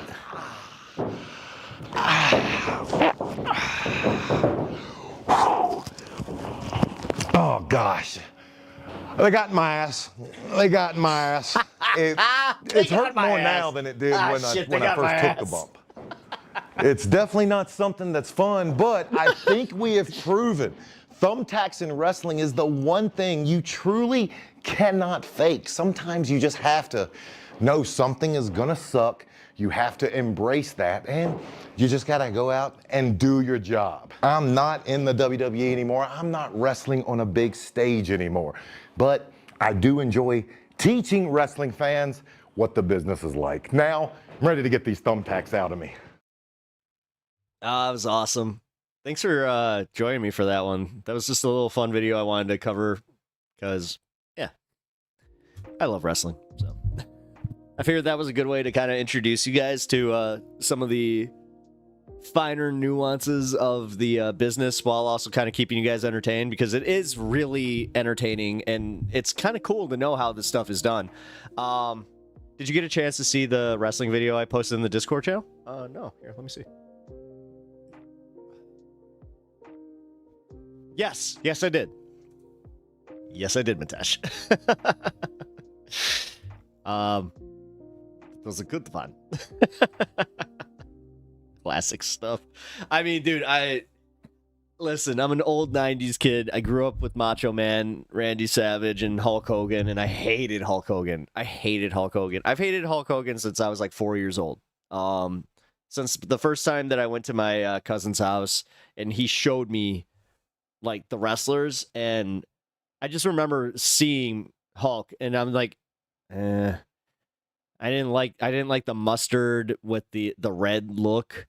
And then, you know, Pomp and Circumstance hits and you just got I mean, literally he comes out and he's just like, yeah, ooh, yeah. And then he cuts dude, when he cuts his promos, like his promos just, let me tell you something, Mean Gene. Yeah. Hulk Hogan's a little bit of a snake, little bit of a rattlesnake. Yeah. You hear the rattle, you know exactly where to go. Yeah. You go, take him to the ring, and then you prove. Yeah, prove for once and for all. Yeah. Who the cream of the crop is Macho Madness. Yeah. Sorry, had to. God, I love that guy.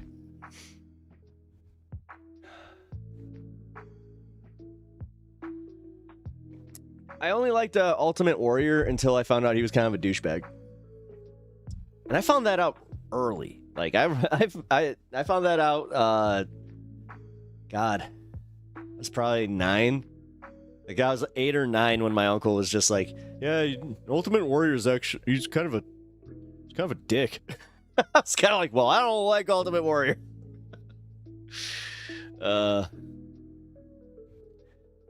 Wrestling's fun, guys. Honestly, it's one of those things. If you guys got kids, just give it a shot. It's so much fun. It's especially if you go to a live show. It is the most fun you will have at a live event. I guarantee it. I mean, it's kind of like going to the circus, but then, like, everybody says Cirque du Soleil, but then you got the fighting aspect. There's so many aspects. Muchos gracias for the laughs. Aw, thank you, man. I really appreciate that. Mitesh $10. Muchos gracias for the laughs. Where's he at? Ah! Where's he at? There he is. It's like, where... You would usually come running in for this. Where the hell are you? Are you sleeping? Were you sleeping? Here. Uncle Mitesh gave you something.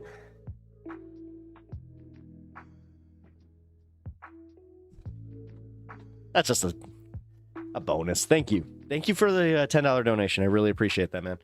No, and that...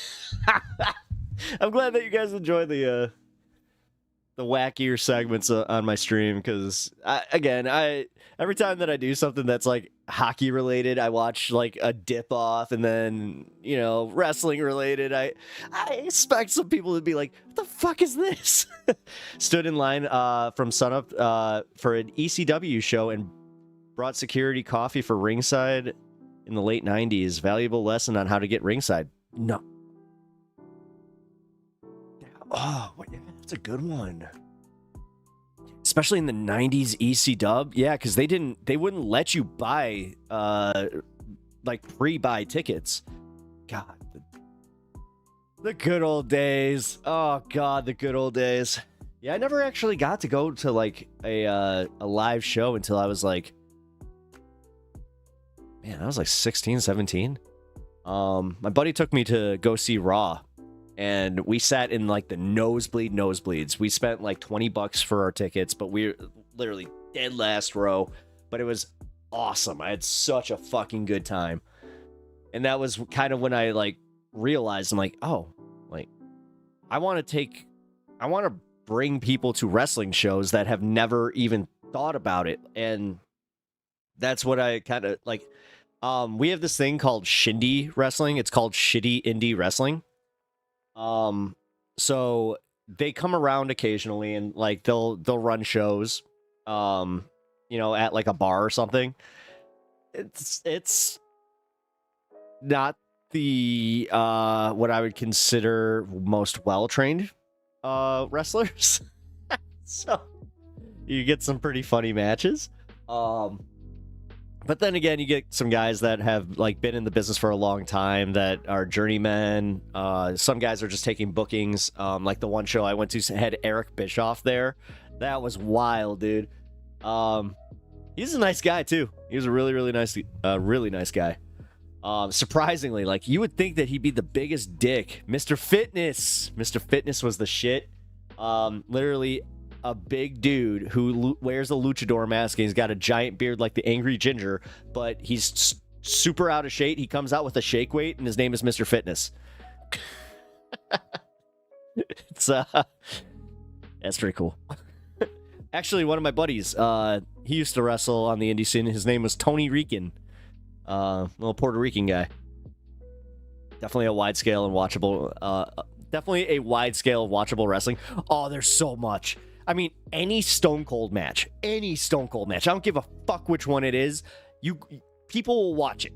Like, Stone Cold was arguably one of the most entertaining son of a bitches in the entire industry. I put him over The Rock. And The Rock, trust me, The Rock could keep an audience.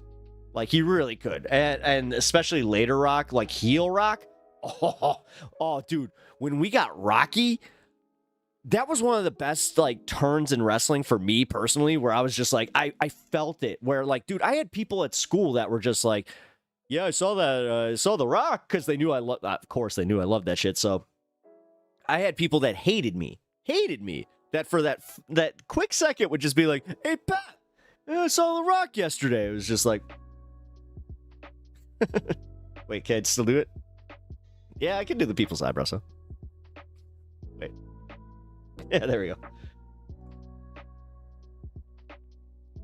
Mick Foley is the GOAT, though. No, for real. No, like, I have like a little Mick Foley, not like shrine, I'm not weird like that, but I have like signed Funkos and a few figures of it that I for Halloween I was the three faces of Foley. One year I was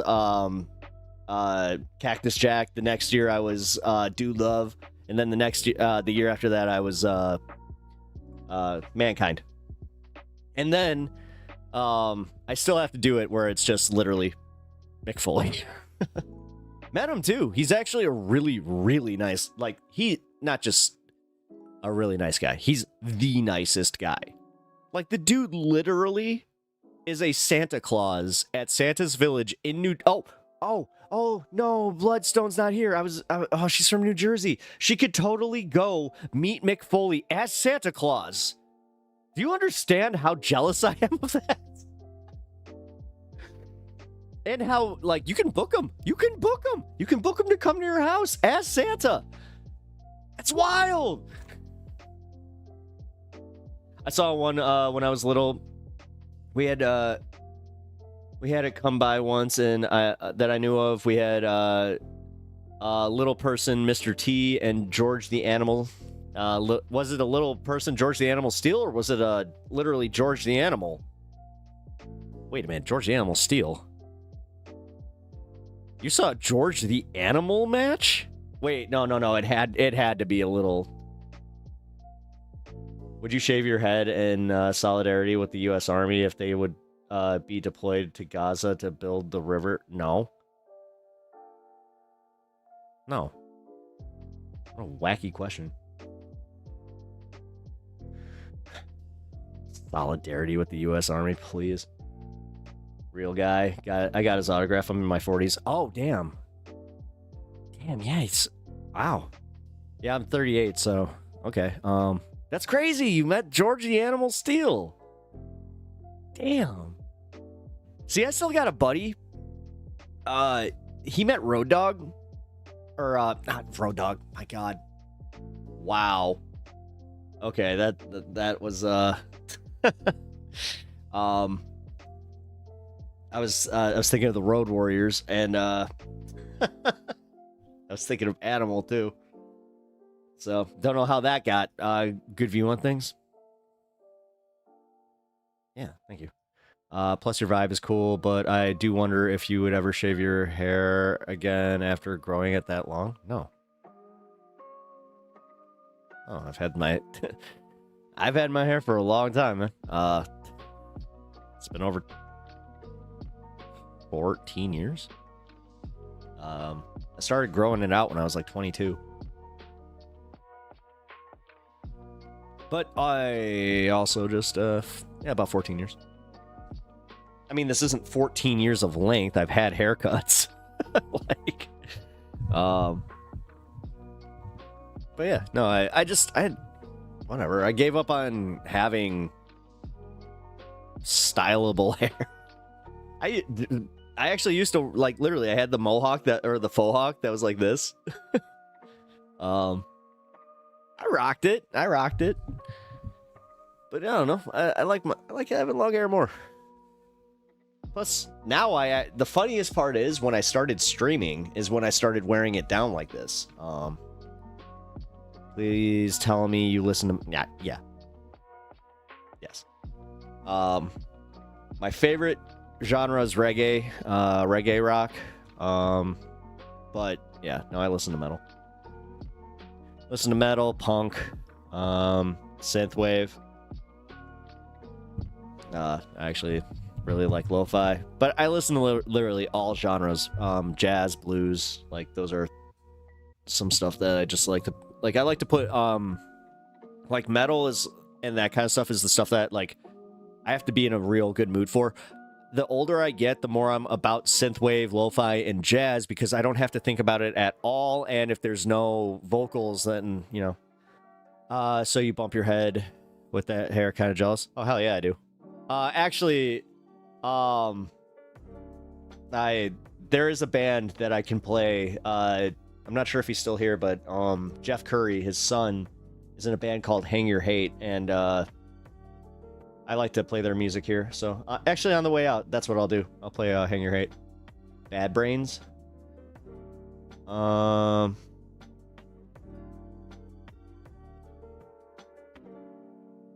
you review political music on this channel? No, not really. So the reason that I don't do that is even like our Star Spangled Banner, Star Spangled Banner, holy shit. I tried to play that once and it was copyright, like they copywrote me. So I don't know which performances are and aren't covered, and it's kind of wacky. So as long as it's like done by somebody that is not a larger act that has permissions, and yeah, it's one of those things. They're Bad Brains, reggae punk band. Oh wait, yeah, no, I know Bad Brains. Here, let me add them to my queue. Yeah. No, it's funny. I literally have them in my my mix here with No Effects, Minor Threat, and Circle Jerks.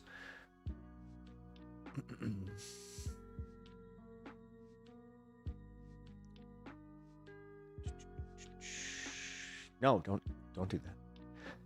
I almost accidentally almost played it. That would have been bad. No, so the show's called High on Politics. Also, welcome to the show. I just realized that you're a first-time chatter. Are you? Wait, it doesn't say first-time chatter. Maybe you're just Green Day's stupid American. Oh, you mean American Idiot? Yeah. I wanna be an American American idiot. God, that's one of those songs that got so overplayed at one of my jobs that every time I hear it, I'm like, no, I'm good. I'm good. No, yeah, that's what I thought. No. I thought I had seen you for a while. So, you were lurking for... Cool. Yeah. Oh, I appreciate that, man. So, yeah, then you know. I like to review mostly political commentary and, like, news stuff. And then have a little fun. Like, right now, we're just having fun. We're literally 9 minutes away from doing our 420 fun half. Well, our 420 smoke along, and then I think I'm gonna call it at 5 hours tonight. I would like to go to bed around 1.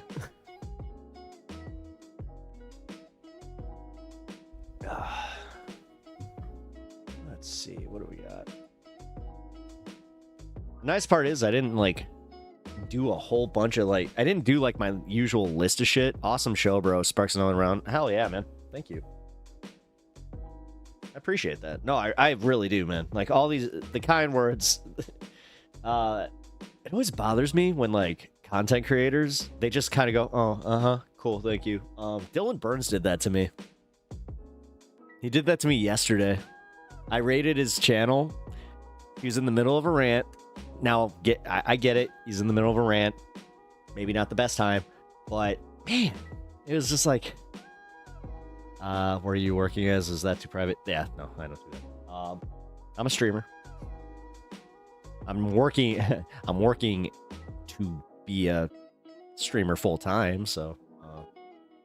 But no, I don't talk about my profession.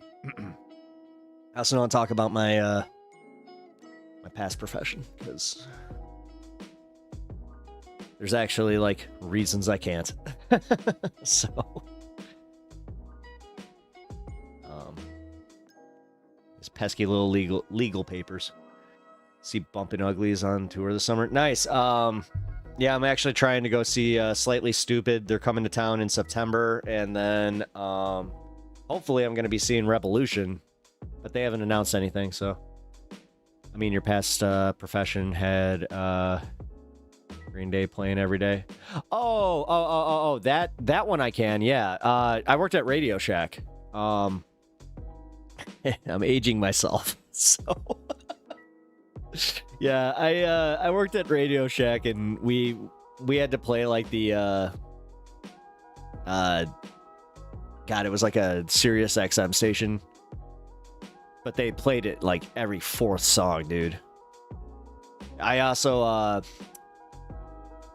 there's another song that I can't stand because I heard it way too many times, and it's actually a good song.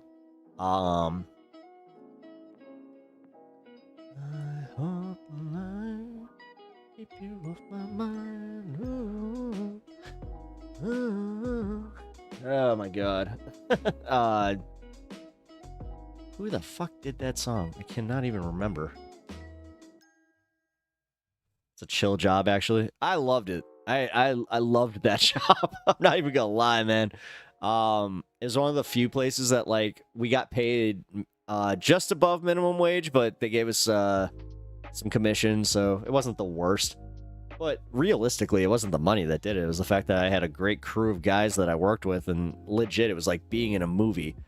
Like every time I watch Clerks, I'm like, I experienced that. Like where a customer would leave, and then all of a sudden the entire staff, me and 2 other guys, we were just riffing on them for the next 20 minutes before the next customer came in, and then we'd start riffing on them. So it's a good time. I also happened to work near one that had it was like a really big like lab, like a science installation near us. So we had like a bunch of government scientists that would come in looking for stuff, and they were always a little too open with what they were doing.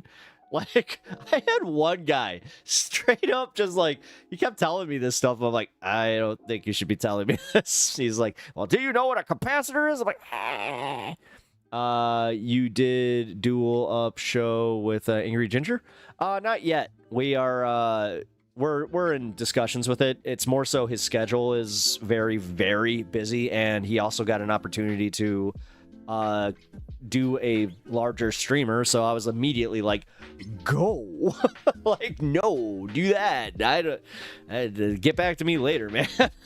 Like, but no, I'm gonna be Angry Ginger. He's shouted out my channel a ton. He actually just did a video where he like, it wasn't just a shout out, like he kind of did like a segment where he was explaining my show. So that was awesome, man. Like, he's an awesome dude. Like, he's straight up one of the coolest fucking YouTubers on this entire platform, and I'm very, very happy that I'm associated with him. Like, I got really lucky in that regard, man.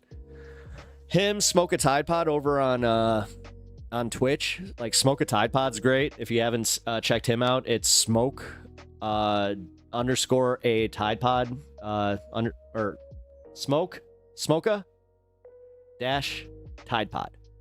There we go. I'm also going to be doing something with Honeybee. She is also a Twitch streamer who does politics, but she has like opposing views to me. So that'll actually be a little bit more fun.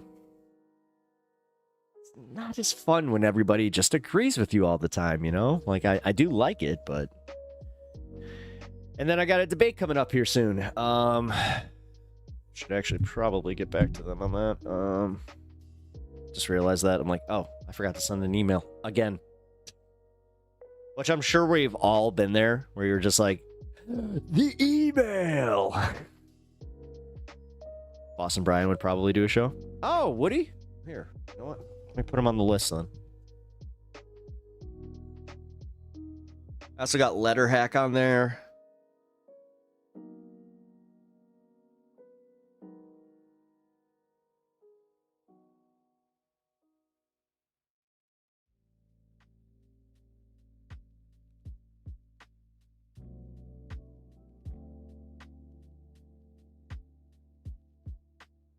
There we go. Just a little reminder for me to put that out there. No, man, I'm looking forward to like the future of the channel. I'm excited. We got some stuff happening. Like this. Number one, thank you all again for being here and checking out the channel, liking the stream, subscribing, following over on Twitch. It really it means a lot to me, but it's also really, really cool because you guys have you've helped me get into the algorithm enough to where other creators have noticed me and they've reached out to me. So it's really cool, guys. Like, thank you. It's still wild to me. I'm just like, not even freaking 8 months ago, this was a dream. So gonna get Disney, a little Disney on you guys. It's proof that your dreams can come true. Unless you make them obtainable.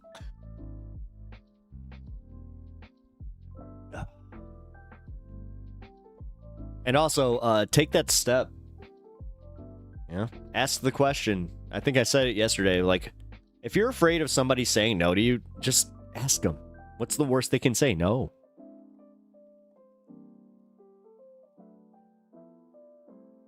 Oh, hells yeah. You're doing good, man. All right. Well, it's time. Let's go. I have to stand off cam. You don't know.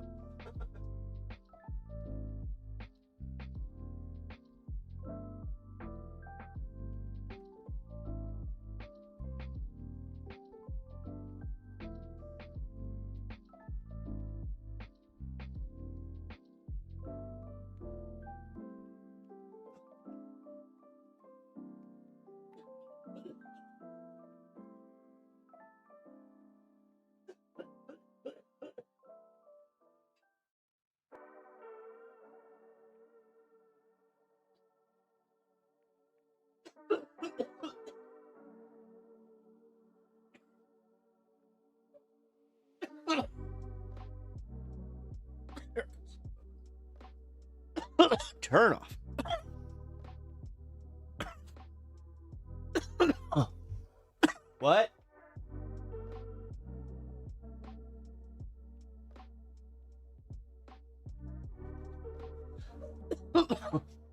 Stan, go upstairs. All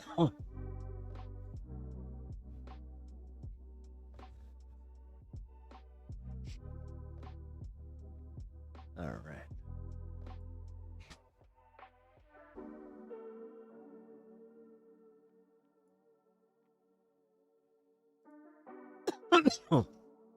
Oof.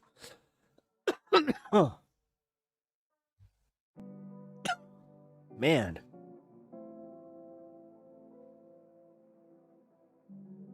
That just blew me up.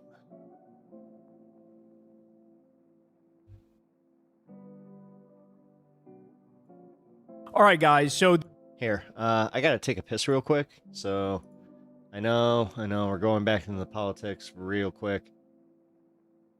We're gonna play one more Kyle video, and I'll come and hang.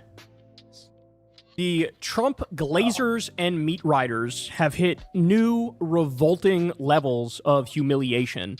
So let me share this with you here. First of all, we have Representative Darrell Issa comes out and says, "Today I will nominate Donald Trump for the Nobel Peace Prize. No one deserves it more."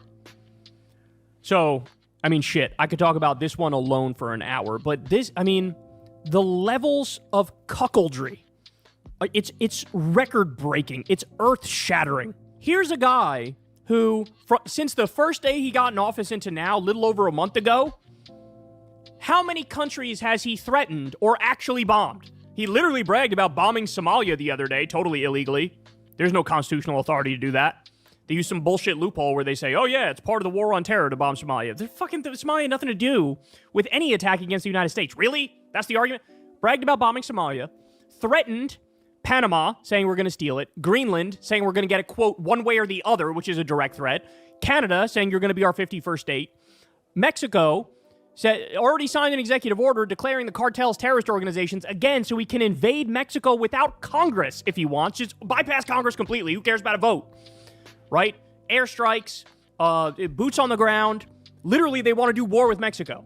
Iran told Israel you can attack Iran and we'll get your back. Also might partake in that. And he says we're going to own Gaza, steal Gaza, own Gaza, build casinos and hotels on the beach. He tweeted an AI video the other day with golden statues of himself in the middle of Gaza, even though he also said we're going to ethnically cleanse Gaza and not allow Palestinians back in. Nobody is a bigger warmonger. Guys, he did a deal with Ukraine, demanding 50% of their natural resources from now until forever. That's economic colonization. So in other words, Zelensky and Ukraine are stuck between a warmonger imperialist who's literally trying to take over the entire country, that's Vladimir Putin, and a warmonger imperialist who's economically colonizing them, that's Trump. There has never been a bigger warmonger. And by the way, I didn't even say anything about Trump's first term, which was wall-to-wall warmongering, right? This mythology that, oh, he ended wars, he didn't. Nonsense. Do you have no idea what he did in his first term foreign policy-wise? I mean, they tried to do a coup of Venezuela. Openly tried to do a coup of Venezuela. How the fuck is that peaceful? Killing Qasem Soleimani in an illegal drone strike. How is that peaceful? Nearly sparking a broader war with Iran. Right? Now, I can go on, but I'm not going to rehash it because we've already gone over increased drone strikes over 400%. The guy's a warmonger. And this idiot's out here like, he deserves the Nobel Peace Prize. I remember when people argued after Obama got the Nobel Peace Prize, it was actually very controversial for good reason. Because a lot of people were like, hold on. He's literally increasing the troop levels in Afghanistan. Can you really call for a surge in a war and you get the Nobel Peace Prize? And I have a general rule. Look, one simple general rule. In my book, you can't get the Nobel Peace Prize. You think it's ever weird for him, the fact that Crystal Ball lived in that house with her ex-husband and he just moved in? Like, you think that was all painted like this and this was all decorated like this when he moved in? If you've ever called in a drone strike, I'm a simple man. That's a simple rule. I think it's pretty straightforward. So I agreed with the criticism. Obama should have never gotten a Nobel Peace Prize. Never. I think he did some good things, like with the Iran nuclear agreement was phenomenal. Normalizing with Cuba was phenomenal. He has way more bright spots than Trump did on foreign policy. No doubt about it. Nobody sits in that chair. If you ever called in a drone strike, you can't get the Nobel Peace Prize. Well, Trump also... Hey, I got one of those. It's in my bedroom. It's a decorative chair. It's in a corner that has, like, no business being there. I would attack Obama for that. But now he's like, I deserve it. And these Republican simps are like, he deserves it. Oh my God. They're so shameless. But I'm just getting started, y'all. By the way, shout out to APAC Tracker who lives here. Trump has taken over $230 million from pro-Israel interests. Gee, I wonder why he's in favor of Israel stealing Gaza, annexing the West Bank, in favor of them completing their genocide, bombing civilians on a daily basis. I wonder. I can't quite figure it out. It looks like a boring room, kind of. All right, but I think it's a den. It gets worse. Ready? So here are things Republicans have proposed since Trump has gotten back in office. I mean, not the worst place to have a studio. Like, I got lucky. Like, when I got this place, they had kind of built an office that works perfectly as a studio. There's one proposal to put Trump's face on a $100 bill. Another one to put Trump's face read those on books. No, Crystal a did. $250 bill. Some of them want Trump's face on Mount Rushmore. By the way, most of these, if not all... Hey, I have a bookshelf that you'd be surprised. I've read pretty much every book on it. All of these were also official legislation that was proposed. I wish I was making it up. They want Trump's birthday as a federal holiday. And they want to change the Constitution to allow a third term for Trump. So that's 5... Oh, actually, you know what? I just realized what I'll do is I'll film one of my short videos in front of that. Bills there we go. Proposed by Republicans to kiss Trump's ass, and 0 to lower grocery prices. Now, by the way, it's actually not 5, it's 6, because we just talked about the one where he gets an 6 ass-kissing bills. 6 bills where you're treating this guy like an emperor, overlord, god, king, demigod who can do no wrong. Like, they literally want him to be king. Let's just call it what it is. They want him to rule until he passes away. And they might think he's never even going to pass away because they seem to think he is superhuman, right? There's the deification of Trump. Ever since the assassination attempt with the ear bleeding, there really is a movement where they feel like, no, this guy is like superhuman. This guy is like closer to a god than he is to a person. I think a lot of them truly believe it. And Trump himself came out and said, I believe I was saved by God to make America great again.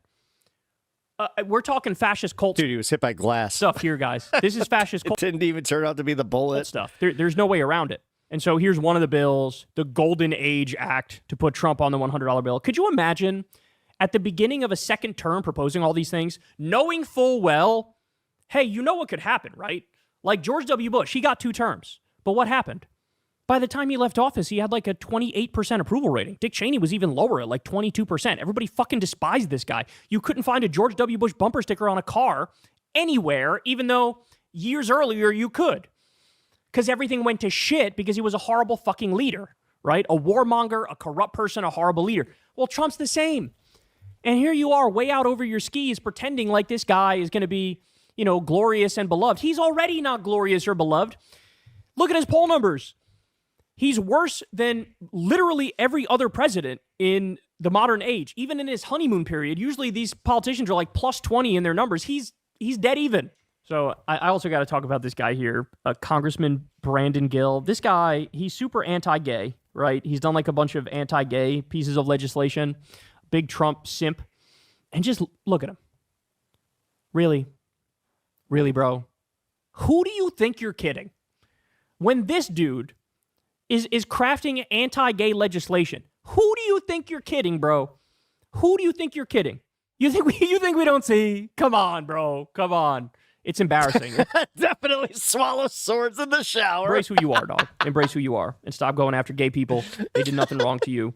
Guys, this is what they're focused on. And again, I need you to remember what they're actually OMG doing right now. What Trump is doing, what Elon's doing, what the Republicans are doing. They just passed a bill to cut Medicaid by $880 billion, cut food stamps by $230 billion. They're taking food out of the mouths of hungry people and axing the health care for low-income people and disabled people. We're talking about societal collapse type stuff here. We cannot afford to lose those vital programs. We have a very meager social safety net, and they're trying to kill what's left of it. As they're doing that, you're over here like, let's put Trump on a dollar bill. Let's name bridges after him. Let's well, it's because that's all it is performative and it's performative feels. Pass a law that mandates everybody has to suck them off every Tuesday at 5 p.m. What are you doing? What do you, that's to say nothing about all And the then they use that as like something that they point to, and they're like, "Look at how much we accomplished." shit Doge is doing, and all the disabled veterans who were screwed, and the anti-scam police being killed, and the Department of Education being dismantled. That's to say nothing about any of that. So it's going to catch up with them, bro. But this party is pathetic. Like, it's not even a party anymore. It's not. No. I've heard Chomsky say this in the past, but they're now off the spectrum. The Republican Party is not even a party anymore. They are completely and utterly off the spectrum. They're like a gang of... Biggest drop in jobs since COVID. Biggest February since 2009. Instant recession. Let's go! Conspiracy theorists and weirdos and extremists. TK, that hurts my brain. The idea someone would display books they didn't read. That's weird. And yeah. Like, I have books that I've bought. Like, say, okay. I have gone to a book fair. I probably have, I'll be fair, 10% of my bookshelf has not been read, specifically because I either went to a book fair or I got them gifted to me and I haven't gotten to them yet, or they're part of a series that I'm only like halfway through, like The Expanse. I'm only on book 4 of The Expanse, and that's a 8-book series. And a cult. It's a cult. There's no way around it. So, I mean, again, I think they're going to pay for all this at the ballot box eventually. They really are. I mean, you're already seeing it now. Like the backlash. I mean, if we go this, to the ballot box, that's the thing. If they even allow it, I think they're so deep in that bubble. They really started to believe that like 80% of the country loves Trump or something, right? And that they do. They actually believe that he's that popular. Like, they saw the 70% approved of his fucking speech, and they're like, 70% of Americans approve of Trump. He says he's doing everything great and making America great again. So I guess he is. Like, I think they're so deep in that bubble. They're so deep in the cult that it's hard for them to fathom that real people are being hurt right now by the policy decisions. Like, people... Sure, but those ones live on the shelf behind you, like, during filming, like, look at these. Well, okay, so these may not be unread books, but all that plastic in that entire cube back there, and all those cubes, is unbuilt figures. People's lives are getting objectively worse, and people are getting furious. And they don't see it. They don't fucking see it. So, there you go. I don't know how I would say it's going to get... I have a whole unbuilt Necron army back there. More humiliating? I don't know how it can get more humiliating. How many more bills coddling this guy's nuts can you release? Is it even possible to come up with more pathetic loser ideas? Hey, y'all, do me a favor and like and subscribe. It helps out big time in the algorithm. The tale as old as time with Warhammer is you get into Warhammer, you buy one army, you start playing that army. Then you're like, I can get another army. And then you never build that army. It just sits there. Collectibles are different, and you know that. Shut up. I appreciate that. Hell yeah. Here, I got a fun video. Here, you know what? We're going to be revisiting one of the first videos that I covered on this channel. And I can proudly say that when I did cover it... Finally. This video got me 14.7 thousand views on my channel because the original creator, The Elephant Graveyard, who I will be linking in the description here, they had a situation where they had to take it down because they were getting threatened by Rogan's lawyers, but smaller creators like myself who had covered the video not only were okay because they weren't finding us, but I reached out to Elephant Graveyard and I asked him specifically, like, hey man, is this okay? Like, I don't want to step on any toes. He told me go for it, and he was super like cool to me. Like, I think I had 20. I'm not even kidding. Like, I think I had 20 subscribers on YouTube at that time, and he was still super cool to me. So just want to say, you know, shout out Elephant Graveyard. Check out the channel, but here we go. Let's watch this great takedown of Joe Rogan's latest special. God, what's it called? Burn the Boats. There we go. Let's see how far Joe Rogan has fallen off. Finally, the time has come. The comedy event of the year finally arrived. It's been 6 long years since we got a brand new hour of material from comedy's most valiant defender, the great and powerful Joe Rogan. Every era of comedy has its greats, guys. And you may not like it, but Joe is inarguably one of the greats. That's what he looked like when I started. Now, he is the biggest and most successful comic on earth, and the valiant leader of the highly endangered 250 comics. Days. In case you don't know what I'm talking about and have had your head planted firmly in the sand for the past 6 years, there are only 250 comics left in the entire world. Because there's so few of us. And worldwide, we were talking about this the other day. There's maybe 500 of us on the planet. You know, you got to be real generous and say 500 because it's really probably about 250. Whoa. Right. Like legit comics, guys you want to hang out with, guys who are fun. Please say you want to hang out with me. And the future looks grim for the 250, sadly. Only a couple years ago, there were still 2,000 of them, which isn't a lot, but still. They're dwindling fast. Well, to be fair, improv troops are a little bit different. Suffering many, many casualties. But Joe's doing his best to protect them, which is admirable, considering he's the greatest stand-up comedian of our time. As you can see, he's earned his spot amongst heroes like Robin Williams, Richard Pryor, Bill Hicks, all these guys. And maybe you disagree, but we have no objective way to measure the quality of a comic other than by their revenue. I have what you call fuck you money. So this multimillionaire is by far the best of the best. My parents had George Carlin and Richard Pryor. My grandparents had acts like the Marx Brothers, Red Skelton, and Al Jolson. And we are truly blessed, because we get to exist on this planet at the same time as guys like Andrew Schultz.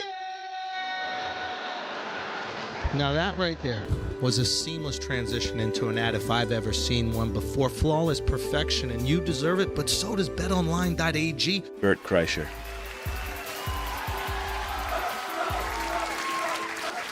Tony Hinchcliffe. Hello, I'm Tony Hinchcliffe. Come check out Kill Tony tonight. Watch me do magical stuff like this. I wish I was like a motherfucking dog. Everybody knows that you need a hug. What's up, bitch? I'm a motherfucking lobster. Nailed it. And of course, their comedy father, who keeps them all well fed like little birdies in a nest. Joe Rogan. Thank him. This thing was shot in San Antonio, Texas. Joe Rogan. Thank him. Where those few brave warriors once defended the Alamo in that big battle. It's a lot like the 250 defenders of comedy. Against all odds, they prevailed. And thank Christ they did, because otherwise we would never have been blessed with this wonderful comedy special, Burn the Boats. Now it's been 6 years since our man Joe released a stand-up special. The last one was back in 2018. Strange Times, which again is definitely one of the greats, as you can see here on this wall that you can find inside Joe's Comedy Club. The Comedy Mothership. It's been so long. It's hard to believe he took 6 years to write an hour of comedy, but you know Joe. He has to get in there and hammer away at these jokes, finely honed like Damascus steel.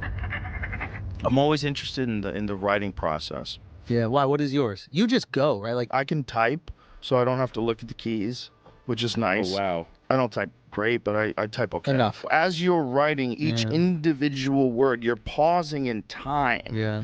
And you're in a time lapse. And you get to consider each and every possible way you would say something from that word while you're writing that word. Yeah. And there's a physical task of doing that with your keys and your fingers that makes you concentrate. Yes. Because it fires up your synapses and makes you think that you're doing this with your fingers. It's kind of exciting. Yeah. You can't just shit out a bunch of jokes and expect them to be any good. Yeah. That is the brain of somebody that has been punched in the head too many times. That's just like, this is a profound thought. Joe is a man of quality, so 6 years it is. Somebody please shoot me! It took Michelangelo 4 years to complete the painting of the Sistine Chapel ceiling. And it's pretty good, I guess, but imagine if he had spent... Sounds like someone who has had a serious stroke trying to explain something. ...to more... Just woke up, what's even happening? Oh, we're watching, we're breaking down Joe Rogan's latest special and how he crafted it. ...years on it. Imagine how much better it could be. Like the elephant Guys, graveyard. I've said it before and I'll say it again because nobody ever seems to fucking listen to me, but quality takes time. Like dry-aged ribeyes or a dram of that wonderful Lafroig whiskey. If you have a triple-digit IQ, you'll be able to wait patiently, knowing that despite the difficulty in waiting, the results will be worthwhile in the end. Now, a lot has happened in the life of Joe Rogan over the past 6 years. It's been arguably the most dramatic 6 years of his life.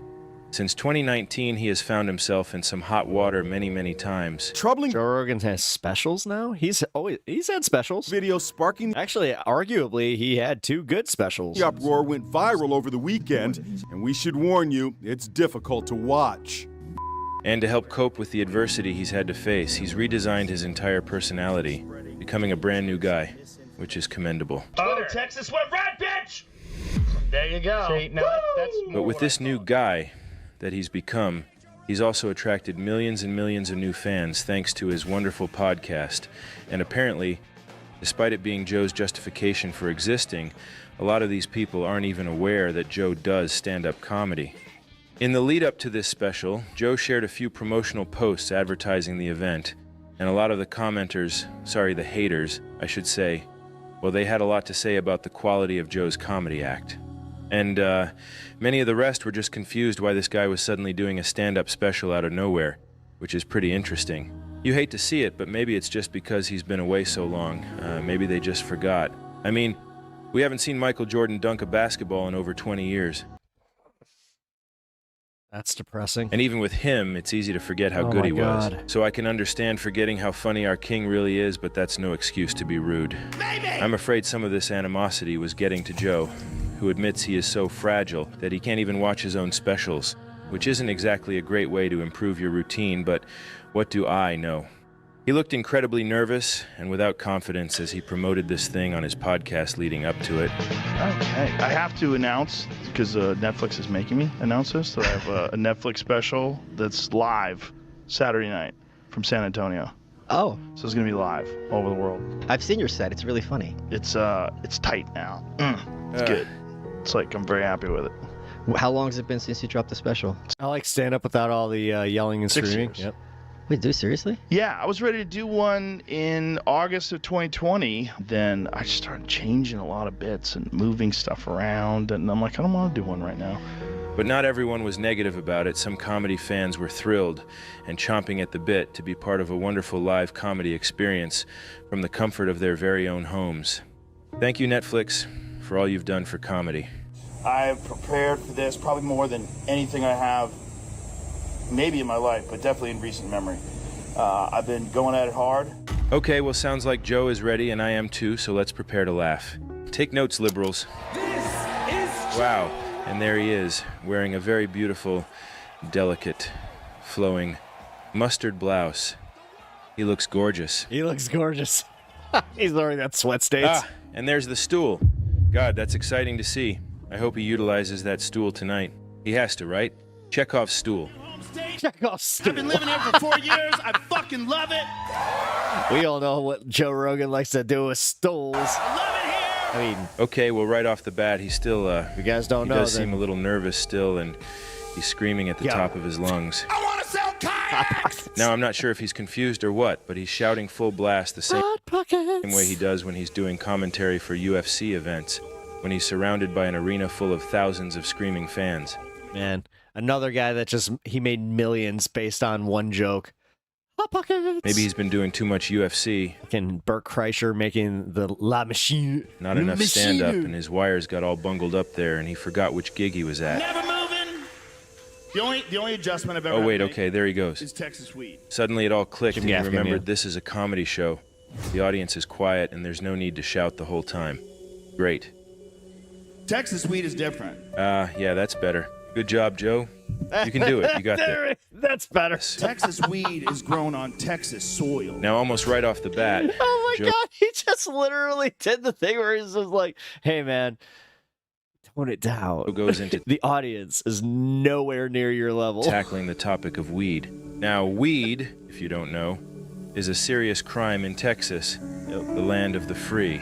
If you get caught with that stuff, they literally lock you up in a prison with scary criminal murder guys, Scary criminal murder guys. Mutilators, violators, all those types. But lucky for Joe, he got I like around how he the talks about him like my mom talked about my action figures. Hey, go get your scary criminal murder guys and your superhero guys. We're going out. You can only bring 2 with you though. by simply becoming friends with their wheelchair governor guy called Greg.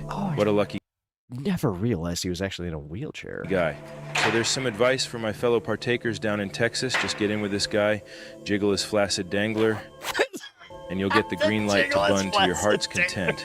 It's actually really easy. So Joe is sticking to his tried and true handful of topics. He mentioned weed.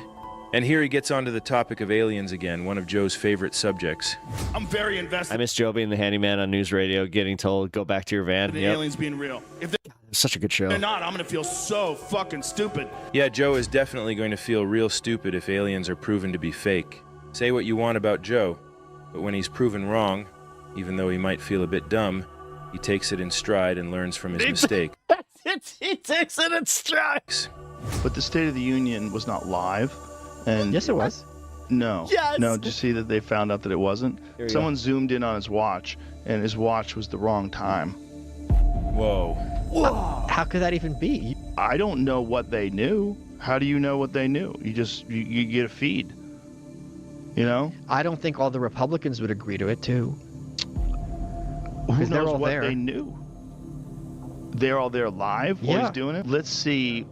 I don't see anything. State of the Union wasn't live. I added watch. It could be some troll shit. See anything about They that. got me. Yeah. Look at Biden's watch, incorrect time, State of the Union. Yeah, there is a fake image. They got me, these sons of bitches. Sons of bitches. It's amazing how much stuff is fake. It's just like that stuff. Like, who's doing that stuff and why are they doing that stuff? They Okay, could Joe. probably be putting up some of that misinformation themselves. Attaboy, Joe. How can anyone not like him? People go, if aliens are real, why don't they just land on the White House lawn?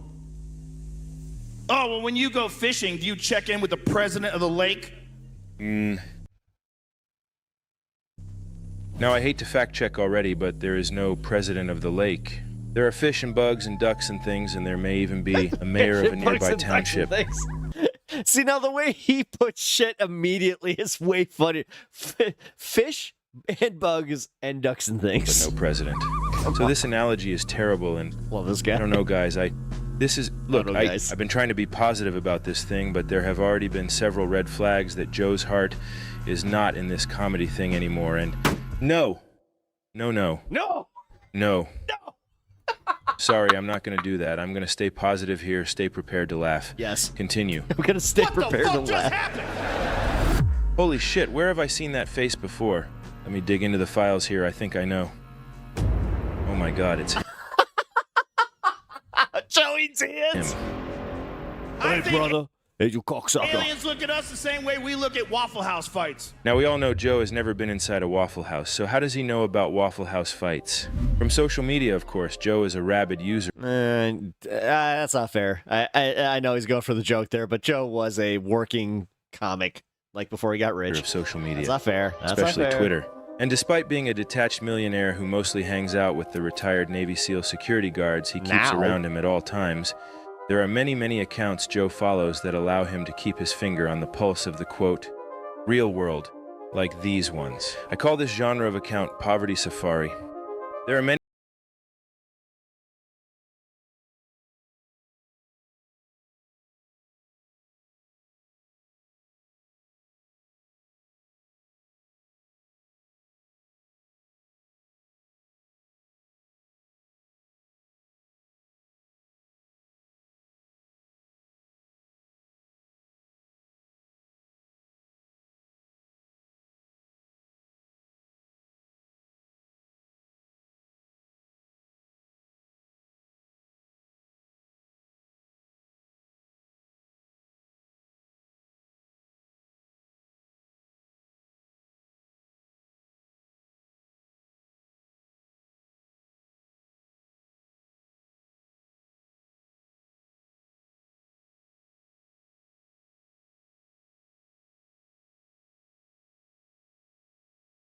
He wasn't broke till Fear Factor. He had money when he got Fear Factor. You may be confused. He was already on news radio at that point. He was making a decent living as a comic too. But don't worry. President Joe Biden is not suddenly collaborating with Rogan. on this special. I mean, like, you could call it like a LA apartment living. This is actually an impression that Joe has been working on for 5 or 6 years, and he's finally ready to unveil it. Joe isn't known for doing good impressions, so this is very brave to try and do live here. Let's be nice. I got hairy legs. My uncle got eaten by a cannibal. Incredible. See, guys, 6 years.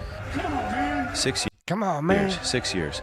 Well, with a few of his regular subjects out of the way. I don't think so, Jack. Hey, Joe veers into a topic that's going to... Hey, I'm gonna go get some ice cream. And by the way... permeate a lot of this special. Ass play. I don't want to sound like a broken record, as we've spoken before about Carl Jung and the shadow self, so just to make it quick. We all have an inner shadow self inside our psyches that contains all the hidden aspects of our personalities. The self's emotional blind spot. The part of you that your ego does not want to acknowledge. All the things we do not wish to be. But to become a fully actualized person, those aspects need to be assimilated somehow. And if not assimilated, the repressed shadow will find all sorts of ways to leak out subconsciously. And as you'll see in this bit, whether he wants to do this or not, Joe's obsession with ass play gets put front and center. So here we're about to see some clear shadow leakage as Joe graphically describes the unbridled pleasure of anal probing. Imagine if you have your greatest orgasm ever on an operating table on a spaceship. Oh, Jesus! Make him just jizz all over himself. Just, oh, Jesus! Oh, God! Greatest orgasm ever, he says. Well, that may be so, but Joe, you don't need to wrap that admission up Phrasing. inside a That's story like- about aliens. It's not a surprise, guys, if you've been studying Joe Rogan as long as I have. You'll remember the time he publicly opined on how great it would be to become a woman and get fucked by some guy. I know you well enough to know. You, Joe Rogan, if there was a technology that could instantly turn you into a woman, Yeah. you wouldn't hesitate to turn into I'd like a to woman. feel a dick inside me. Yeah, exactly. That's what I'm saying. Me As a woman? Yeah, and I don't think it made me gay. What happens is you become a woman who actually feels the way a woman feels when she's attracted to a Signed. man. And a guy with a dick like a battering ram. Let me try is just going to send it home. See what happens. And you can't wait. You want to feel him come inside your upper rib cavity. Like, I want to feel it. Sign me up. The point is, like, you but would do some it. men, the weakest among us, would be scared of that experience. Right. Well, they'd be scared that that experience. This is actually him drunk. Weakens them and turns them into something that they dismiss. I would like to feel what it's like to be pregnant. Really? Yeah. I wonder if amyl nitrate does that. Like that's the reason why. That's some graphic description. Holy moly. Why gay guys like poppers? It's because it opens them up? relaxes your asshole muscles. Is that true? Or Yeah. Yeah, that's part of. It's like a feeling of euphoria and also relaxing your asshole muscles. Or how he enjoys engaging in oral sex with a penis from time to time. Yeah, I can suck my own dick if I wanted to. No, you cannot. Superflex. You can't. No, you Yes. can't. That far. You know I can. Okay, that's just some context for you as we examine this next sequence. That's how they get cum out of donkeys. Oof. Okay. Unfortunately, now it sounds like the crowd's initial excitement and enthusiasm is running on fumes, as we've got our first real obvious awkward bomb of the night. Yeah, the that crowd was goes bad. completely silent, and Joe just stands there like a deer in headlights. Guys, all right, so just an aside, I actually kind of feel for him here. I can't help it. I don't care who the comic is. That silence, that is, But Joe manages to salvage someone it might as well have just told him that, like, if his mom was dead, like, your mom's dead, bud. by stooping to the lowest form of conversation. Remember when? I used to host Fear Factor. And He has spent a lot of time thinking about these things. Yeah, yes, he has. Yes. thank you very much. Thank you very much. And now, I don't know. I was expecting him to say some casual, oh yeah, I wonder how women experience it. I think it'd be interesting, like most dudes who say that, but no, he went full on with that description. This is from excitement and arousal, or from nervousness and What, the jism in the ribcage? fear, likely some combination of both. Buckets of cum. But this is the moment Joe starts profusely sweating through the mustard blouse. Perhaps it's nerves from some subconscious realization that his shadow is about to take the wheel and squirt out a major leak here. You knew you were doing this. Why would you Pay attention to this region here and watch how it develops throughout the show. And by the way, man. oh man, look at that stool behind him just teasing us back there. Yeah, late night. Stop teasing us, Joe. He knows how to build suspense, Having that's fun, for though. sure. What up, Sean?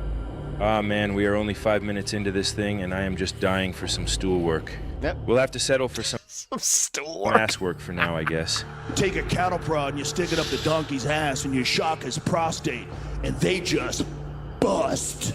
And then I was like, what does that feel like? What if it's your favorite thing? Like, There's that leakage. You can't even tell anybody. It's too bad for Joe. He's too old and his brain is far too calcified to become a new guy in this aspect of his life. It's too the fuck did I just hear? deeply rooted. But someone should tell Joe that it's okay to just enjoy that stuff. It's no big deal anymore, Joe. Ass play has gone mainstream. Don't worry about it. Should we keep hammering? Should we keep hammering? Keep hammering? What's that? But instead he settles for keeping it a secret while releasing a little shadow pressure by revealing his deepest desires live on Netflix for millions of people under the guise of donkeys and aliens. It works for now, but it's not a viable long-term strategy. Now, and I can't believe this, but he's going to bail on his set, and we know he's bailing because Joe has said for years that once he's done a joke on a special, he retires it and never does it again. So here he's really starting to bomb, and is so terrified that he's going to break his own code and fall back into some tried and true material. He is going to Mencia himself here and regurgitate a bit from his 2009 special, Talking Monkeys in Space. And I'm You think he's getting in denial? A little bit. watching porn on the computer. My girlfriend just opens up the door. You did it while I'm at home. She was really sad about that. And I didn't have the heart to tell her, I do it while you're sleeping right next to me. She goes, I can't believe you did it while I'm at home. And I'm like, I do it while you're sleeping right next to me. Oh man, that's a finely aged 15-year-old classic bit. I'm a little surprised that Rogan broke his code here, but our behavior can change dramatically when faced with an existential crisis like bombing this bad. For example, when people are in the midst of drowning, and someone jumps in to save them, the drowner often ends up inadvertently and tragically murdering their rescuer amid the struggle to save themselves. You do what you gotta do, and I guess when you bomb hard enough, you do what you gotta do to survive too. But unfortunately, that can often be self-defeating. Here's the thing about jerking off. Everybody does it, but if you get caught, you're a fucking loser. Uh-oh, this actually sounds like a cope. I don't know if I ever told you guys this, but I grew up without an uncle, and that has gifted me with the ability to detect copes. And this has to be a cope. This. What? I grew up without an uncle that gave me the ability to not detect copes. Is way too personal. You're a fucking loser. And by the way, not to nitpick, but have you noticed that this is Joe's new default face? Does this look like the face of somebody who's enjoying what they're doing? To me, this face confirms that his heart is not in this anymore, and I just don't get it. Like, why is he still trying to do stand-up? What's the point? I can't keep doing Just do your this. podcast. And man, the sweat stain is evolving rapidly. He's very nervous, and judging by the way he can't stop screaming, he's likely hopped up on stimulants and booze. Joe forgot to mention that also during COVID, he became a bloated alcoholic. Is somehow or another better than jokes. Oh, God damn it, I'm sorry, I gotta stay positive. Joe, you're doing great. Is it a... Joe then goes into a little story about going through airport security high on mushrooms and how wacky that was before swiftly pivoting right into his other passion, the trans. Men get pregnant. I'm willing to say pregnant men. I just don't think it's a good... I think you need Look at him. extra words. Maybe we should use extra words. Oh no, there's that silence again. Hearing more and more of that as the audience grows weary. Trans women are women. How about most? How about almost all? You gotta leave room for crazy.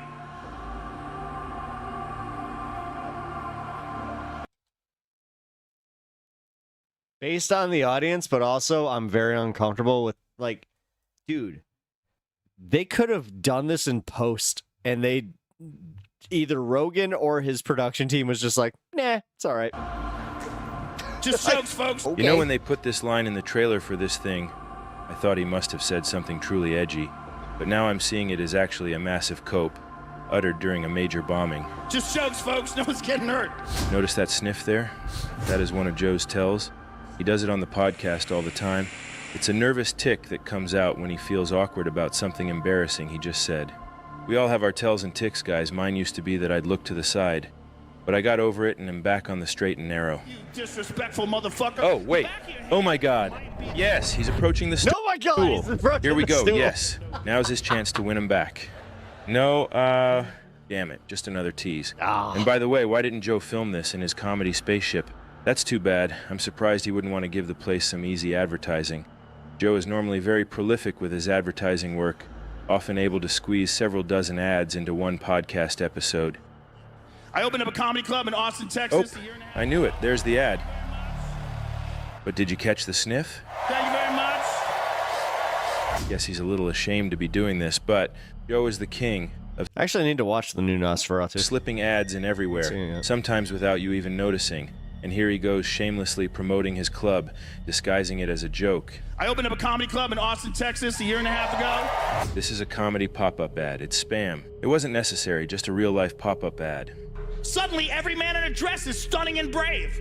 Okay, great. I was worried he wasn't going to get back to the trans. Oh, the trans. You can walk through the women's locker room with a hard cock, and anybody who complains is a Nazi. Seriously, though, these aren't really jokes.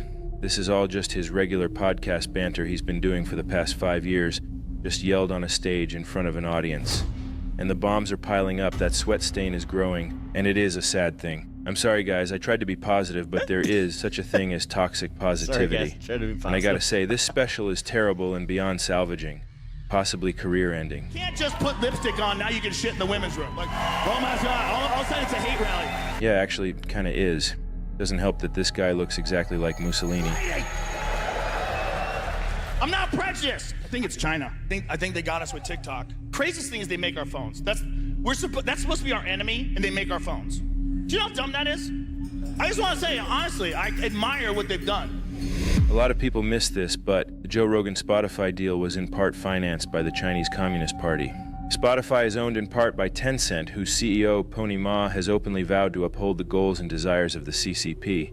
So it's odd that Joe would complain about this TikTok China stuff because he is most likely, whether he realizes it or not, a weapon of propaganda used by the Chinese government to sow chaos in America. All you gotta do is follow the money. That's the one good thing I learned from Joe's podcast.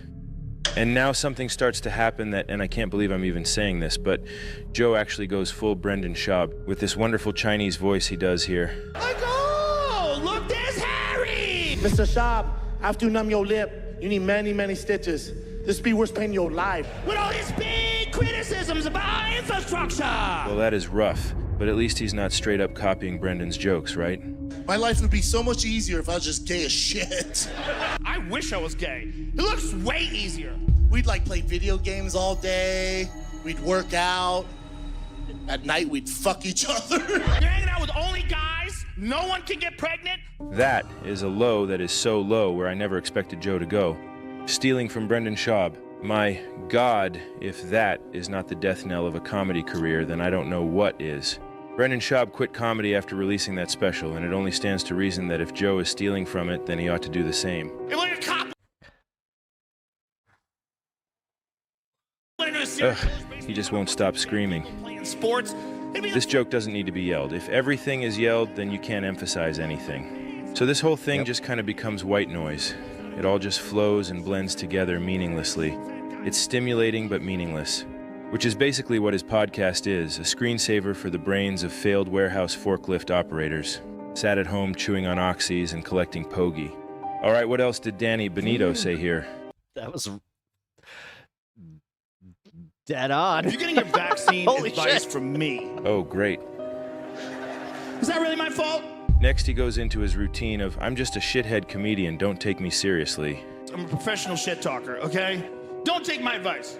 This special is just PR now, this is not comedy. He knows nobody normal listens to his show anymore, so he can't reach them on his podcast. But normies watch Netflix, and a lot of them are going to be checking out what that guy whose podcast they can't believe they used to listen to, and have to try and remember to whom they admitted listening to it, and cringe with pure embarrassment about that. They want to see what that guy's up to. So this is Joe's chance to get some good damage control in. They tried to use that quote as proof that I'm homophobic. First of all, it's not true, but he's literally just reenacting one of his many Instagram apology soliloquies, and it is just so fucking tedious to listen to. He gets into his famous N-word controversy, and sorry to say, he's still doing that propaganda where he tries to convince everyone that he only said it when quoting other people saying it. which obviously is a lie. Dude, this was like one of his first Here's a episodes. clip from the first ever Joe Rogan podcast. Oh no, it was the first one. Once I get the internet to do it, I'll make it HD so you can see how ugly I am. Like, that nigga's ugly. That nigga's ugly. They forgot to delete that one during Spotify's extensive Operation N-word cleanup. Yeah, nobody gives a fuck about context. So, I'm not racist, but if I was gonna quote... Oh, Joe, you should have just let this one go. This PR is embarrassing. I'm not a racist. That's what's so insane about this. I thought everybody would understand. Here's the thing about these words. You can't say... Damn, the nervous sweats are really going. Damn. The fact that he didn't re-record this special is insane. 6 years of honing this material. That's right. It was live on Netflix. He chose a mustard shirt. He's got to pad the back half of the special with PR. Oh, that's bad. But he still doesn't stray too far from the gay stuff, as that shadow continues to seep out. I love gay men. Joe's shadow is now in total control and is just leaking all over the place. And now, with the shadow in control here, he's going to steal another joke, this time from Bill Burr. This thought when you're in your car and the light turns green, but the scooters keep coming, and you just want to go to jail. I have a lot of fucked up thoughts, man. I do. You ever drive down the street and see like 30 people up on a sidewalk, and you just think... That and right there, that's why he's even better. The punchline so much better. Now that's at least 2 stolen jokes in this special, so that's bad. And this is the guy who got famous for calling out Carlos Mencia for stealing jokes. If someone steals a riff from a song, that shit's in the news I have to say, that's what actually got me like really to be a fan of him. constantly. Motherfuckers steal shit and make it on HBO. Netflix. Put it on television. Not only did he steal material from Brendan Schaub, but he really just became the new Mencia tonight. I can't believe it. Talk about full circle. The shit hero's journey. So who is going to step up and be the new Joe Rogan to the new... Jeez, Ari's so young now. Carlos Mencia. I nominate Joe List. Come on, Joe, stand up for comedy. Go after Joe Rogan aggressively, please. I send my wife pictures of other dudes' dicks. This is a... Please, Joe, please, we don't need to know this. And as his deepest secrets are spilling out against his will, Joe is fully lactating now, leaking both psychically and physically. San Antonio, I love you to death. Thank you very much. And now it's all over. It's finally done. 6 years. And they really dipped into the budget for this closing credits music, which sounds like it's ripped straight from the Ken Griffey Jr. game for Super Nintendo. Well, I guess if I had one sentence oh my God, that could sum this thing up, it'd be... I hate dumb people that are confident, you know? Oh, Try again? I hate dumb people that are wrong and confident. And now that that's done, every comic on every podcast is going to spend the next 6 months raving about how Joe murdered and killed and massacred and chopped up all the bodies into little tiny chunks, threw them in the Austin River, whatever that's called. Laugh out loud. Yeah. Dude, I like it because him saying the N-word, so funny. So funny. It said the N-word? Oh, it's so good. It was so good, man. That's good. That's good. It's so good. Yeah. And then he was talking about the word retard. They'll kiss the ring for that podcast invite, and the cycle of comedy shit will go on and on and on. But that's two jokes that I had to suck my teeth on because I don't do that. I don't usually do that, but like we've discussed here before, everything has its cycle.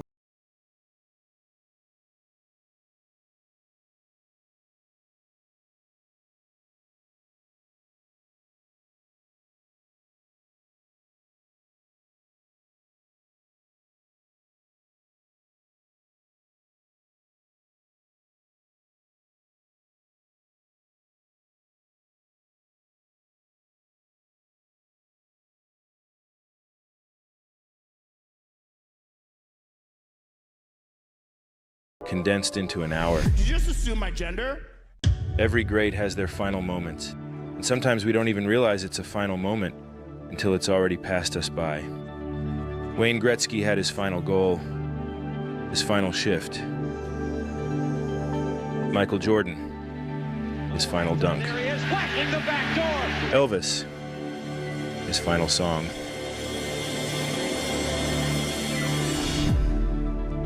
The last time you ever pick up your son, your final summer sunset, and Joe Rogan, his final stool hump.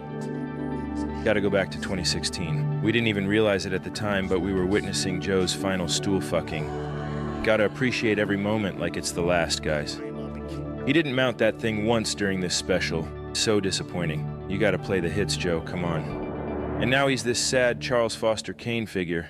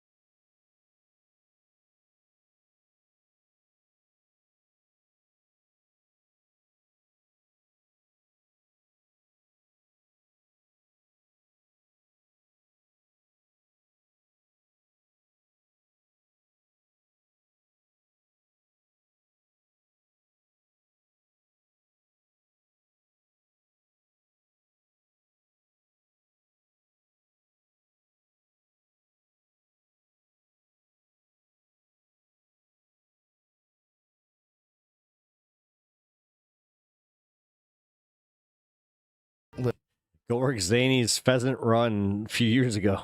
Don't tell me how terrible it was. January 6th, lock them up, lock them all up. The sad thing is, despite it being the meaning of life or whatever, I don't Joe's think legacy he's ever worked a full-on bachelorette party. will not be his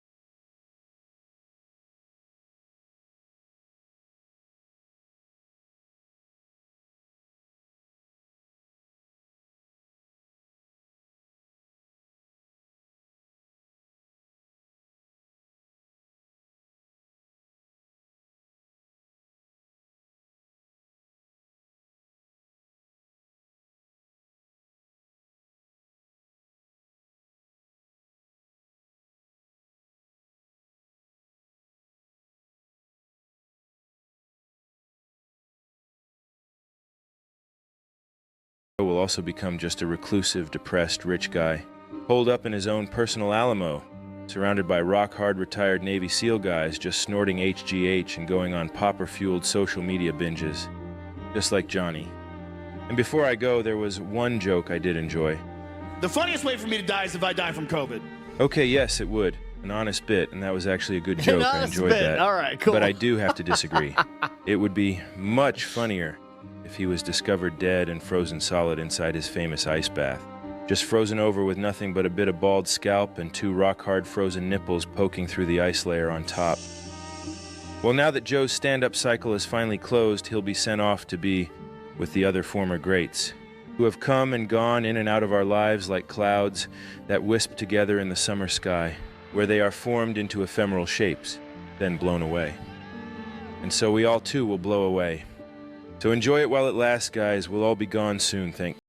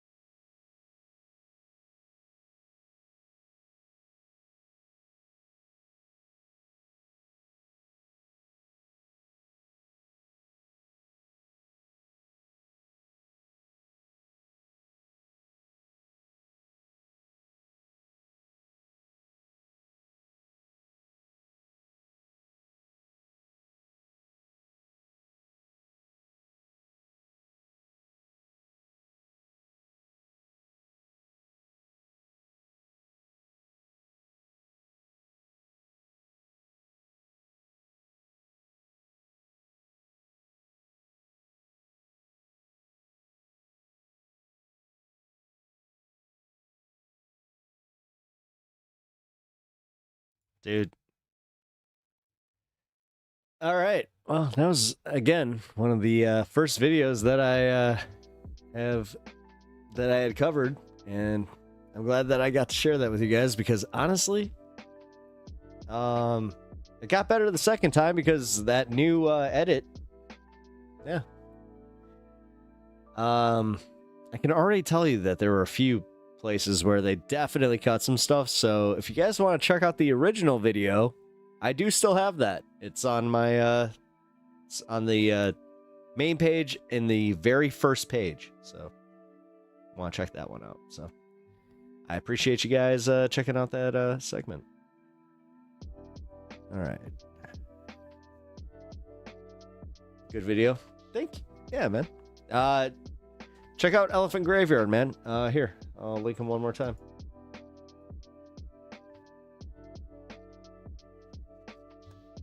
He's got great videos.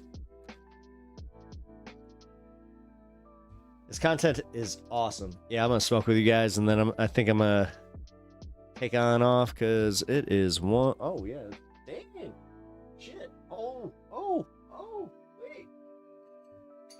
I'm sure it's like 4:20 in Singapore or something.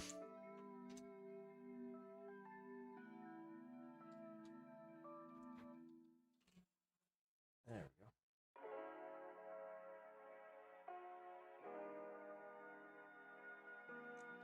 Oh, there's one thing I wanted to look up before I go.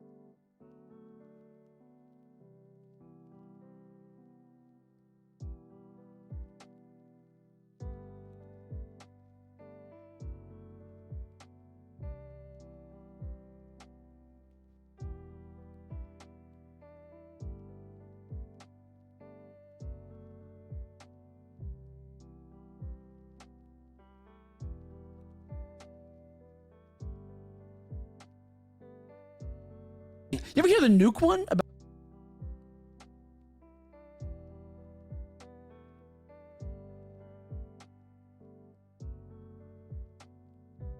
You ever hear the nuke one about how there was a plane carrying nukes over like North Carolina, and there was like 4 safety switches so they wouldn't go loose or wouldn't be deployed if something went wrong, and something went wrong, and 3 of them, the safety switches busted, and only 1 safety switch saved a nuke from exploding in like the 60s I think, like peak Cold War situation. You go right down to like Raleigh, and it's like a guy fighting his wife. He's like, I wish the whole world would blow up right now. And they go, they're like, it's just like a bomb. Like, he's like, kill me, Khrushchev. I mean, come on. What are the Russians going to blow us up? It's like, it's like Dr. Strangelove. Yeah, this guy writing it. You ever hear the nuke one about how there was... We should do all the impressions we can do from The Simpsons. And that's the sandbox. I'm not allowed in the deep end. That's where I see the leprechaun. That's why I don't see leprechauns. My mom said, my dad said my mom said that I wouldn't get so many nosebleeds if I just kept my finger out of there. He tells me to burn I'm better. things. And he goes, great job, Lassie. Now burn them all. Homer. Oh, Marge. Oh, damn. Mow, I can do mow. Here we go. Oh, wow, he does a good mow. Love it. I can do a great body. Hi. here. I mean, Donnie Smithers is great. Yes. And Mr. Burns. Good Lord. Yes. What is happening in there? Aurora Borealis. Yep. Aurora Borealis. At this time of day, localized entirely within your kitchen. Yes. May I see it? All right, the material's great. Say more. The house is on fire. Say more. Something. An impression I do a great. This is Mateo Lane. Oh my God, I love him. They're great. That's almost perfect. We had. Oh my God, yeah, Mateo's so good. I love Mateo. All right, man. Hell yeah. The first time I took someone to radio. It was Bring Your Daughter to Work Day. And I brought in the host. When we show up, it was Johnny Dare, who's like the big shock jock in Kansas City. Thank you, Starman. I show up, and there's a stripper Thanks there. for the $2 donation. I really appreciate blowing that. a $10 bill off her vagina. Great. And then they like brought in this girl that was in like an obese nudie mag. Yeah. And she brought her son. And so they're literally like opening the book and like seeing this girl just spread eagle and her kids like, yeah, I thought we were going to McDonald's. Yeah, I was hoping to get a little sausage, egg, and cheese McMuffin. Yeah, I just wanted to meet Johnny Dare. I didn't know we were going to look at my mom's vagina and where I came from. I wish we could tag those kids like cattle and then just like see where they go. See where they roam. Like check in on a thing Like, where you're like, oh, he's dead. Oh, the signal went out. Oh, he's at a crack dealership. A crack dealership? Dude, that'd be great. That would We be should come open on that. down to Jimmy's Crack. He's like, I'm selling everything. And I mean everything. Because I'm smoking my own stash. I will do whatever you want me to do for however much you want me to do it for. I'll suck you off. Yeah, I just need more crack. Come on down. The first time I took someone to radio. Because I'm smoking my own stash. Oh, fuck. Oh, thank you for the, again, dude, for another $2. Jesus. Sam, where you at? Sam.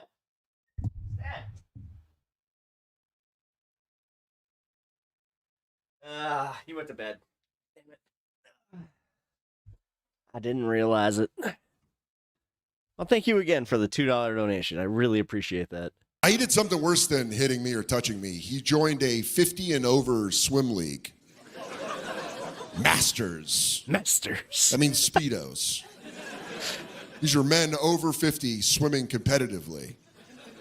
So every Saturday morning in the winter, they'd wake me up out of my warm bed, and I'd have to go sit in an indoor pool, fully clothed. I hope none of you know that hell. The smell of chlorine, and you're just sweating in your pullover starter jacket. Then you got to watch a guy that hates your dad and is currently f***ing your mom. You got to watch him just cut through the water like a dolphin. To this day, best swimmer I've ever seen with my own eyes. It was insane. First time I watched him swim, it took my breath away. First time I watched him swim, I was like, well, I won't be fighting him in the water. Do you know how bad it hurts to have someone talk shit to you and then put on swim goggles? He's like, yeah, your dad's a fucking loser, and that pool's wetter than your mom. All right. I hate you, Joe. I hope you're drowned. He did something worse than hitting me or touching me. He joined. Thank God for shorts. That was Dan Soder, guys. If you've never seen how'd Soder. it go? Good times. Good times? Raptors cheerleader. Huh? She was a Raptors cheerleader. She was a Raptors cheerleader. There you go, buddy. That's better than I think you'd be able to pull off. I mean, you're not a bad-looking guy and you got nice hair, but Raptors cheerleader, that's good. That's awesome. How'd you meet her? Bus stop. Bus stop, damn. A bus stop? She just get on the team? What happened? She just get on the team? You sure was a Raptors cheerleader, not just like a high school cheerleader, right? You're sure this is a good story and not a fucked up one, right? What bus stop? Or I guess I don't care. Who cares? I don't know the bus stops. She was riding the bus? Yeah. Nice. And you chatted her up? Yeah. Wow, you got that bus stop confidence, huh? That's pretty good, because you know whoever's on that bus is ultimately not better than you, you know? Huh? D-League. Oh, D-League cheerleader. Yeah. She got the call up and then she stopped calling you? What is it? The Raptors 908. What are they called? The 908, 905? Yeah. Okay, relax. I got it. Nice. Okay. So, did you ever fuck her when she was on the top squad? You did, but not for long after that, right? Not Be honest with me. It's all that, right. A little bit. Yeah. She was like she wasn't riding the bus anymore. So once you're off the bus, you got to be off bus stop dick as well. That's all right. You always have those, couple weeks, whatever it was. That's awesome, man. Congratulations for that. You'll think of that for a while, huh? Yeah. Is that your sexual highlight? Is that like, does she lead when you're thinking about all the girls you fucked, when you're smiling, when you're smiling, when people catch you just smiling outside of a window, and they're like, I wonder what he's thinking about. By the way, it's always the hottest girl you've ever fucked. That's always that's what I'm thinking about. But is she your top? Would you say? Top 2. Top 2. Who's the other one? Like a high school sweetheart. A high school sweetheart. Okay, nice. Oh, that's cute. Is that more emotions? No, she was a freak. Oh, she was a freak. Damn. Okay, nice. Freak in high school. Doesn't say much things about her childhood. I got to be honest with you. That's tough. Meeting an 18-year-old freak is. I don't want to delve too deep into that, but anyway, I don't want to. Yeah, I don't want to bum everybody out. But what's she up to these days? She's like PhD in neuroscience. PhD in neuroscience. Wow, you fucked up big time. Damn. Yeah, that's fun. That is a very special type. I know that exact type of person comes from a broken home and just like excels at everything as a result. And you should have latched on for dear life, but you were probably like, I'm gonna get pussy like this all the time. You're like, little did you know there'd be. With the cheerleader. Huh? I fucked it up with the cheerleader. The cheerleader is who you fucked? It's after. Oh, okay, all right. Well, at that, yeah, damn, dude, you were on pace for a great life. You were like, this is never gonna end. We got a fucking genius freak that's sucking my dick on all fours and then doing fucking papers right after. And then I'm fucking cheerleaders. What's next? A pop star? And then it turns out, no, fucking Dunkin' Donuts employee's next. That's all right, man. You had your moment in the sun. Yeah. So it seems like Joe Rogan is slowly starting to realize that Elon Musk, someone who Joe once thought of as a friend, is simply just using Joe and his massive audience to do pretty much whatever he wants with. And the best part about Joe realizing this is that at the same time, it's almost like he knows he's in way too deep to do anything about it at this point. So as a result, Joe just kind of sat there like a good boy while Elon took the reins. And we can see this from the very beginning of the show when Elon used the first 10 minutes to advertise his new AI chatbot. Oh, fantastic. Now I can yell into the void about how the news is a total dumpster fire. It is. She knows me too well. I'm so predictable. Which seemed to secretly trigger Joe, because if you're familiar with Joe Rogan, you know that it's something that Joe really doesn't like. He doesn't like to feel like his guests are using his platform solely to promote their newest product. But since it is Daddy Elon, Joe plays along with it, at first. Do you think that all the gold is in Fort Knox? Do I think all the gold is in Fort Knox? Yes. Are you a fucking conspiracy theorist? Yes.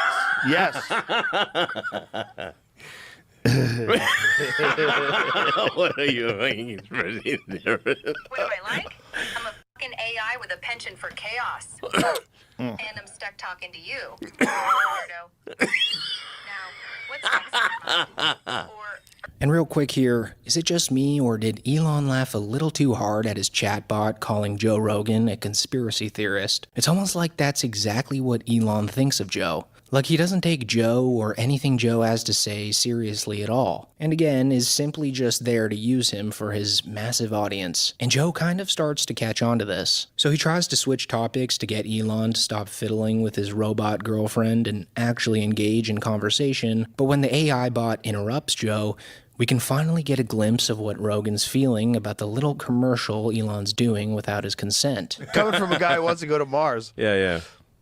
Oh, speaking of Mars, what do you think about that crazy square? That that structure? I guess there are sort of squarish things on Earth. Planet's a big place, so Yeah, but that one eventually looks... it's going to be pretty square. No, it's alien civilizations, of course. That's what I think. Yeah. Yeah. I mean, what is it? Sorry. If an alien civilization did exist, though, and it, what happened, got hit by an asteroid, whatever. Oh, she won't shut. She's like the hot lady at the party that interrupts the conversation. Did you catch that? Joe's getting so fed up with the AI bot that he almost blurted out his true feelings about the whole thing. But because it's Elon, Joe has to submit. By an asteroid, whatever. He really does look plastic. Oh, she won't shut. She's like the hot lady at the party that interrupts the conversation. So if that was the case, like that thing. So then, after Elon finally puts his AI girlfriend away, the conversation shifts focus to Elon's Yahtzee salute from the inauguration. And guys, I know this is my third time mentioning this topic, and at this point it may seem like I'm beating a dead horse, but the reason I'm including this clip is because it truly shows that we've hit the peak of Joe Rogan's copium addiction. What is it like? Like all of a sudden, people used to, the left was in love with you.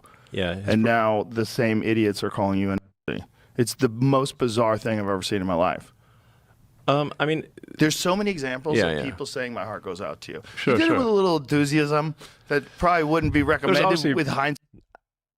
Yeah, bro. Yes. If you still think that's what he was doing, I was obviously meant in the most positive spirit possible. Yes. Yeah. Obviously.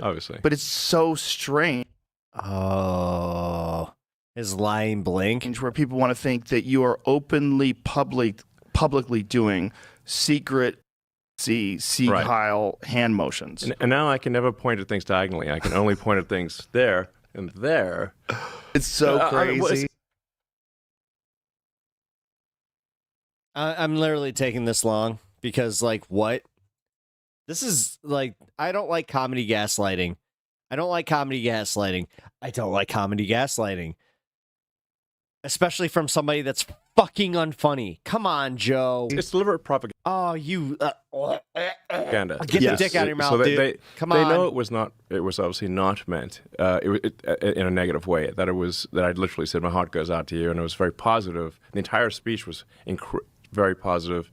I was being very enthusiastic about the future in space. No. All right, so Elon's main excuse is that because he was being very positive about the future, then there's no way that this hand motion could mean anything else. Conveniently forgetting that those German guys from World War II were also very positive and enthusiastic about the future. Like, that doesn't automatically excuse him of anything like he thinks it does. And then... Yeah, that. And then the... As soon as you thought this couldn't get any worse, Joe opens his mouth. Yeah, it's ridiculous. It's ridiculous. Yeah. When CNN, when I was in all my trouble, absurd. Every time CNN used a photo of me, it was one of the photos from the UFC weigh-ins, where I go like this, welcome to the weigh-ins. So every photo is me. Yeah, you got a little pumped up. Yeah, it got pumped up, exactly. Yeah, that's all it is, obviously. Obviously. There's video of Tim Walsh Yes. doing the exact same thing. Right. Exact same thing, and he said, of course, it's a salute. He said that. Right. This is how crazy things have gotten. Like, so yeah, guys, the Joe Rogan that we all used to know and love Even is if you gone do the forever. full point. And whether he realizes that he's being used or not, No, what there's he did simply is- nothing he can do at this point to save himself. It's kind of like getting Like, T-boned what by a the drunk fuck? driver driving a semi-truck, severely injuring your back and paying thousands of dollars in medical bills to fix your spine. I was uncomfortable doing it, but I'm gonna fucking at least, like, no. That's what they were doing. All the while not realizing that this injury could have earned you millions of dollars with the right injury law firm. Like that whole time you could have just checked out America's largest injury law firm, Morgan & Morgan, for absolutely free. Really? Morgan & Morgan's sponsoring you?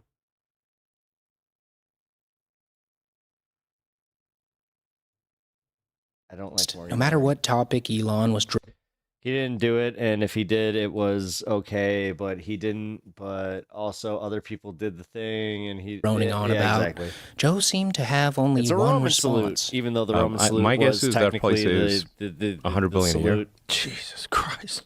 The idea that it would be just untraceable blank checks didn't occur to us at first.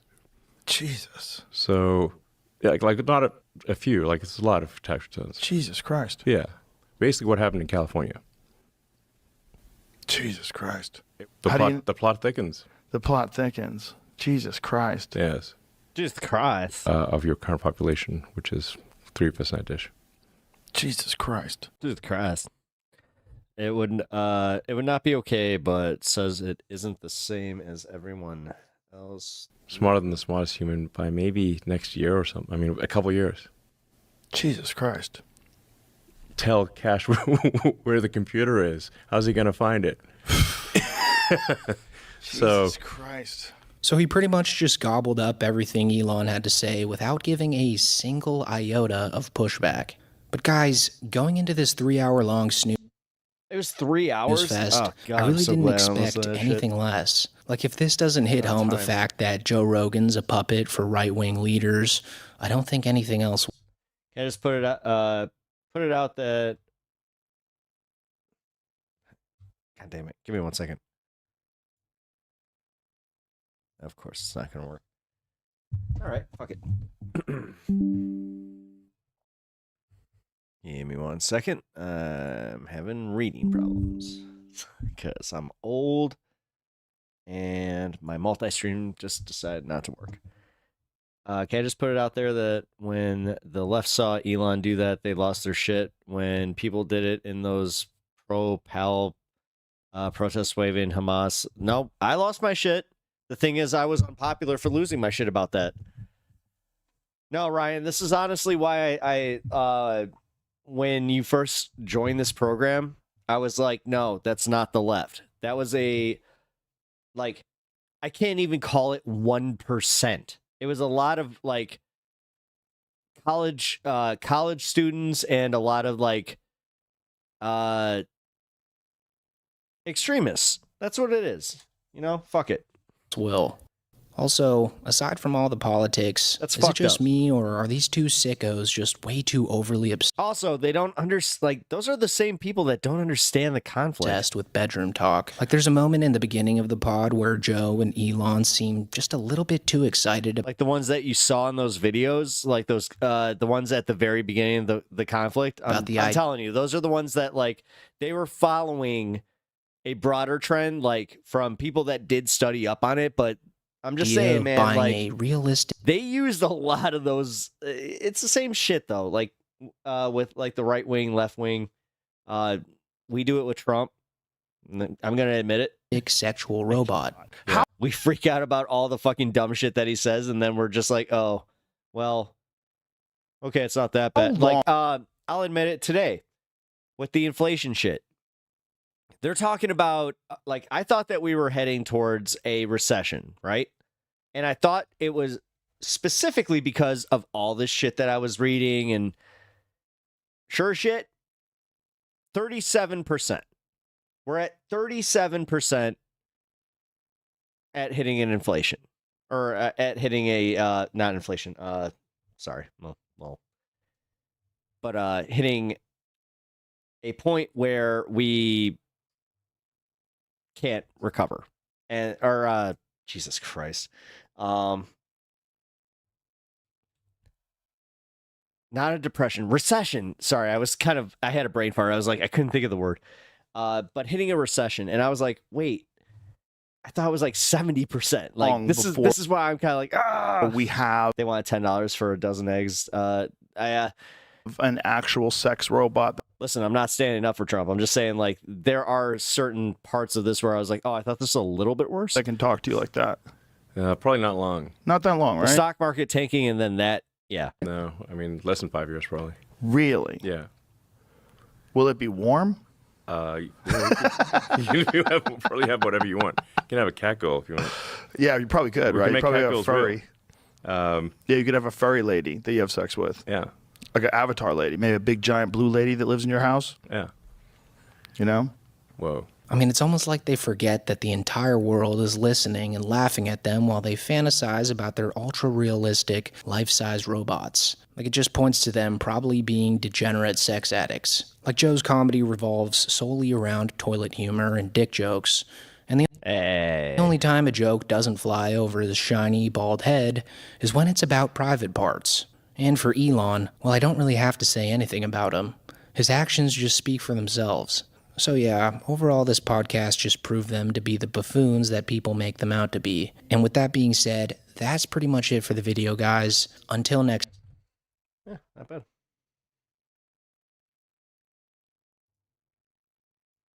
I enjoyed it.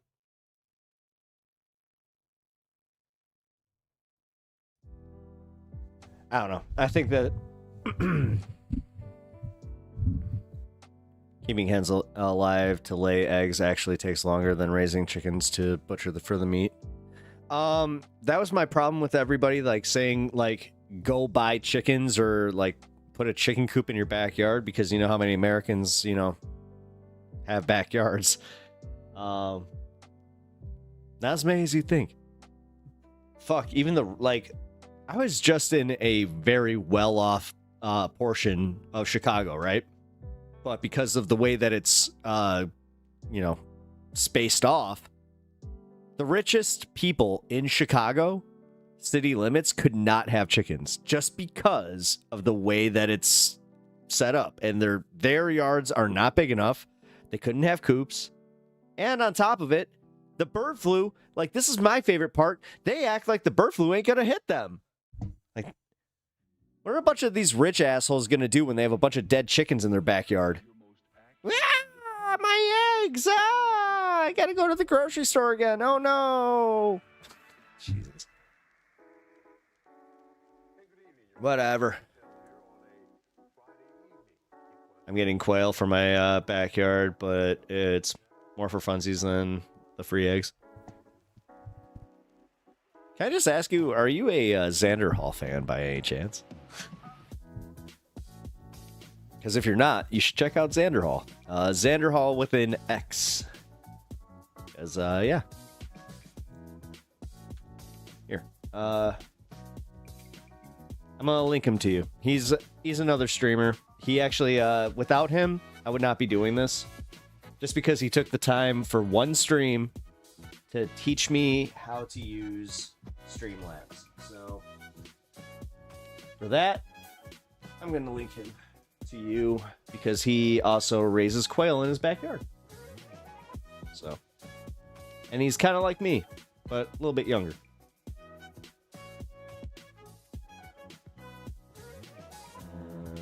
Fuck, why is it not letting me link his channel?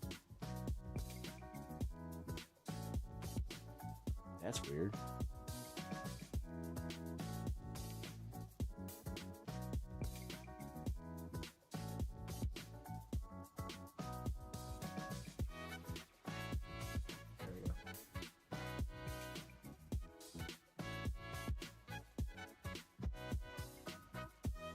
John Oliver broke it down lately. Yeah. Yeah, I just watched his, the last one. It was really good.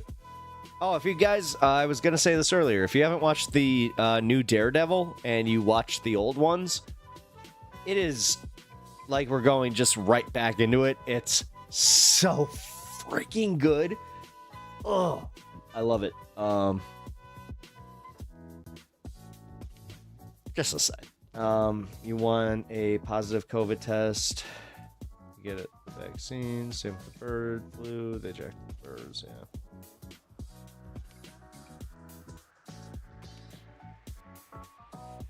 Check out the channel. Thanks and have a good night. Thank you, Collusion. Or, yeah, you got that right.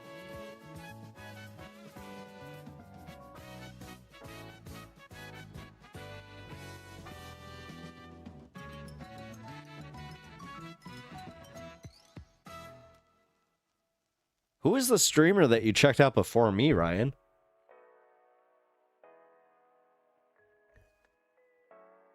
I just realized I'm actually pretty, toasty. I think I want one more comedy video. Oh, shit. You know what I need to do? I need to check the news.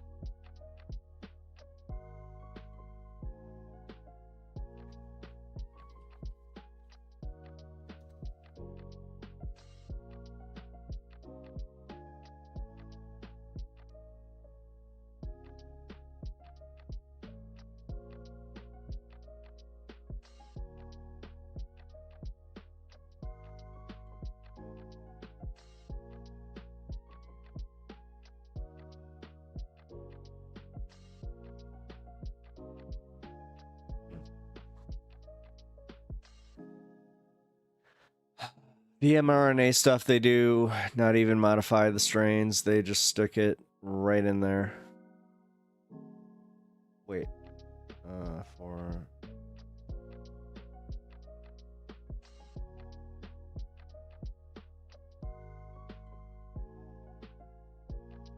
Yeah, that's how vaccines work, right?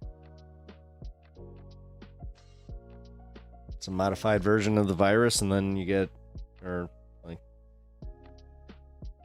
whatever, dude. I'm not pro-vaccine, or I'm not against vaccines. Like, stop. If that's what it is, I'm sorry. I'm also like, I may have read that wrong. COVID vaccines have COVID. They are finding evidence that the vaccines were contagious. That's scary. Oh, really? I mean, where are they finding that? I mean, I'm not like gonna just shut you down entirely. Like, if they found evidence that the vaccines were contagious, like, I want proof and just studies, or not even studies. I want, like, who are the sources? I'm sponsored by Ground News, so I'm big on sources. I'm also, as I said, a little high on politics, if you know what I'm saying.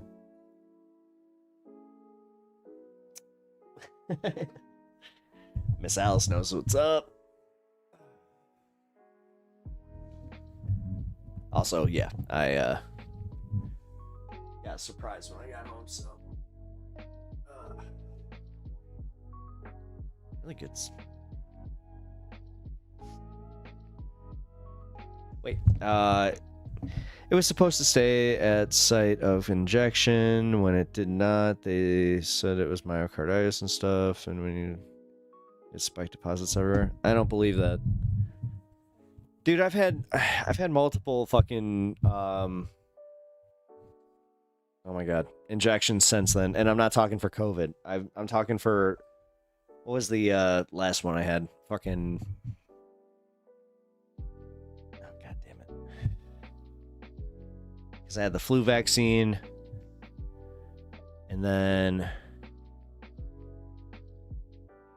HPV. It was the HPV vaccine, so after the streamer and all other instances since October 7th, I really appreciate you being chill. Oh, hey man, it's cool. I had my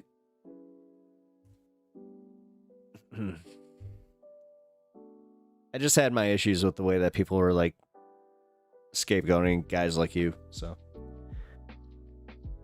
I mean, there are autopsies all over the place that you can see the spike. It got the heart right. Did you know? Yes, I do know my myocarditis increased. I'm not, like, trust me, I'm not aware of that, but my mom has COVID right now, and like she's literally one step away from going to the hospital. She has myocarditis. COVID causes myocarditis. Like, to say that the vaccine is causing it, I don't know, man. Like, I'm just saying, man, I need, as much as like you would want any like studies to show this shit, and I need more than just one, or any other stuff. I just need more.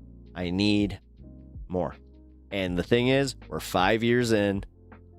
We're 5 years in. What the fuck am I talking about? We're 5 years in. So, both do? Okay.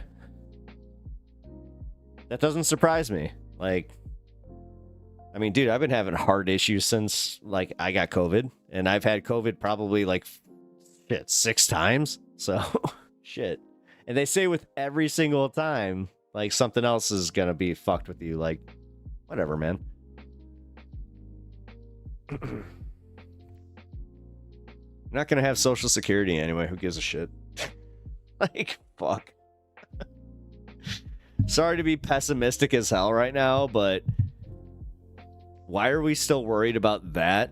Like, the thing is, and I'm talking all of us collectively watching this, we lived through a pandemic that millions didn't.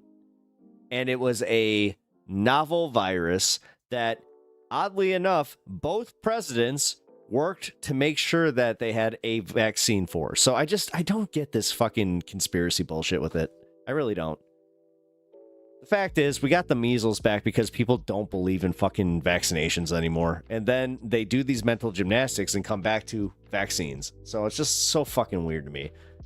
It reduces life expectancy. It doesn't matter. You know what reduces life expectancy? All this shit. You know what reduces life expectancy? Getting this shit. This is the thing. Like, Zach, I'm not sure if you're a white guy, but if you are, bear with me on this one. I don't know what it is about white invincibility. You are? Cool. All right. I don't understand what it is about white invincibility, where I don't know any of my black friends or Latino friends that think this way. It's only my white friends. Even if they're liberal, they're the only ones that think like you. They're the only fucking ones. What is it about white invincibility? Were you a skateboarder? Because I was a skater.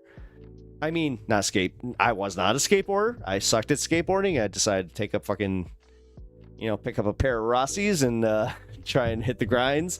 But, felt cool. No infantry. Oh, okay. Well, respect. American?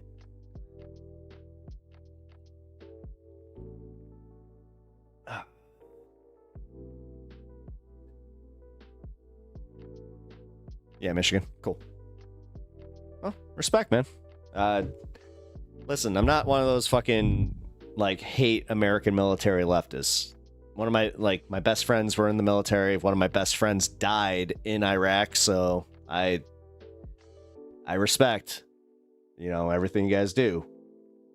But what I will say is just no, I got my, because I am in more of a individual mind in that regard. And I'm not trying to insult you, but when I was trying to get recruited to the military, their timing was awful. They were trying to get me as I was fresh out of a religious cult. And I saw their tactics where they were like, oh, well, you can learn through us. You can learn to be all you can be through us. And it's just, you're not all you can be right now, but if you join us. I'm like, nah, I'm good. Nah, I just went through that. I'm good. Thank you. No draft either. Fuck that. Also, I was super anti-Iraq war. Because I think you mentioned that you were in your 40s, right? Yeah, no. Zach, dude, hey, again, respect, man. Said you were infantry. What was your regiment, if you don't mind me asking?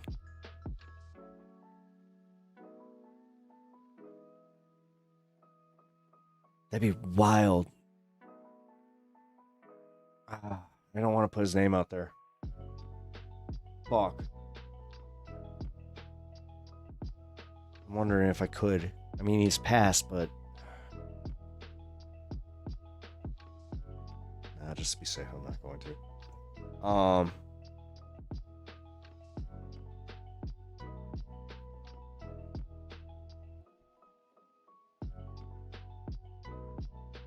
No, it'd just be wild if you were in the same one. I'm done with the military. I'm trying to put that all behind me, but I have I do have an invincibility complex. Hey, no, thank you. Also, thank you for being so honest about it. And also, I wasn't trying to pry. It was one of those things where, yeah, as I said, one of my friends, he died in an IED attack, and I was just wondering if you might have been there at the same time. When I came from Wuhan, not in a Pangalong. They lie to us. I don't give a shit. I don't care. I don't give a shit where it came from. I don't give a shit. The damage that it did, I don't give a shit. And the fact that it, dude, think of the way that they had to study where, the flu came from in 1919? It's the same shit, man. This time, we happen to have the internet with it. Like, we're actually lucky. Like, we're lucky that we lived in the age that we did. So many, like, do you realize that without the internet and, like, without the communications that we had, so many more people would have died? Like, people don't look at things practically. Like, they think of things just, like, from this really pessimistic, like, oh my god, like, it was in a laboratory or what. I don't give a fuck. I don't give a fuck. It happened. It was contagious as fuck. And the thing is, I don't think it was from a laboratory. I think people want it to be from a laboratory because they don't want to accept that these things are coming back. It's the same as the people in Texas that are like, measles, what?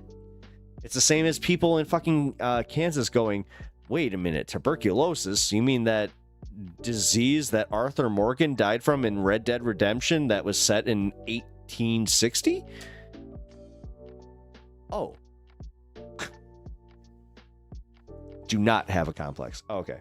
Sorry. Okay. I didn't see that. You corrected yourself. But we're about the same age. And I did not go to the military. My last name's Pepper. You want, actually, Zachary, you might enjoy this story. So, me and my best friend, we went to the same recruitment office after Sergeant Devos. I will give his name because that guy was a fucking asshole. Sergeant Devos came to our school, right? And they knew exactly where they were going. It was one indoctrination fucking plant to another. If you didn't know, I came from a very evangelical school. So I went into this, I went into our recruitment office with my friend who ended up going into the military. He became he went in as an E3 because he was an aircraft mechanic, and he did all his college before he left. So he was one of like the lucky ones.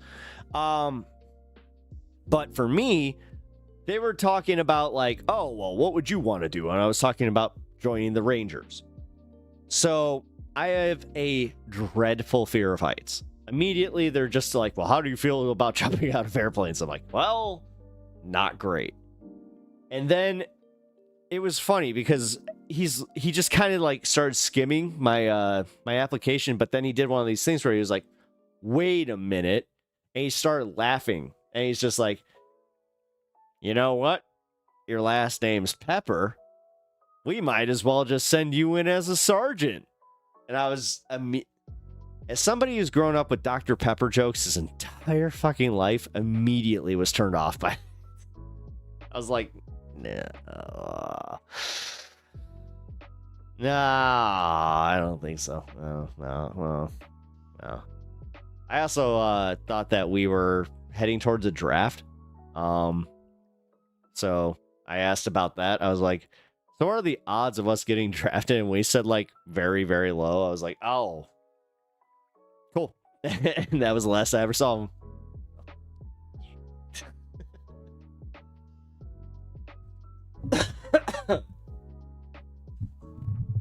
My problem is that vaccine, the manufactured virus was placed inside a vaccine unmodified.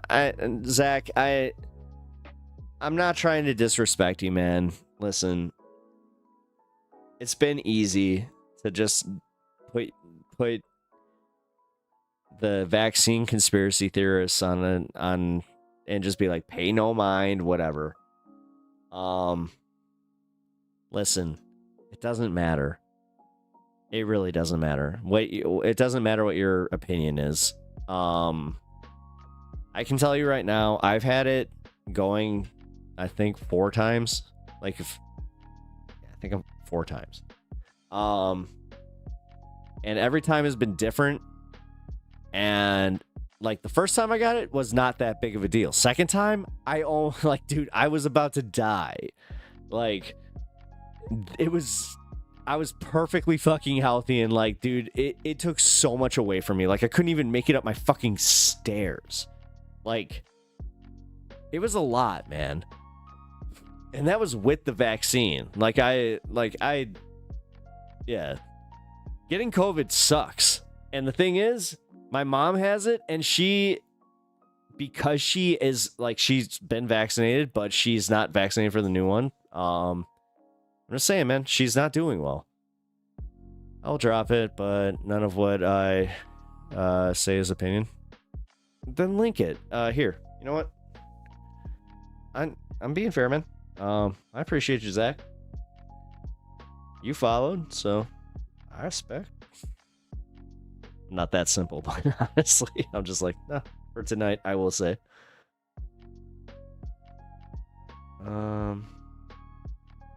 Here.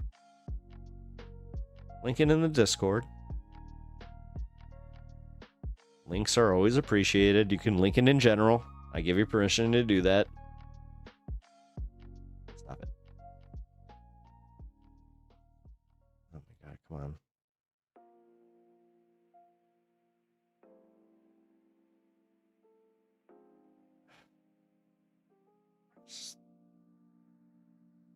Everything hates me tonight. I can't until tomorrow. I need a cell phone. It's okay. Here. Oh shit. Okay, never mind. I was about to say, yeah, you're not gonna be able to hit that link.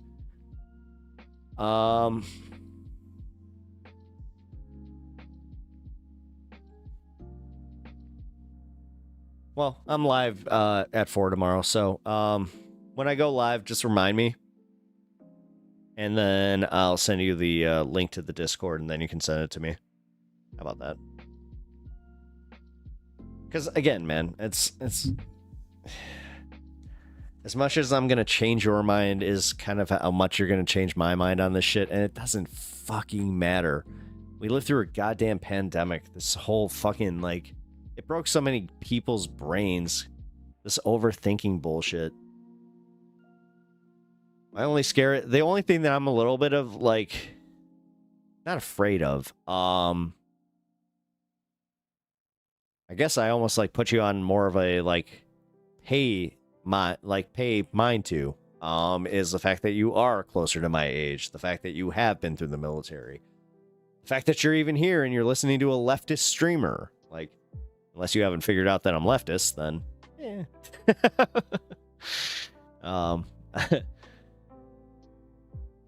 But I'm also not like one of those annoying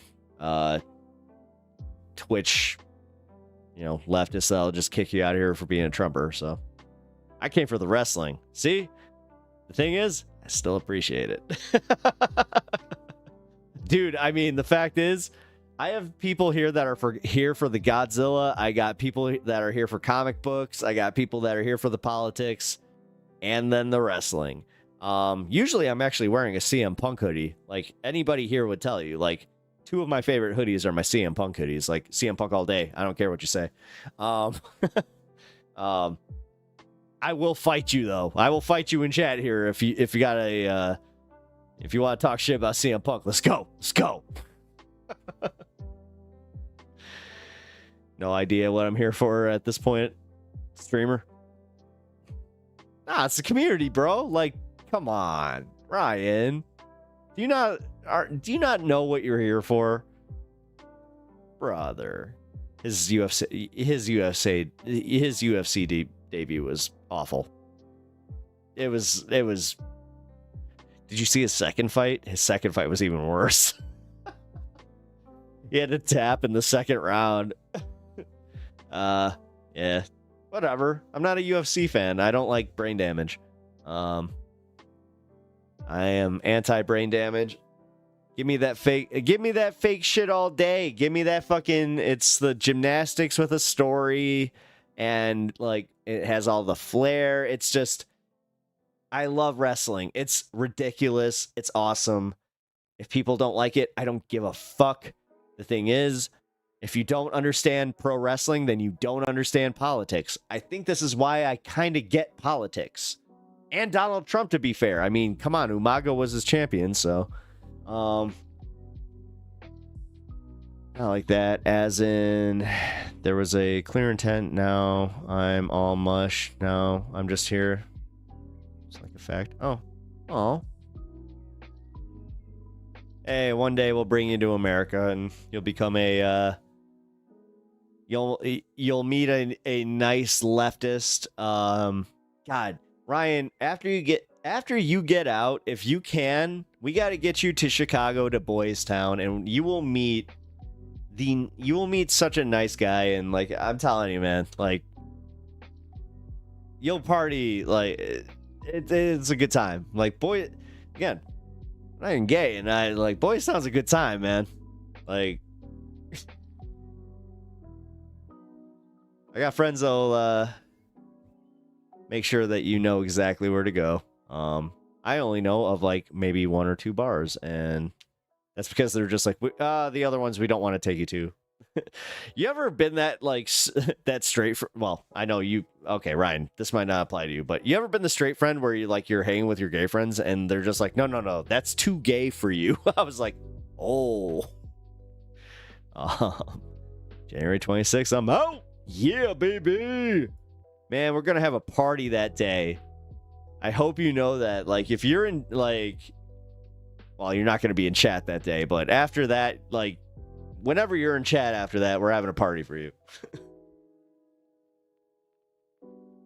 Also, man, like, come on. Like, that's why you have given me a little bit more of a clear mind on how to communicate with people, where the way that, like, we did it where, like, post October 7th, where it was just blanket Israeli this, you know, all that, IDF this, blah, blah, blah.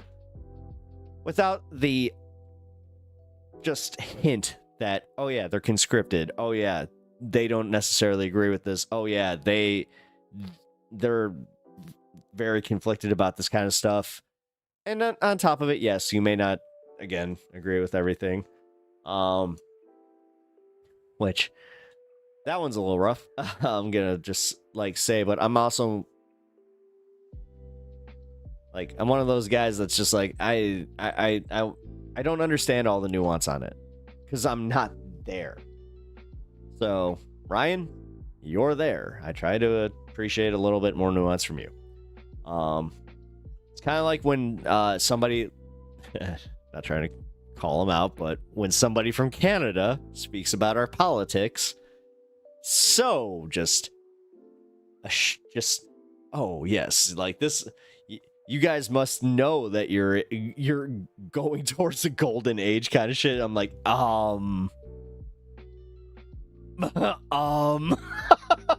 it's like you're sitting there in your little comfort zone in Canada, and I'm just like,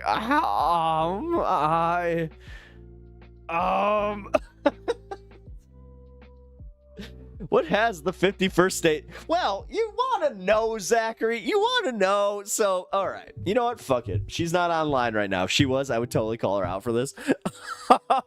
When somebody from Canada says, that's why Trump won. All right. Ryan knows where I'm going with this. Okay. So I converse with a streamer from Canada, from Toronto, Honeybee. She's great, you know it, but she's a little bit more right wing, and it's kind of funny because she like drops that on me all the time, where she's just like, oh well, that's why Trump won, and it's like it's become a bit at this point. Come on, Ryan, like you had to know that that was a bit. But man, I gotta say, like, when she has such a like an actual hard stance on like, oh well, you know, Trudeau sucks for XY reason, and then this is why Trump would be better. It's like, oh, wow. As soon as you said Canada, I knew. Well, at this point, it's become code. Hey, she even knows. I mean, listen, until she debates me, she ain't getting off the hook for that. Just gonna say. Which, it's, to be fair, she actually said she would. Dude, Ryan, real quick, can you believe that she tried to tell me, she's like, my audience isn't that right wing? What? Like, for fucking real? Did she, like, man, I'm trying to be respectful, but goddamn, like, her audience is Yeah, F-22. Yeah, F-22 Raptor. I'm just calling him out. Fuck F-22 Raptor. Her mod. Yeah, her mod. Yeah, and she's just like, I'm not right wing. It's like her mod like threatened to ban me, and then she had to be like, he's a streamer, please don't. It was one of those situations where I'm like, yo, you saw that, right, Ryan? Where he was like, should I ban him? And Honey was just like, no. Like, please don't. That shit was wild. That's also why I was kind of like, do I have an issue here? Like, because here in my community, I'm very not that way. I mean, dude, we literally had to make a segment out of getting rid of a very problematic figure in my community today. So, indeed, I did. I was there. Yeah, dude, that one was rough. You do get why I'm trying, though, right? Like, I hope you get it. And it's not what some jackass is like, oh, it's because she's cute. I'm like, no. It's actually because I do think, like, when I heard her politics, she seems reachable. Like, she really does. She seems like she doesn't have the strongest conviction in any of her right-wing ideals, so it seems like she's like, I don't know, can kind of convince her like, hey, like, is she cute? She is. I mean, she's, yeah. I should have said that. I mean, she's attractive. Here. Actually here. Just,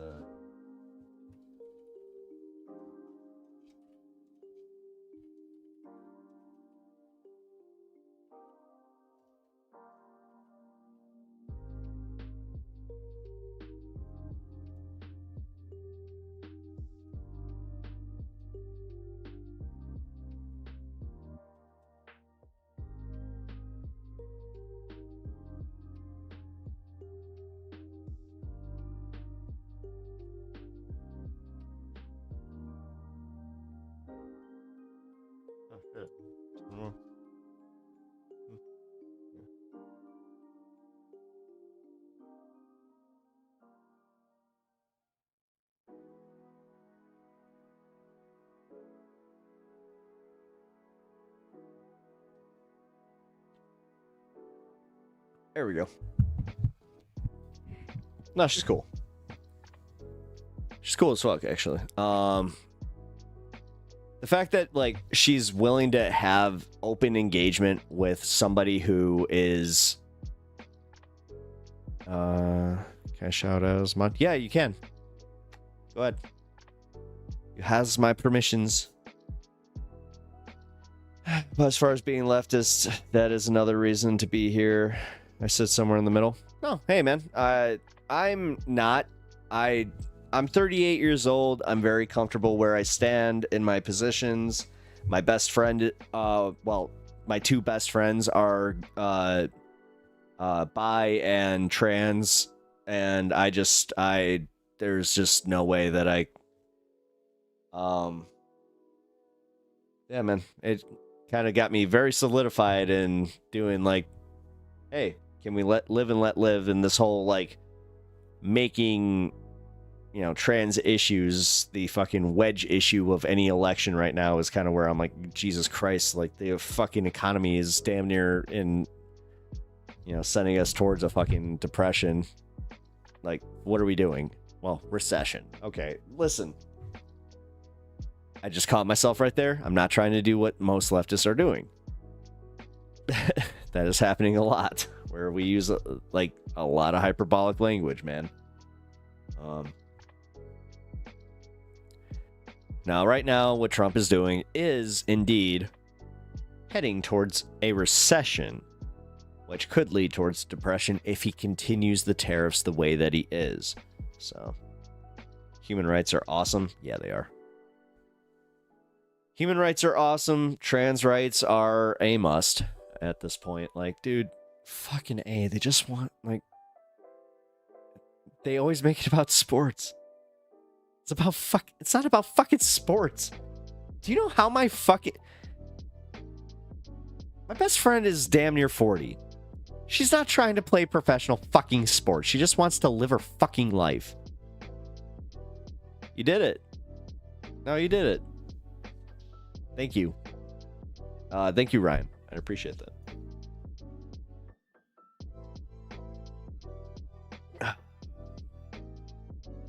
That will be a good debate, I will say.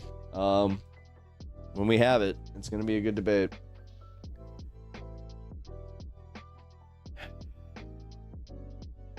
He did stay on a lot of the tariffs recently. I think that he's using it as a bargaining chip. It's on and off. Well, the problem is, even though it's on and off, the anticipatory tariffs are already in effect. So, like, again, one of my best friends is also a customs agent.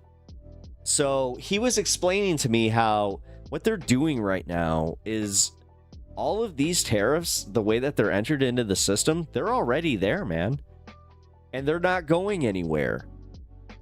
Like, all these companies are already they're just pushing these through, and they're just saying, listen, we're going to treat it like these tariffs are here, even if they're not, because Trump, that's not a negotiation tactic. That's great if you're in the business field, but when you're running an economy, this doesn't work. And this is why he failed the first time. Honestly, it wasn't COVID that wrecked him. It was the fact that he made a bunch of over leveraged business deals that ended up tanking us. And then he did the fucking, honestly, you want to know what tanked his presidency the first time?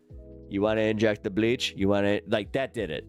Nobody wants to just oversimplify it, but that's when everybody heard that, they were just like, yeah, I don't think so. You know, most Trumpers do not want to hear that shit. They're just like, what? No, he barely said that. It's like, no, he totally said that shit, dude. He even said, maybe you can use the UV light. Yeah, I don't know. Maybe the UV light. A lot of the contracts Doge is killing is direct competition. Yeah, that's exactly it. Well, again, conflicts of interest. The fact that, Elon Musk himself, who has businesses, dude, it's insane. It's insane. Somebody had brought, it was in one of the things that we were watching earlier, and John Oliver also brought it up, how, dude, back in the 70s, Jimmy Carter had to get rid of a peanut farm because that might have been a conflict of interest. Yet, here we have a God King over our actual president who is the definition of conflict of interest, and they're just like, you know what? Go and cut it. I'm even gonna let him change it to his little cute name, Doggy.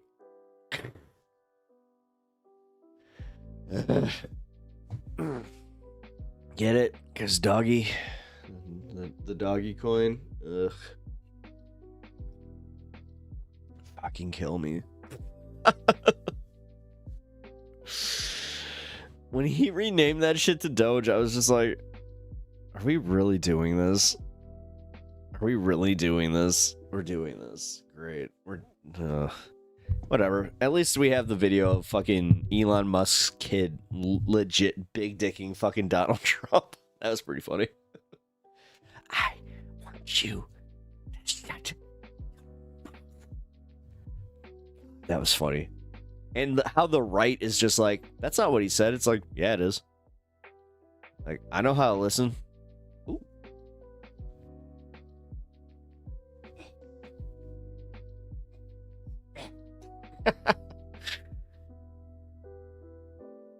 I have $500 in Doge. It doubled recently. And pooped back out. Yeah. I'm not a crypto guy, but hey, congratulations. I'm happy for you.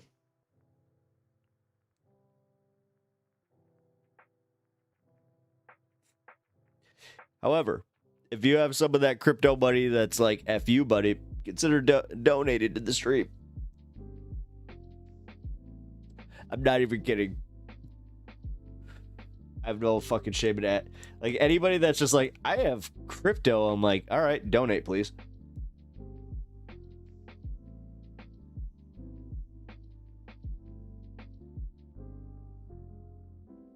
Cool.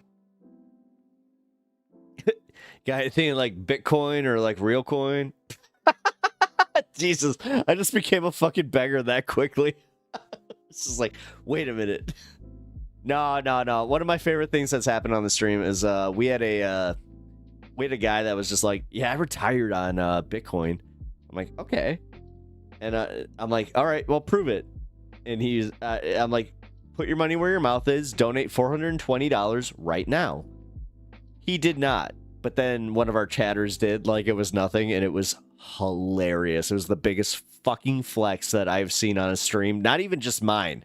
Like, on a stream, it was very funny. I'm on disability, pretty much, bro. Bro. I was kidding. No. Like, because you said you had some Doge. I thought that maybe you might be the same crypto type of bro. No. Hey, man. I am an advocate for all of us in this realm here. Okay.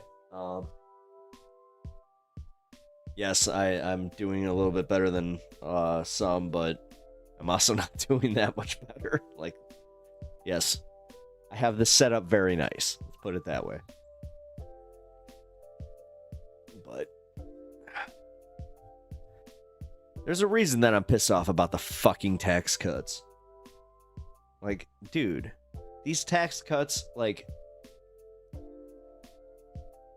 they're doing it again. I'm a homeowner. I can't complain. I can complain. I am a homeowner and I can complain. Zach, I'm assuming you haven't had to fucking do any actual home repairs in the last few months. It's fucking insane. Especially if anything has to do with homeowners insurance. Sorry. I don't mean to complain that much, but it is really like, it's insane. They require you to have this shit. We've had it for way more than, like, trust me, the payout should have been way more. And then they're just like, nah, wind damage. Yeah, you live in a windy area. It's like, cool. I own Jack Diddley and I live on the other side of the planet, so I'm not complaining. I have a lot going on in the next 6 months. It would take a lot to explain it all. Yeah, well, Elon looks plastic. Almost like a comic bookish character of sorts. He really does look comic bookish. Sorry, man. That's a great observation. But yeah, Zach. A lot going on in 6 months. It would take a lot to explain. No, see, I mean, I have a lot going on too with all this bullshit. Because again, fix it. Owning a house is great until you gotta fix the damn thing. Ugh. I think I've explained it enough on this, but like, without going too deep into it, I had a situation where I have wind damage on my home, and the payout was maybe 1/3 of what the actual cost is going to be. So it's a thing. It's a thing. But whatever. At least I got my home. Right? Like, that's just doesn't make you think. Like, I rented for the longest time, right? I hate to be this guy, but like, because American home ownership is sold on you, like, everybody, where I'm like, I don't know, man. I'm not sure, like, if the landlord class wasn't the fucking worst, renting would be the shit. Like, if going back even a few, I'll be fair, 8 years ago,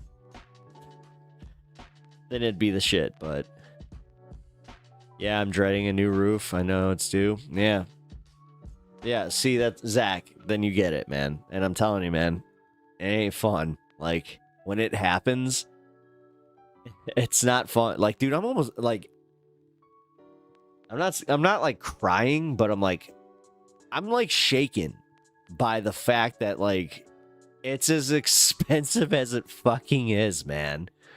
And it's unreal that, like, the prices have skyrocketed in the last few days for specifically the things that I need. I was like, you've got to be fucking kidding me.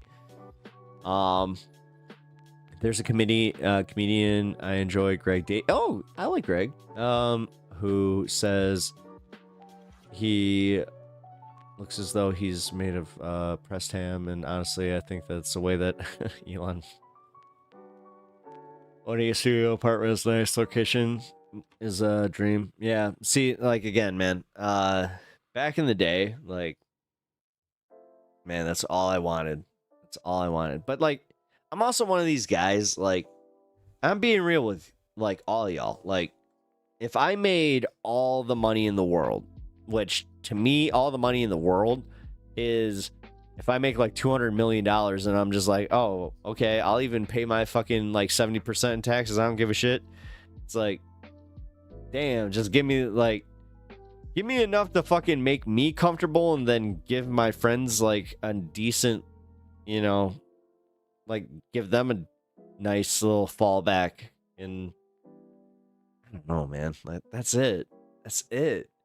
This whole like, I had this argument with my sister the other day, and she was talking about how one of her coworkers was, well, it wasn't an argument like with her. It was an argument about how stupid her coworker is.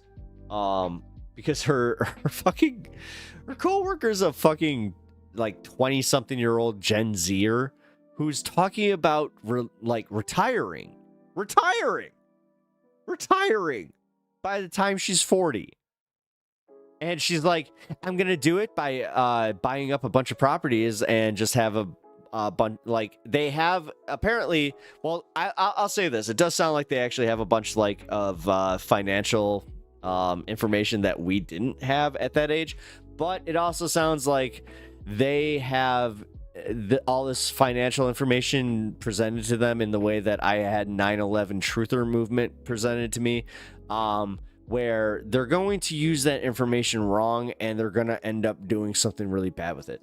I have a 3-bedroom, 2-bath, and rent for a 1-bedroom is $300 more. Jesus, dude. Yep. Oh, wait, Zach. So yeah, you get it. Wait, did you buy in like 2015, 2016? Because yeah, it's kind of funny. I can almost peg that where I'm like, yeah, it's about the time that I bought mine, and I'm very open about it. And yeah, I'm seeing like my buddy, he just rented a new place that's a 3-bedroom, 3-bedroom, 2-bath, and yeah, it's way more. Yeah, it was a few years back. Military helps with the loan. Nice. If I get fuck you money, I'm paying off my any of my family and friends' debts, investing some, and paying for my friends' transitions. See, that's you get it. No, you get it, Ryan. That's exactly what I would do. Like 2000%. Would I consider maybe buying a studio or building a studio for my show? I might do that. But honestly, that's what I'm most concerned with. Like, fuck these guys that need compound houses. What the fuck is that shit, dude? What is that? I mean, maybe it's because I don't have kids, but compound houses seem whack as fuck, man. Can you retire at 40 and get Social Security and stuff? No. What they mean retire at 40 is like you live off a passive income of like rent. Like you go invest in a building and then you collect the rent from that. And it's a passive income.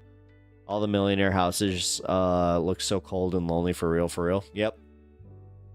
Yeah, honestly, it's funny that you said that. Like, this is the second time I'm mentioning this. Today, I was just passing a neighborhood that's like big money by me. And it's so cold. Like, they don't have, like, even gated yards because they can't. Like, because the way they built their damn houses. Like, they're just so damn big. So it's kind of like, what's the point? You know, like, at least I got a gated yard. I get to let my dog out, you know. I don't know.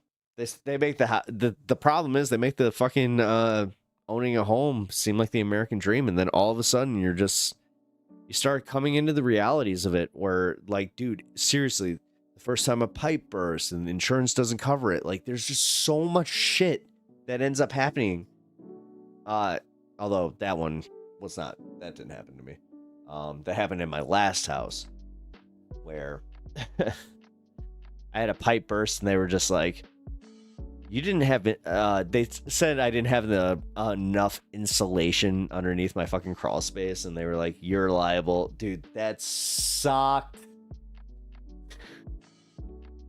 On top of it, my fucking driveway was literally an ice rink, and it couldn't even be skated on. Like, it was an uneven ice. I say that because I thought about it. SSDI, you could.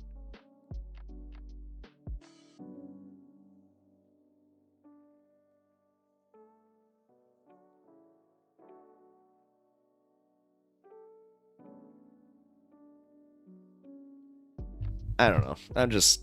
How come everybody wants these fucking giant mansions that they're never gonna use? Like, do you realize that these rich fucks, they end their lives in, like, tiny apartments because they realize that all that space doesn't matter. They go get luxury apartments that are, like, maybe 1,000 square feet. I've seen it. Like, again, without saying too much, with my old job, I saw this shit, man. I saw, like, do you know how many billionaires I saw, like, at the edge of death? Like, pretty much regretting their fucking lives? You know how many of these people are the opposite of happy? And I mean the truly opposite of happy. Like, no matter how much money they had, they would never be able to find it. Because they think that money buys the happiness. That it's not something that you just do or get or work for or have a dream for. Like, that's the bitch of this. Like, I can tell you one of the saddest stories without breaking my my NDA is one of these guys that I knew. He was a third generation, right? Inherited all of his money. He was the most miserable person I've ever met. Ever. You'd think and this guy's been in magazines. He's got it all. He's fucking miserable. Just remember that. And that is also why I have a little bit of the disposition that I have. Is because I've literally seen the top. The top's not great. It really isn't. You know, like, yeah, as I said, 200 mil. All right, yeah, there's some nice shit. Like, listen, can I just tell you what my dream is? An indoor pool and jacuzzi. If I have an indoor pool and jacuzzi, all right, I'm good. And it's only because I like working out in a pool. And it could even be one of those infinity pools. And I'll be fine. I'm just saying, like, that's my rich person's dream. But after that, fuck it. Tiny violins from the miserable rich guy. No, trust me. Did I sound like I feel bad? No. Come on. Miss Alice, you should know by now. No, I took joy in that. I did. No, for real. I left that day feeling great. Knowing that, like, seeing this guy in a full-blown depression, knowing that he's just probably sitting in his jacuzzi by himself, watching whatever the fuck he's watching. But the thing is, he's alone. Well, true. I'm just a smartass. No, I'm just saying. It's one of those, like, it was... You ever have one of those moments that, like, truly resonates with you so much that you're like, because that's kind of what did it with me, where I was like, oh, this is what I despise. Like, I despise people like this. I despise everything about this shit. Again, the fact that I worked in the industry that I did and I saw the money that was thrown around, it made me just hate it. Like, do you understand how much waste? You want to talk about waste, fraud, and abuse? Dude, these rich fucks that have no idea how much they spend daily. I'm not even kidding. They don't know how much they spend on a fleet of cars. They don't know how much they spend on their food. Like, and when I'm talking food, you understand that, like, every time you watch one of these shows and it's like the Kardashians making something in their kitchen, that kitchen's all for show. They have another kitchen, like in a whole other wing, that they actually have their food produced in. That one is just for them to feel like they're actually normal people. Shit. Wait. I really hope I didn't just break something there. No, I didn't. Because I didn't say anything. Dang, still going, boss? Oh, yeah, shit. It's almost 3 a.m. Yeah, I got kind of caught up on a rant there, but I was talking specifically about how, yeah, man, do not accuse me of watching the Kardashians, good sir.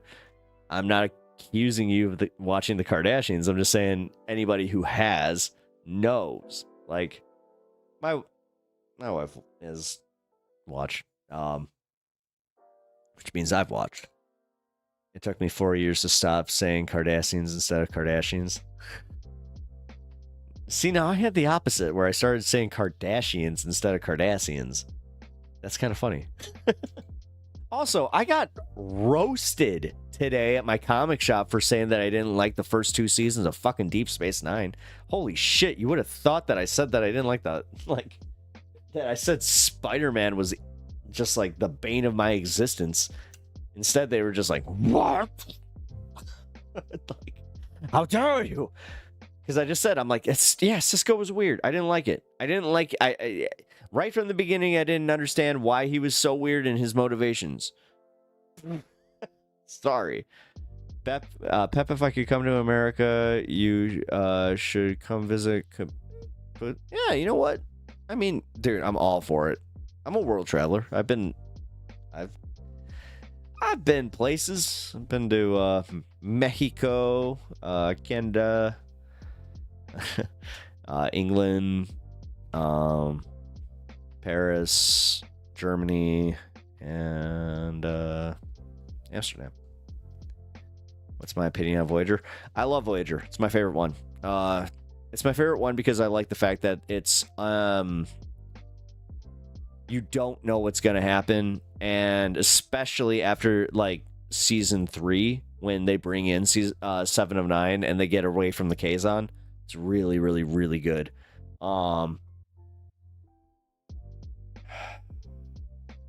Somebody said something today though that made me think, because they were like, yeah, technically Janeway wasn't the greatest captain, and I'm like, yeah, but she came into her own because her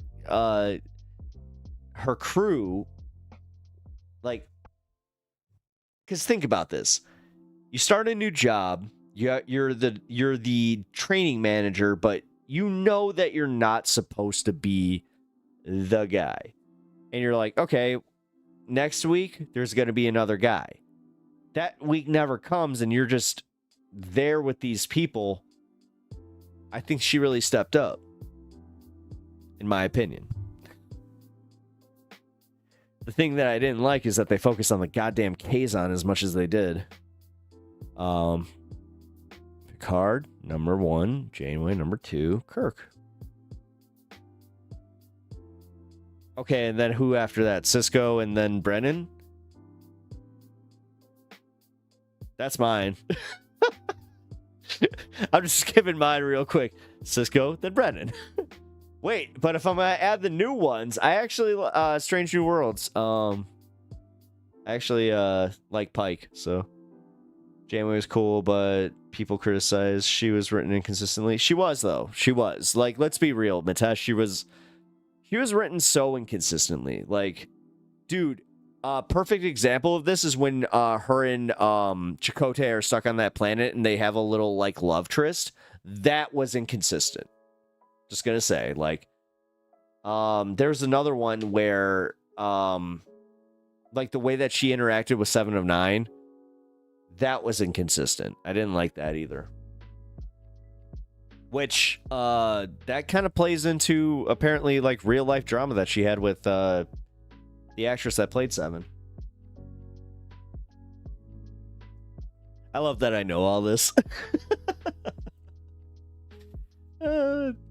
Tuvix! The Tuvix episode is actually one of my favorites. Come on. It's actually really fucking good. It's really good. Come on. Come on. It's so good. I love Neelix. Everybody hated Neelix. I was actually a big Neelix fan. Who I didn't like Tess. Nobody likes Tess. Or Kes. Kes. Nobody likes Kes. I don't know if the idea Haboots exists in US. Look it up. Sounds like a socialist dream.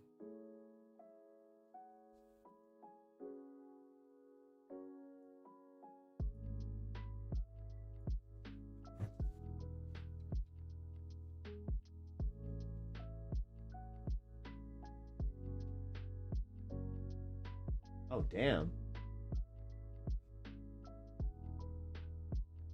Walkable cities with palm trees? State building? Fuck yeah, man. I'll look into that. Alright, alright. No, alright, wait. How many of you have seen the new Section 31? That's my biggest thing. I'm not even sure if I want to watch it because I heard it was really, really shit. Like, I heard it was shit.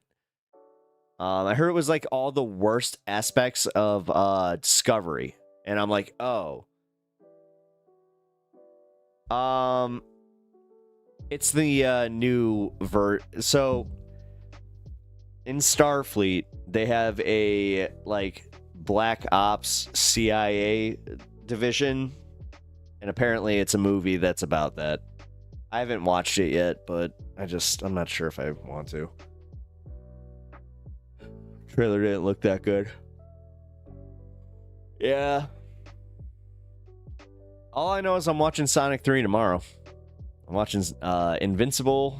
I'm gonna wake up, have my coffee, watch Invincible, and then watch Sonic 3. You heard it was good? Okay. You know what? Sworn to Shadows, you're a first-time chatter, but thank you for chiming in. You heard it was good. Michelle Yeoh. Well, okay, Michelle Yeoh is awesome. So that, like, let's be real. That already had that going for me. So I'm just gonna say, it's a fantastic as usual. Well, you know what? Fuck it. I may be brainwashed by all the YouTube new Trek haters. I'm not a new Trek hater. I actually like Discovery. I didn't like when they did the time jump and it got weird because, like, it wasn't a linear story as much, and then, like, there was no tie to Starfleet. I think that really did it. I'm just gonna say, like, the whole Discovery just disappearing, and we already know it can't come back. So, all right. So there's that. But Strange New Worlds is so goddamn good. Can I just, like, no, it's not fair. And Lower Decks? No. No, New Trek. New Trek is good.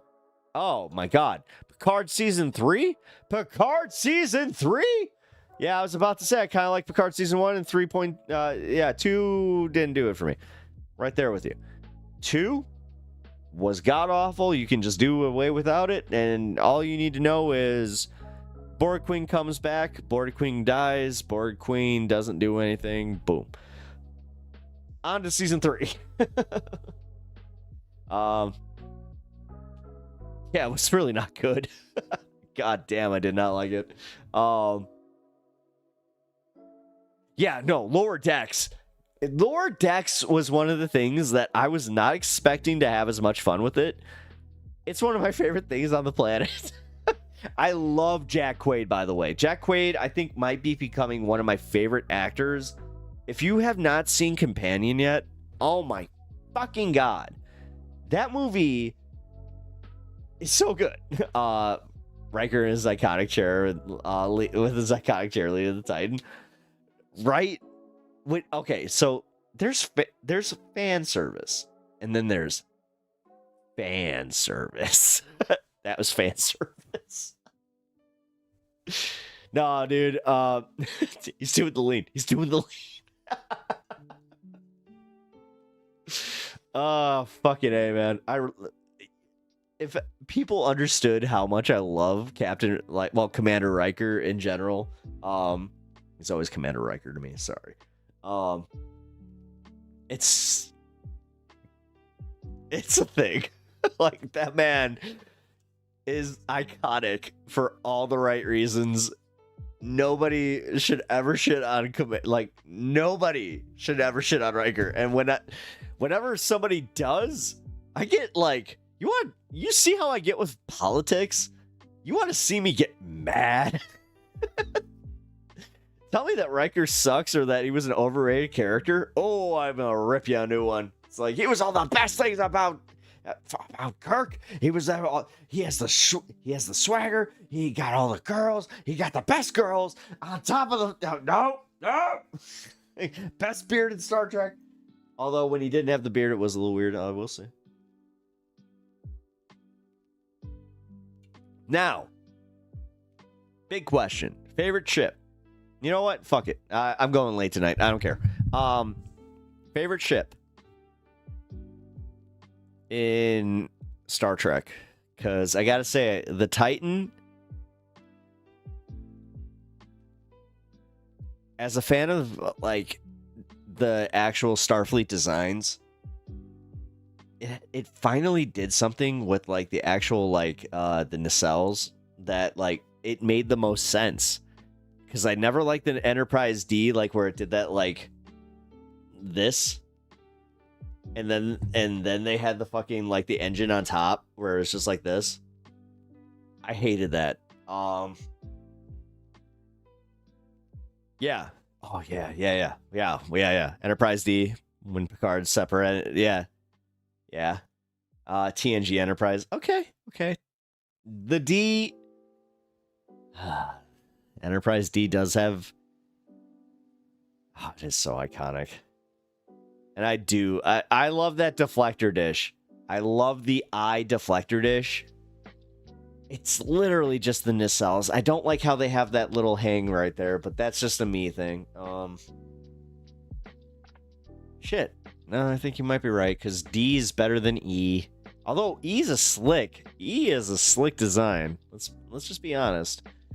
But the Enterprise G, man, I gotta say, after seeing it with like the new 7 of 9 trailer, I was like, ooh, Enterprise G might do it. My favorite ship is the Brig. Never watched Star Trek. Oh, it's okay. I liked it, especially when it blew up. Well, I mean, wait, so are we all in agreement that Star Trek Generations isn't actually a bad movie? Because, like, there were a lot of people that did not like that movie, especially because the way that Kirk died.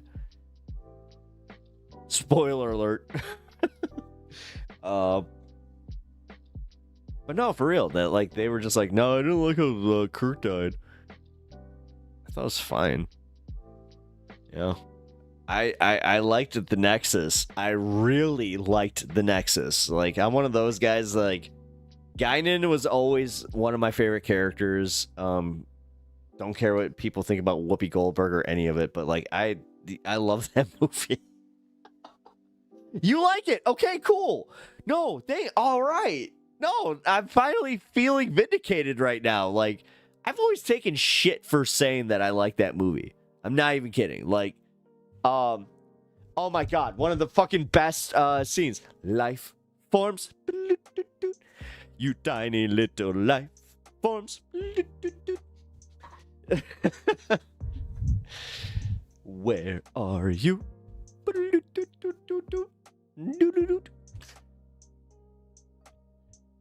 I don't know. I don't like any of the Trek ships as much as I like Serenity. Serenity is the most realistic starship in pretty much anything.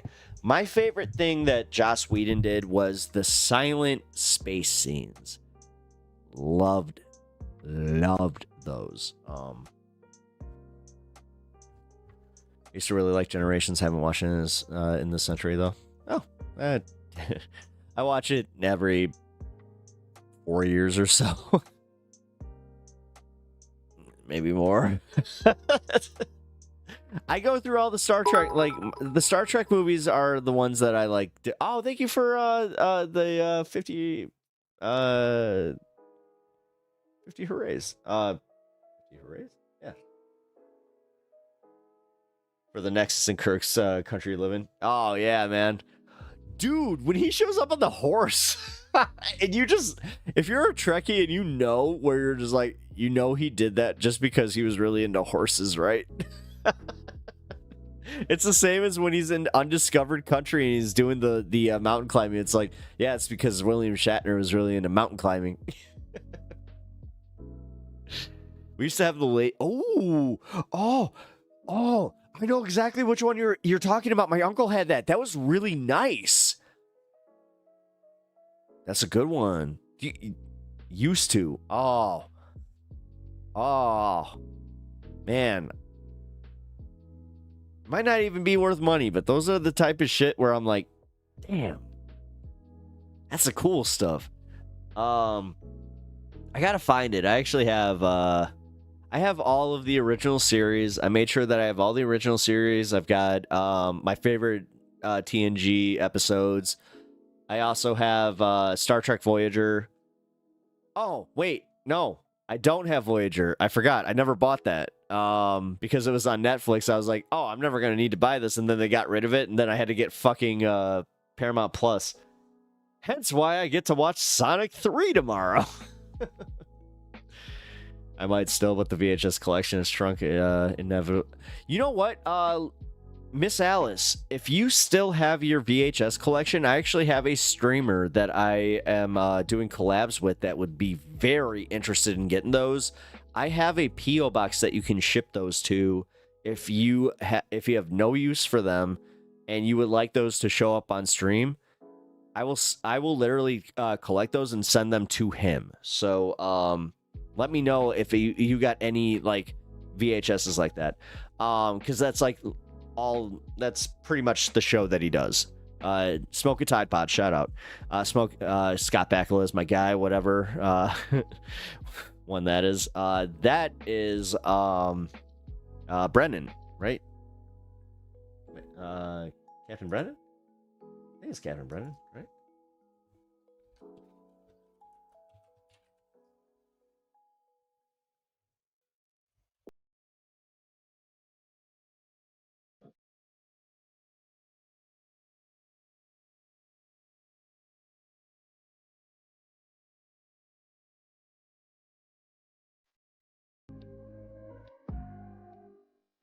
Archer, Captain Archer.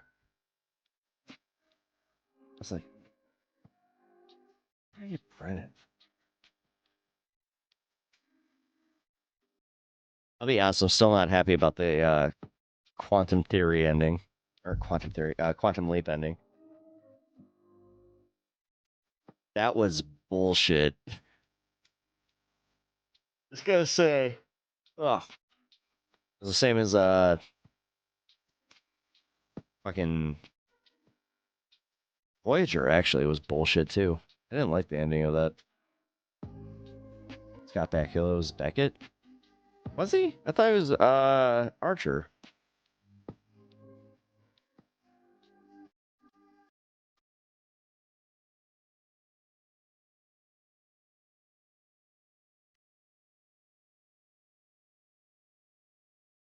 No, he's Captain Archer. Yeah, Jonathan Archer. That's what I thought. Okay. Enterprise was like my least favorite series. I'll be honest. It was the hardest to watch, like to actually like find it because they kept changing the damn time. So it was like, I don't know. I'm a magpie. Can't have my VHS of Willard with Bruce Davison, no matter how much I want other people to see it. Well, damn, you got some. You actually have like rare VHSs. Shit. See, I'm like that with my DVD collection. I have a bunch of like rare ass DVDs. Yeah, Beckett was Quantum Leap. Okay. That's why I was mixing it up. No. I do that sometimes, especially with Quantum Leap. Like, what a good show, man. I can't believe they tried to bring it back without him. Like, what were they doing? Fucking bring him back? Like, that was the whole thing. Like, I was so excited. I'm like, we're gonna get an answer. Like, he's gonna come back. Nope.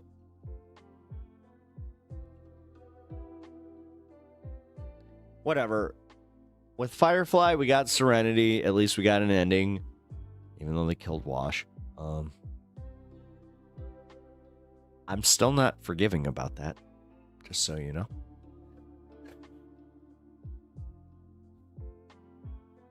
Why would they kill Wash? Of all the characters to kill. Like, really?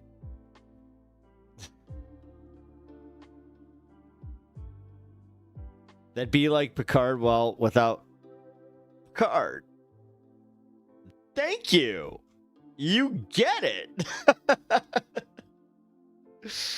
No, for real, you get it, man. I think that's kind of part of the problem with like season 2. I still got me too. I got my DVD of Dogma. I got my DVD of Dogma. Oh, you want to see something real cool? Here, what's up? This is the first appearance of the Clerks in comic book form. Yeah. Worth some money. A bit of a Kevin Smith fan myself.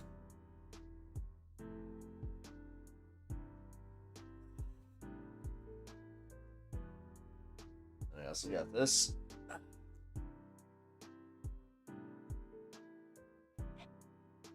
Man, that light is really reflecting off that dam.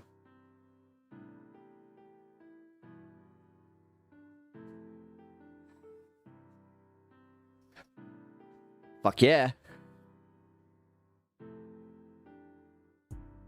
Would you like a chocolate covered pretzel?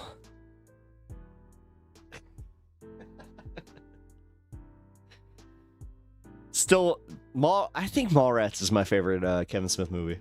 If I actually have to like really think about it, it is. Because it has all the best parts. Best cast, best jokes, best cameo. That one didn't have... No, still best cameo. Stanley.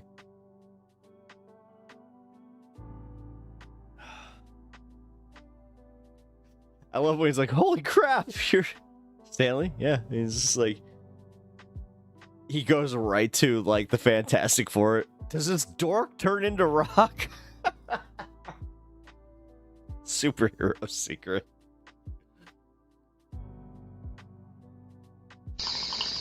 That's very funny. Oh, hey, Sworn to Shadows. Hey, man, thank you for the follow. Appreciate that. Thematically appropriate, I guess. Or I thought, yep. All right, guys. Well, we hit that 7-hour mark. It's 3 a.m. I'm going to go to bed. I really appreciate y'all. Let's see. I think I'm going to... Yeah, we're just going to do the heart out like we usually do. But, this time, Miss Alice, TK, Mitesh, Starman, Legend Sean, and Bloodstone by Stars. Thank you over on YouTube. I really appreciate it. I should get some work done this morning. Getting more thumbnails for... Yeah, hey. Definitely get your work done. Do not neglect that. But, yeah, man. Join me for stream tomorrow. I will be live at 4 p.m.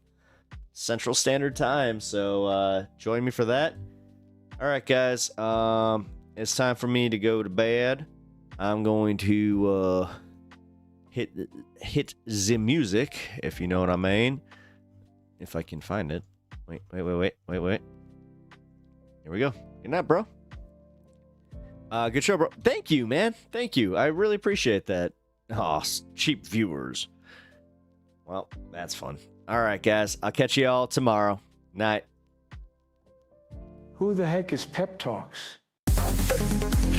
I'm not gay, but I fantasize about Marco Rubio. Pep Talks. Pep Talks. Pep Talks. Let's eradicate the Kung Flu. I'm literally coming. Pep Talks. Pep Talks. Who the heck is Pep Talk? They want our women. They want our children. Pep Talk. Sometimes no means yes. Grab them by the Pep Talk. Grab them by the Marco Rubio. Obama is a racist. Pep Talk. I'm literally coming. I'm literally coming. Pep Talks. We found weapons of mass destruction. My fellow Americans, it has been confirmed today from Pep Talks that we are indeed